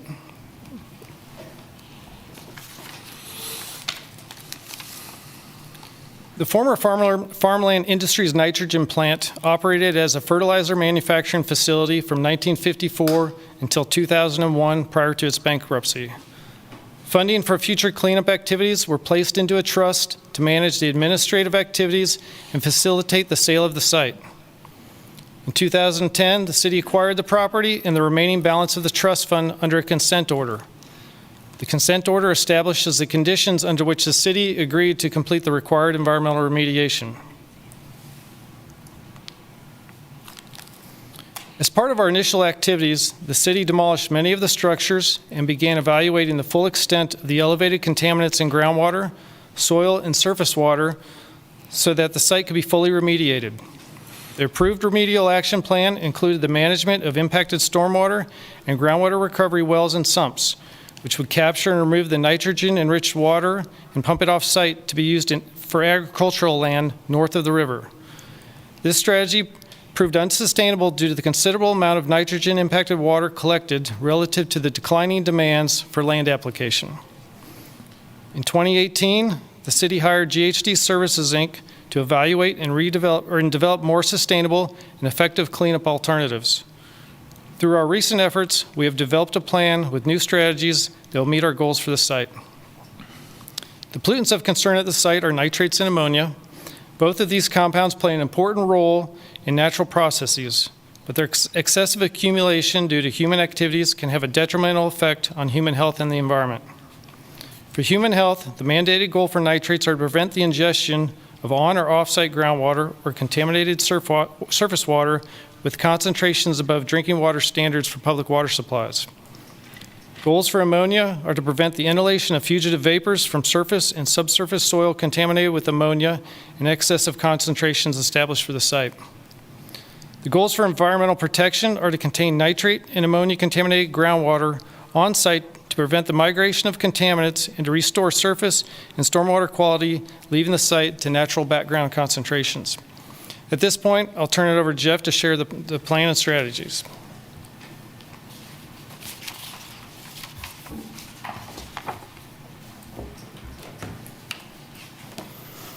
The updates to the farmland strategy are reflected in an addendum to the remedial action plan, which was approved by the Kansas Department of Health and Environment last fall and is now incorporated into the consent order. This plan provides a basis for the design and implementation of the new strategies. The plan includes a preliminary timeline for the implementation of the approved actions. All future activities will require formal work plans to be reviewed and approved by KDHE, along with coordination of the MSO campus and the Kansas River wastewater treatment plant improvement projects. After the suspension of the land application program in 2018, the city needed to find a sustainable method for managing the nitrogen-impacted water. As a KDHE-approved interim strategy, over the past 3 years, the city has intermittently pumped water from the containment ponds to the Kansas River wastewater treatment plant. This has provided much-needed storage space to manage the farmland water, all while meeting our effluent permit limits at the plant. The city will continue to utilize this strategy to manage the impacted water. New plant upgrades to meet statewide nutrient removal requirements will have the capacity and state-of-the-art technology to treat this waste stream, even with more stringent permit limits. The containment ponds on the east end of the property are an important component of our management strategy. As part of this project, the containment ponds will be evaluated to assess the capacity and structural integrity for future modifications.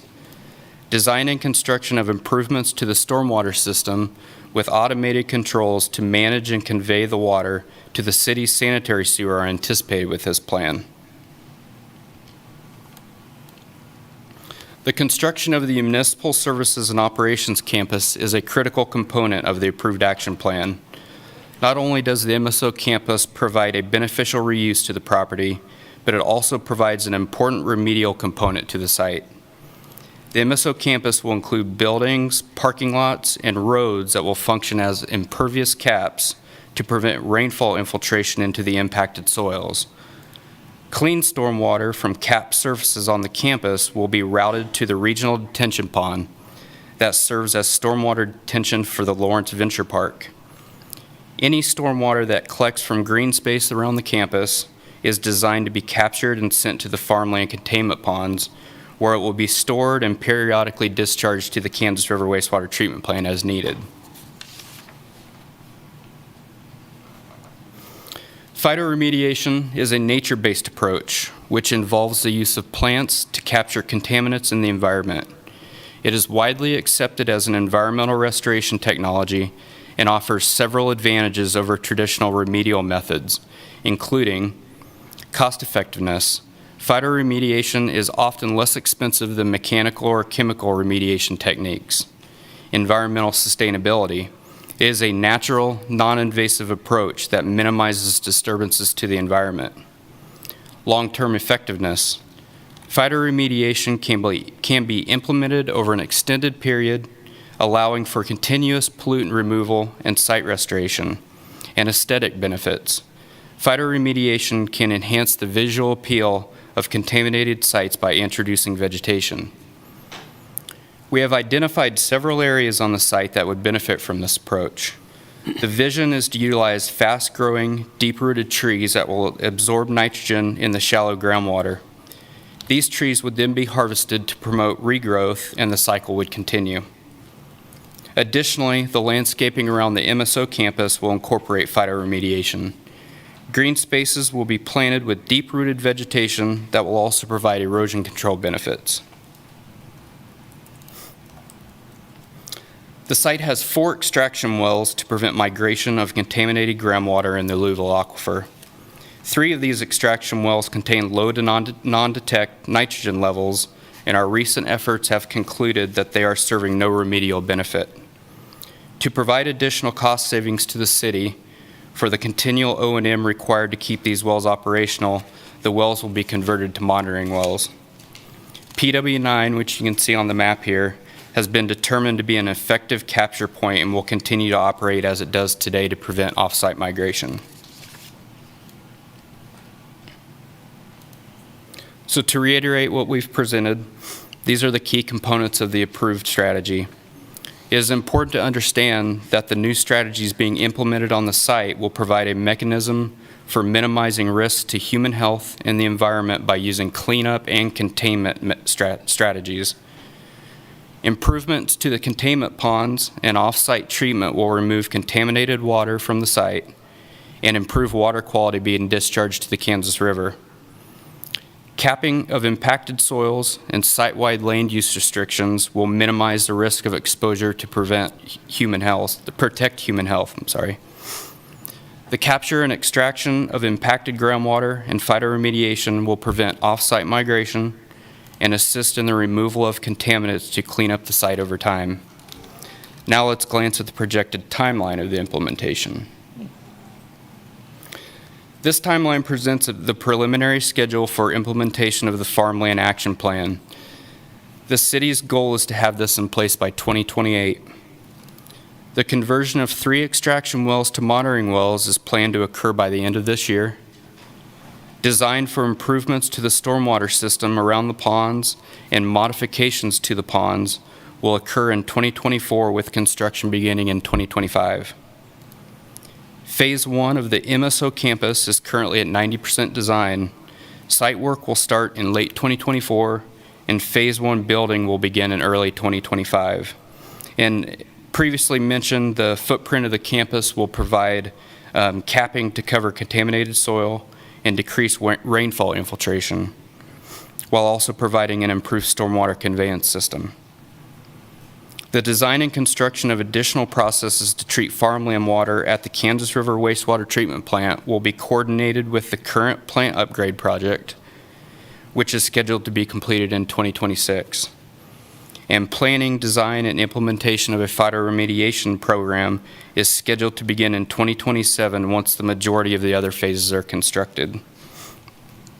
The goals for design and construction of the plan are all subject to regulatory approvals and continued coordination with the MSO campus and the Kansas River Wastewater Treatment Plant improvement projects. The progression of these projects will help drive the implementation timeline of these actions. This brings us to project funding. Prior to the city's acquisition, a 2009 cost estimate analysis was performed to estimate the cost for completing remediation at the Farmland site. KDHE estimated it would require $13.2 million, while the EPA estimated $11.8 million. After the city acquired the site and began implementing the remediation strategy, it became apparent that these estimates were underprojected. The Farmland Remediation Project has been approved in the city's capital improvement plan since 2021, and the original capital investment was estimated at $15.25 million in future general obligation debt to plan, design, and construct a long-term sustainable remediation strategy that will provide a beneficial use to the site. Remediation projects of this magnitude are complex and costs are difficult to predict.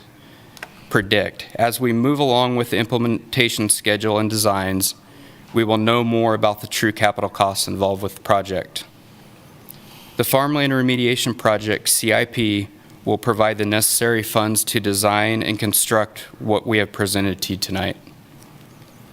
The Farmland Remediation Trust Fund has approximately $2.1 million remaining, and these funds will be used for the routine operations and maintenance required to maintain the remediation system. We anticipate that the estimated budget required for annual operations and maintenance of the new strategies will range anywhere from $200,000 to $400,000 per year. Some examples of this O&M include maintaining the groundwater containment system in the ponds, preventative maintenance on pumps, wells, and equipment, routine sampling and regulatory reporting, and operation of the phytoremediation program. So the next proposed scope of work with GHD and supplemental agreement number 3 will include providing ongoing environmental technical services on an as-needed basis over 42 months.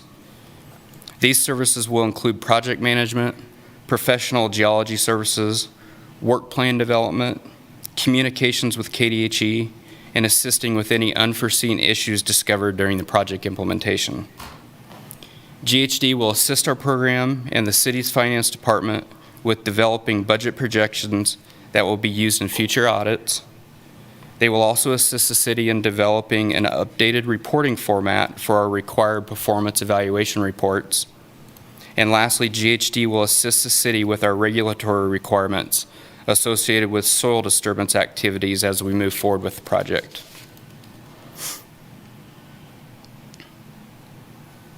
The work performed on the Farmland remediation site is in support of key performance indicators in the strategic plan framework.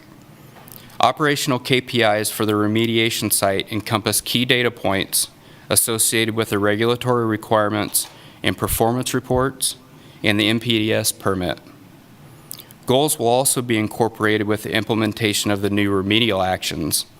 The goals for the site include the implementation of a sustainable and cost-effective remediation strategy, reduction in regulatory requirements and environmental risk, downward trend in nitrogen concentrations for groundwater and stormwater, successful containment of the groundwater plume, and redevelopment of the remediation site for beneficial uses. As the project progresses, there will be secondary indicators as well. For example, our vision includes utilizing multi-purpose access roads as recreational trails for staff and possibly the public at some point. The site may also be a great opportunity to implement environmental education tours as we work through our concepts and designs. So the action item that we present to you tonight is consider authorizing the city manager to execute supplement number 3 to the engineering services agreement with GHD Services for the Farmland Remediation Project CIP number MS7A23000 in the amount of $87,409. Thank you for your time this evening, and with that, we'll take any questions you might have.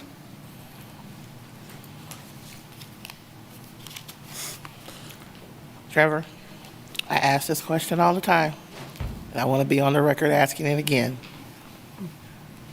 Why would the city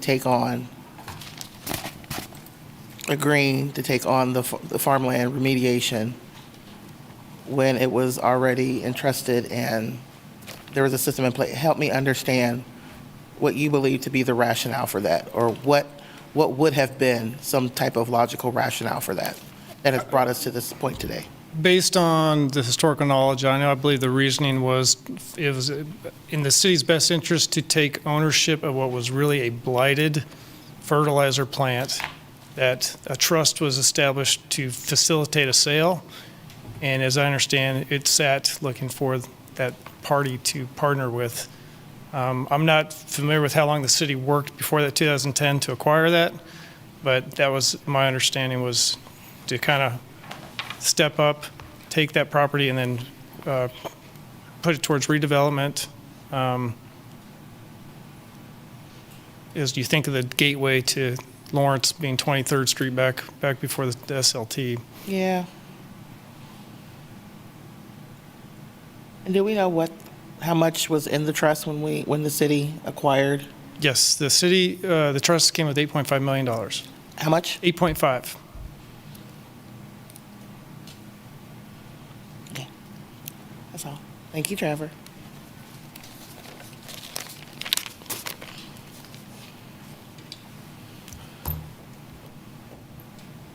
Any additional questions? No, sir.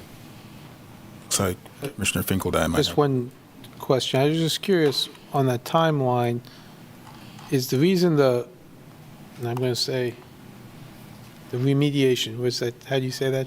Not photo. Phyto remediation. Phyto. The reason it's not going to happen till the end is because we're going to be moving dirt for the MSO campus, so we can't really plant it till then? Or the areas we could do earlier, I guess I was... Yeah, so the phyto was kind of with the sequencing, we kind of sequenced the different steps, what we thought kind of chronologically, and the phyto was kind of like, that'd be kind of the secondary action, since it's a little bit more of a passive aesthetic thing where we would know exactly where we might want to place it as the campus infrastructure was put in there. Because we do envision some of that being able to go on perhaps between the campus and those containment ponds. So we weren't sure how much space we have to work with. But it is certainly something we could work on designs earlier in the process. Okay, thank you.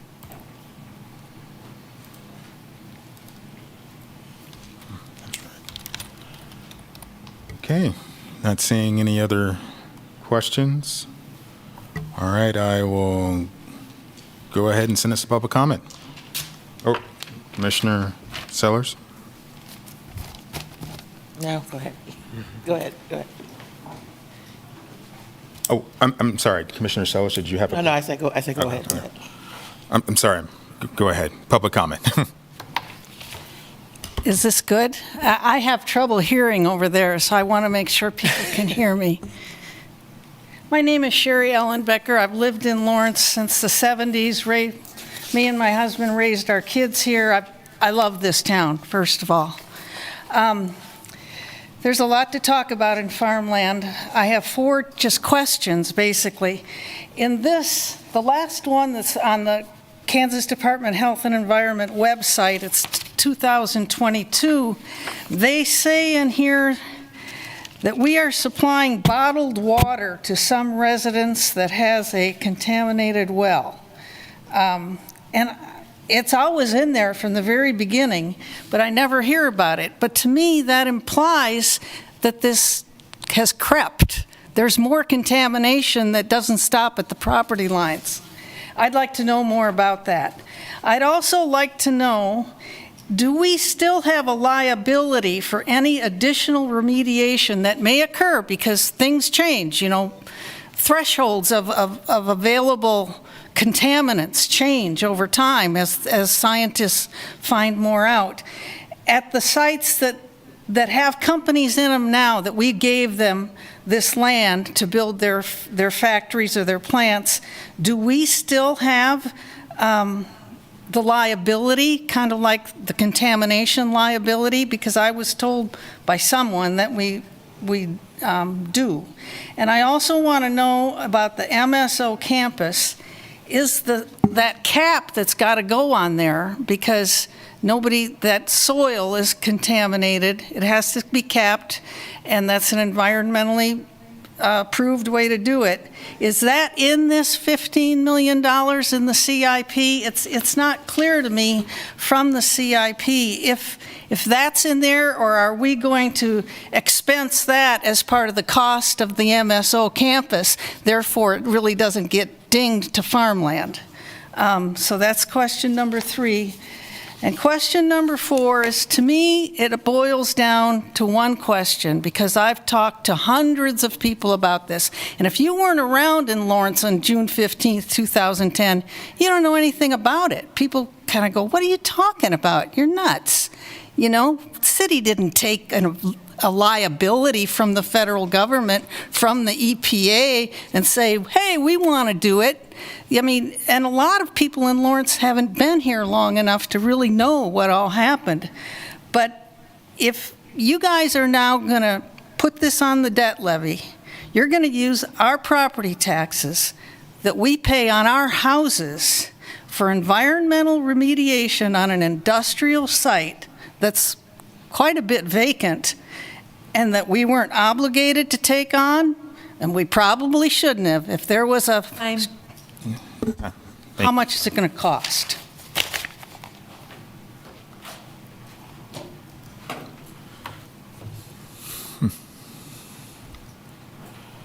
Looks like there's not any additional public comment here in the room.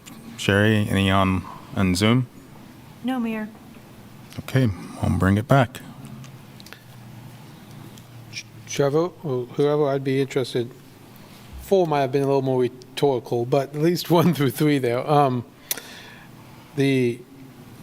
About the bottled water to a resident, or this was question number 1.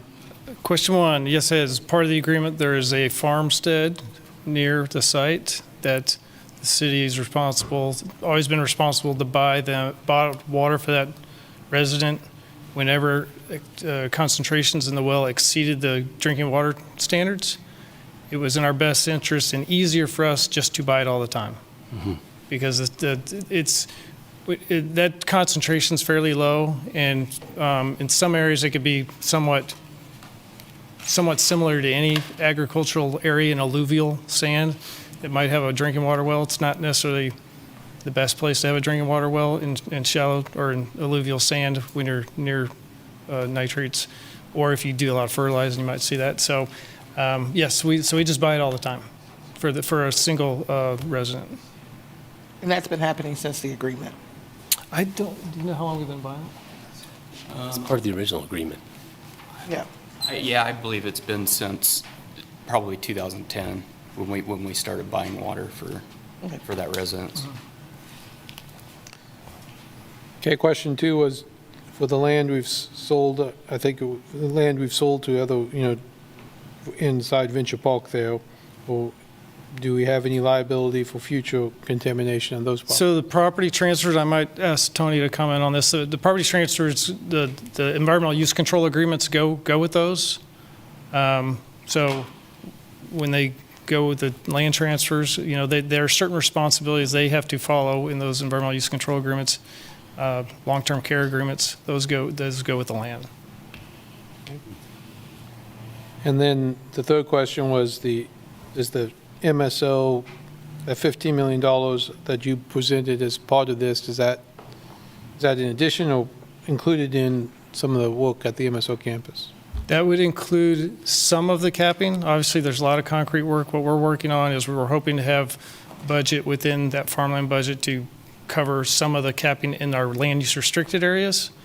But it is covering the majority of there's a big chunk going to the stormwater conveyance redesign, because everything coming off that concrete, we're going to capture and send to the regional detention pond. Everything coming off that vegetated area is going to get captured and kind of go into our regional detention pond. That's going to be a much more complex system than what we have out there right now. So that'll cover some of the capping and that stormwater, but there'll be other concrete we put out there that's not included in there. Yes, and as we present this next CIP, there's a few just kind of moving the pieces, and Jeff kind of gave you a preview of that with that timeline in there. We'll have a good idea that how much actually is going to be dedicated towards the capping here in the next couple months. I think the fourth question was, do you know how much we're eventually going to pay for all this?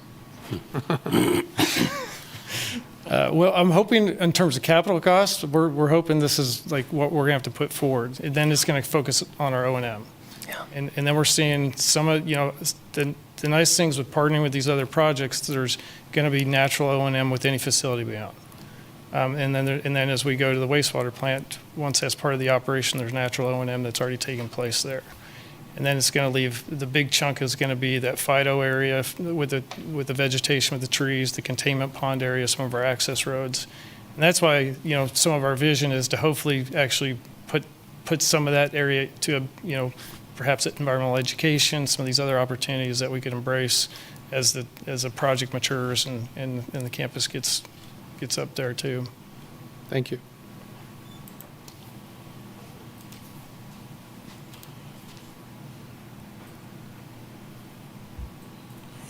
Any further questions? Appreciate the work, appreciate what we've been doing. Yeah. I know the consent order, it's some of it's, most of it's required at this point, but appreciate, the continued work on this. Thank you. Agreed. Thank you, Trevor, and gosh, where's my brain at this morning, this afternoon, this evening? That's where it's at. Jeff, thank you. Just quick thought, and I'll follow up with an email. As far as the vegetation for the phytoremediation, have you identified what type of vegetation you're considering? Conceptually, the initial concepts, we're looking at fast-growing poplar trees. Get deep-rooted, they'd grow rapidly, absorb a lot of nutrients, and then you'd actually harvest those. The harvesting would benefit the compost pile, which is low in nitrogen, and that would add some nitrogen to help mature that product quicker.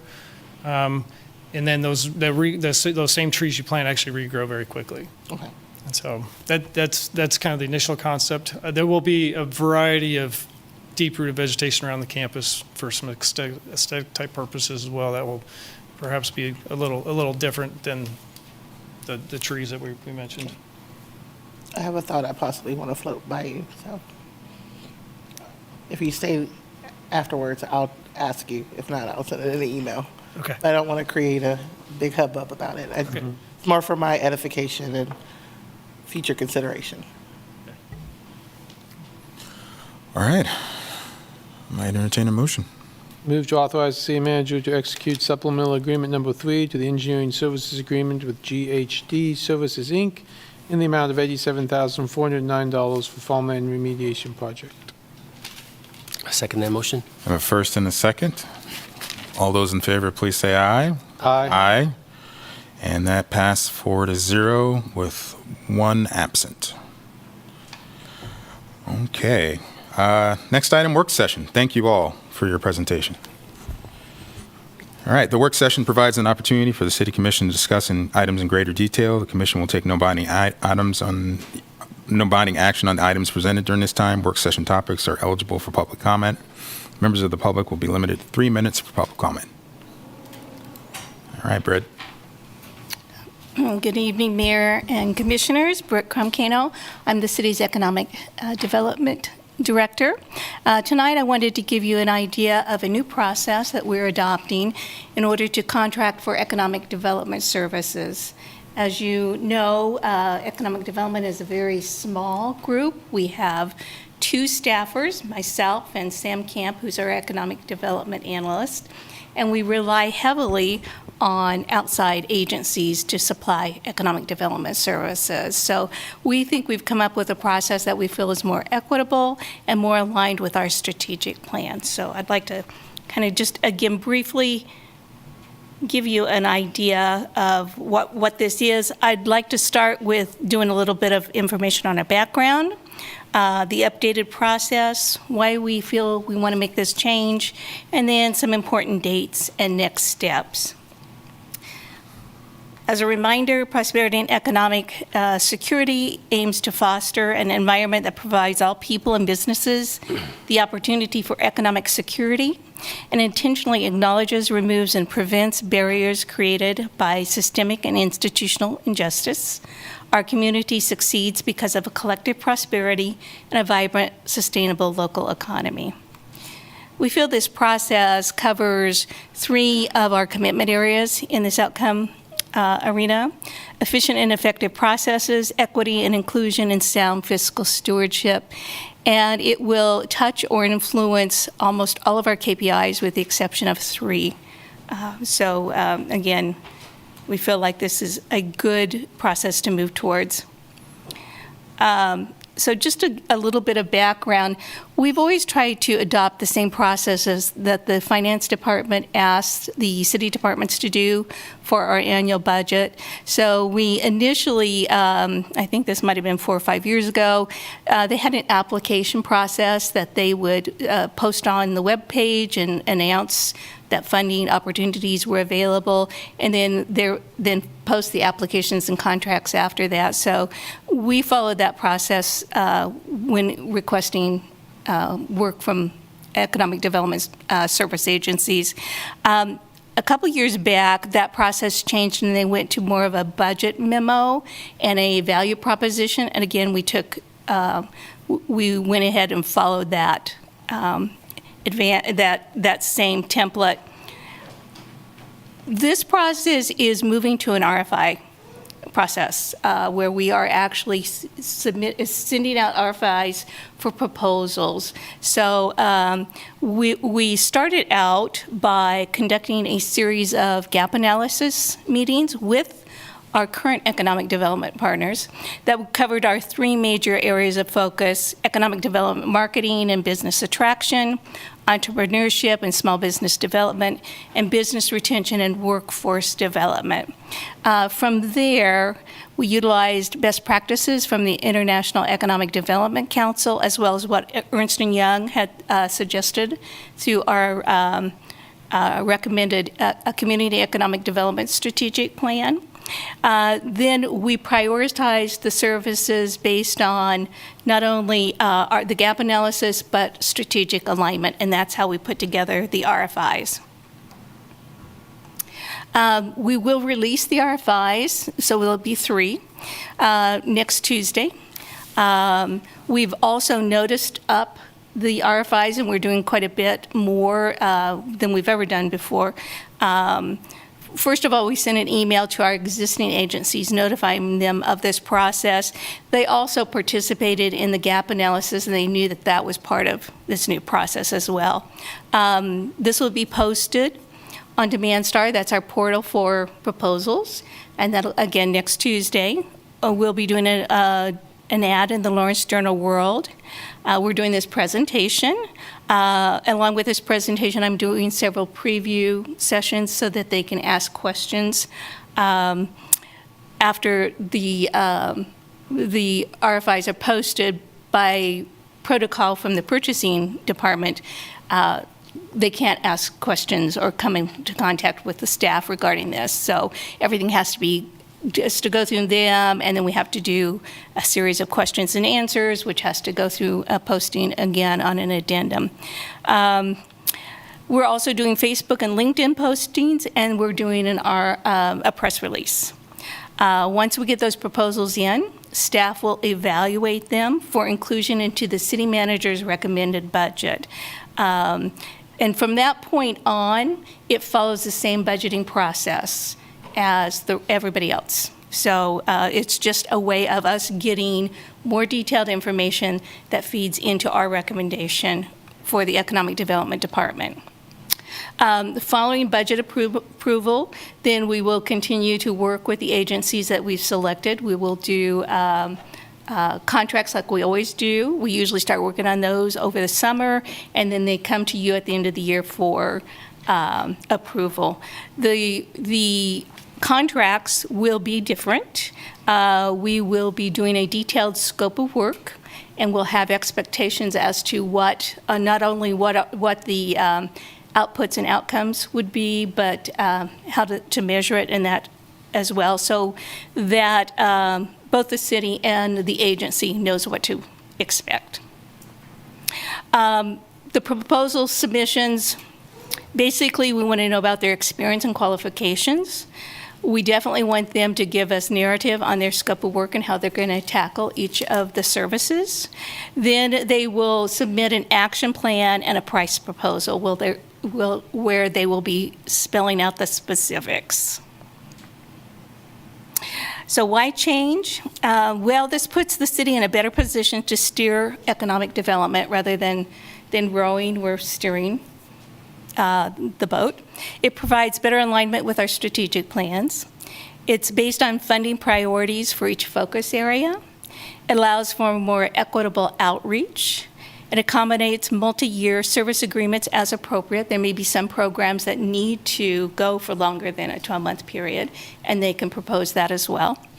And it provides a detailed scope of work and agreement so the city and agency know what is expected and can better evaluate the outcomes.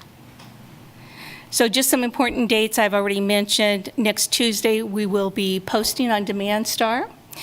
Proposals are due April 9th. Staff will then go through evaluations. We have to meet the May 24th deadline to submit our budgets, just like all the other departments. And from that point on, it just continues through the normal process.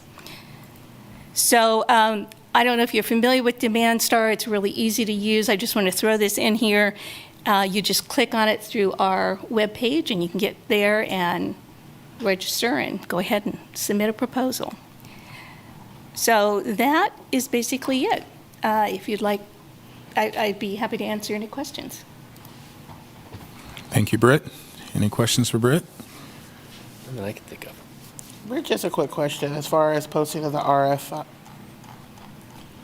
you mentioned in your presentation that you plan on posting an ad with the Journal World. Is there a reason why we only post ads with the Journal World?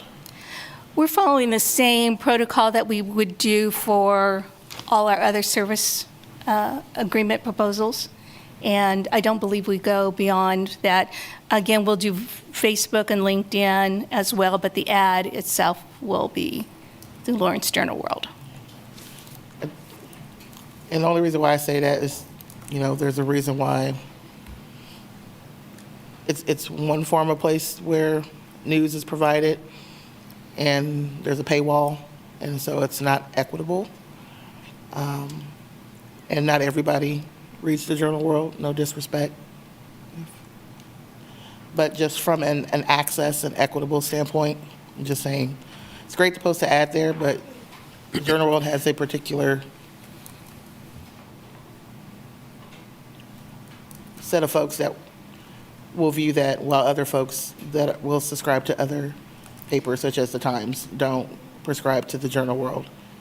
So, I just didn't know if there's a reason why. Do we just do it because we say it's more reputable, or have they just never not been included because? And maybe others in city management can correct me if I'm wrong. I mean, we could be. I'm open if we wanted to advertise in other veins, but I thought that this was probably the way we normally advertised for proposals and bids. I think I see Tony over there.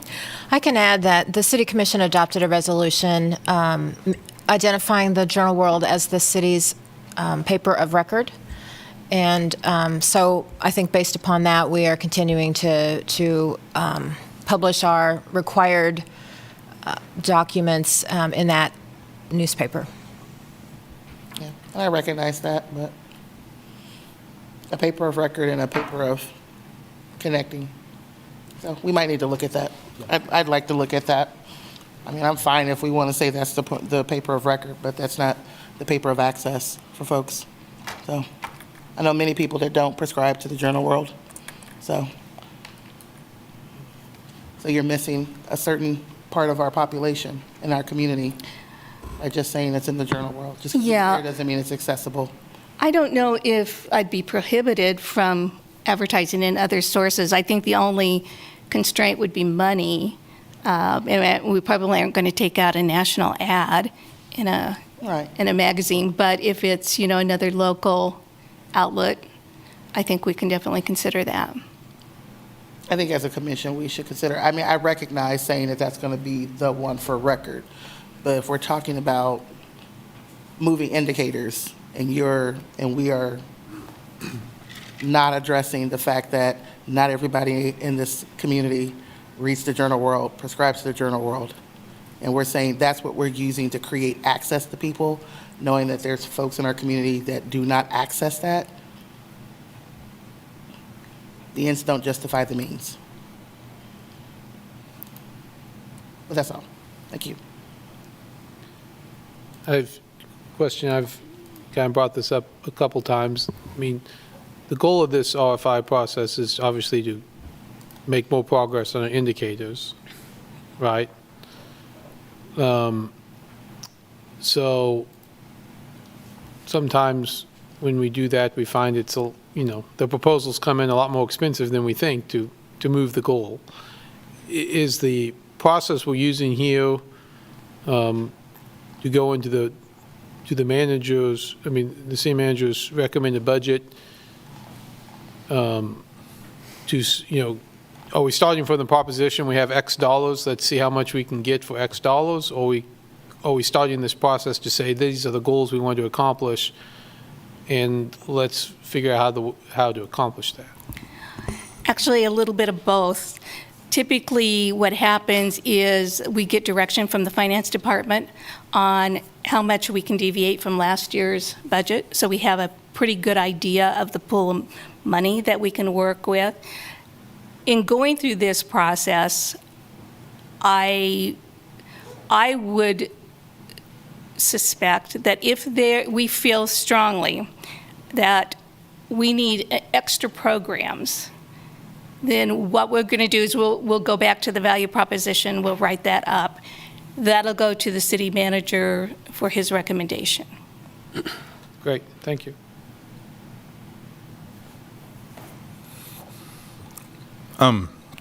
Craig, to Commissioner Steller's earlier point, would anything preclude us from putting it in the Times? No, I completely agree. We need to be regularly looking at ways that we reach all audiences, and especially audiences that get missed. And so this isn't just on this project. This is on where we're advertising bids. This is on how we're trying to communicate or gain information and access all the populations. So our strategic plan is pretty explicit about us continuously broadening our avenues to communicating. So I appreciate the point, and it's affecting a lot more than this. So it's a good conversation for us to have again.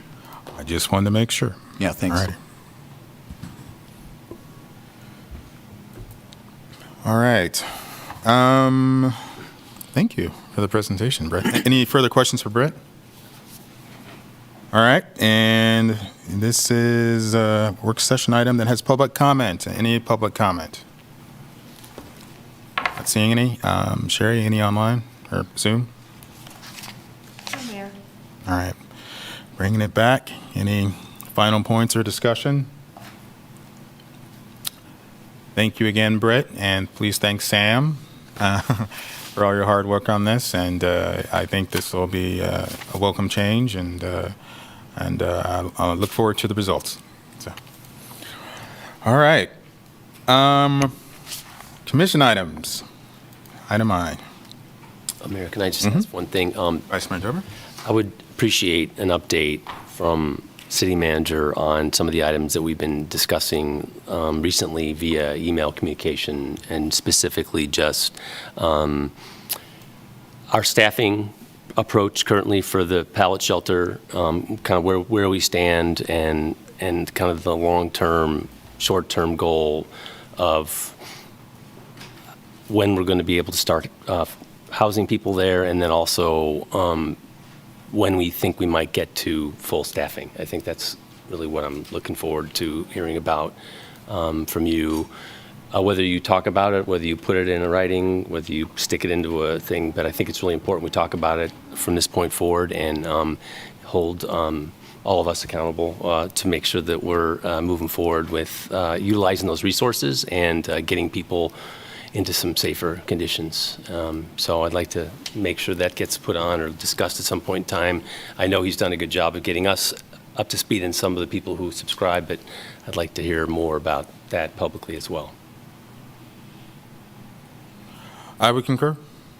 I know that we're in the process, and as Commissioner Finkeldye always says, we've got a plan for this, and we're following the plan, and I know that's part of the plan, but I think it can't hurt to go ahead and, say it out loud from the mountaintop or the rooftop as well. So, I was just updated on releases that are planned to communicate this with the community as well. So, and LCS obviously is a key partner, and they're in charge of their execution of it as well. But we'll get an update to you. Okay, thank you. Thank you. In addition, I had asked prior to the end of the year when funding agreements were going to come back as it relates to what we provide for homeless outreach services. And I was told that Misty was working on that and that a recommendation would come to us. Just wanted to check the status on that recommendation because I had some concerns and wanted to know when we were going to have that discussion about funding. So. I can Just like speak to that. Commissioner, I know that she is still working on that.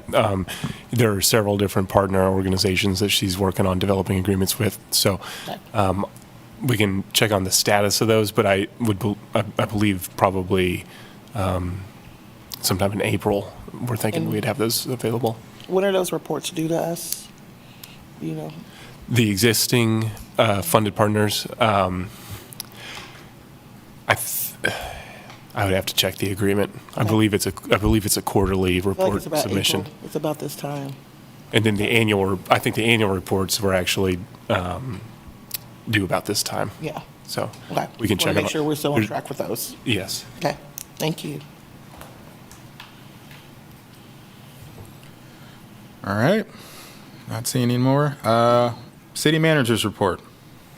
The main item I'll draw your attention to is I appreciate the innovation that our court and our judge developed to try a night court to provide better access and make it more convenient for residents and community members to access those services at a more convenient time. We did it. I think they did a good job of giving it a try. We definitely pushed out a lot of information to people that might take advantage of that, and we just didn't have much success on it. So sometimes you try something with good intent, it just didn't work out, and I think it's okay. Sometimes we try things, and maybe there will be another time for it where we could try it again, and I think our team did a good job of figuring out how to do it and make it available. It just didn't work out, so we wanted to make sure as much as we announced it, we're announcing that we didn't think it worked out.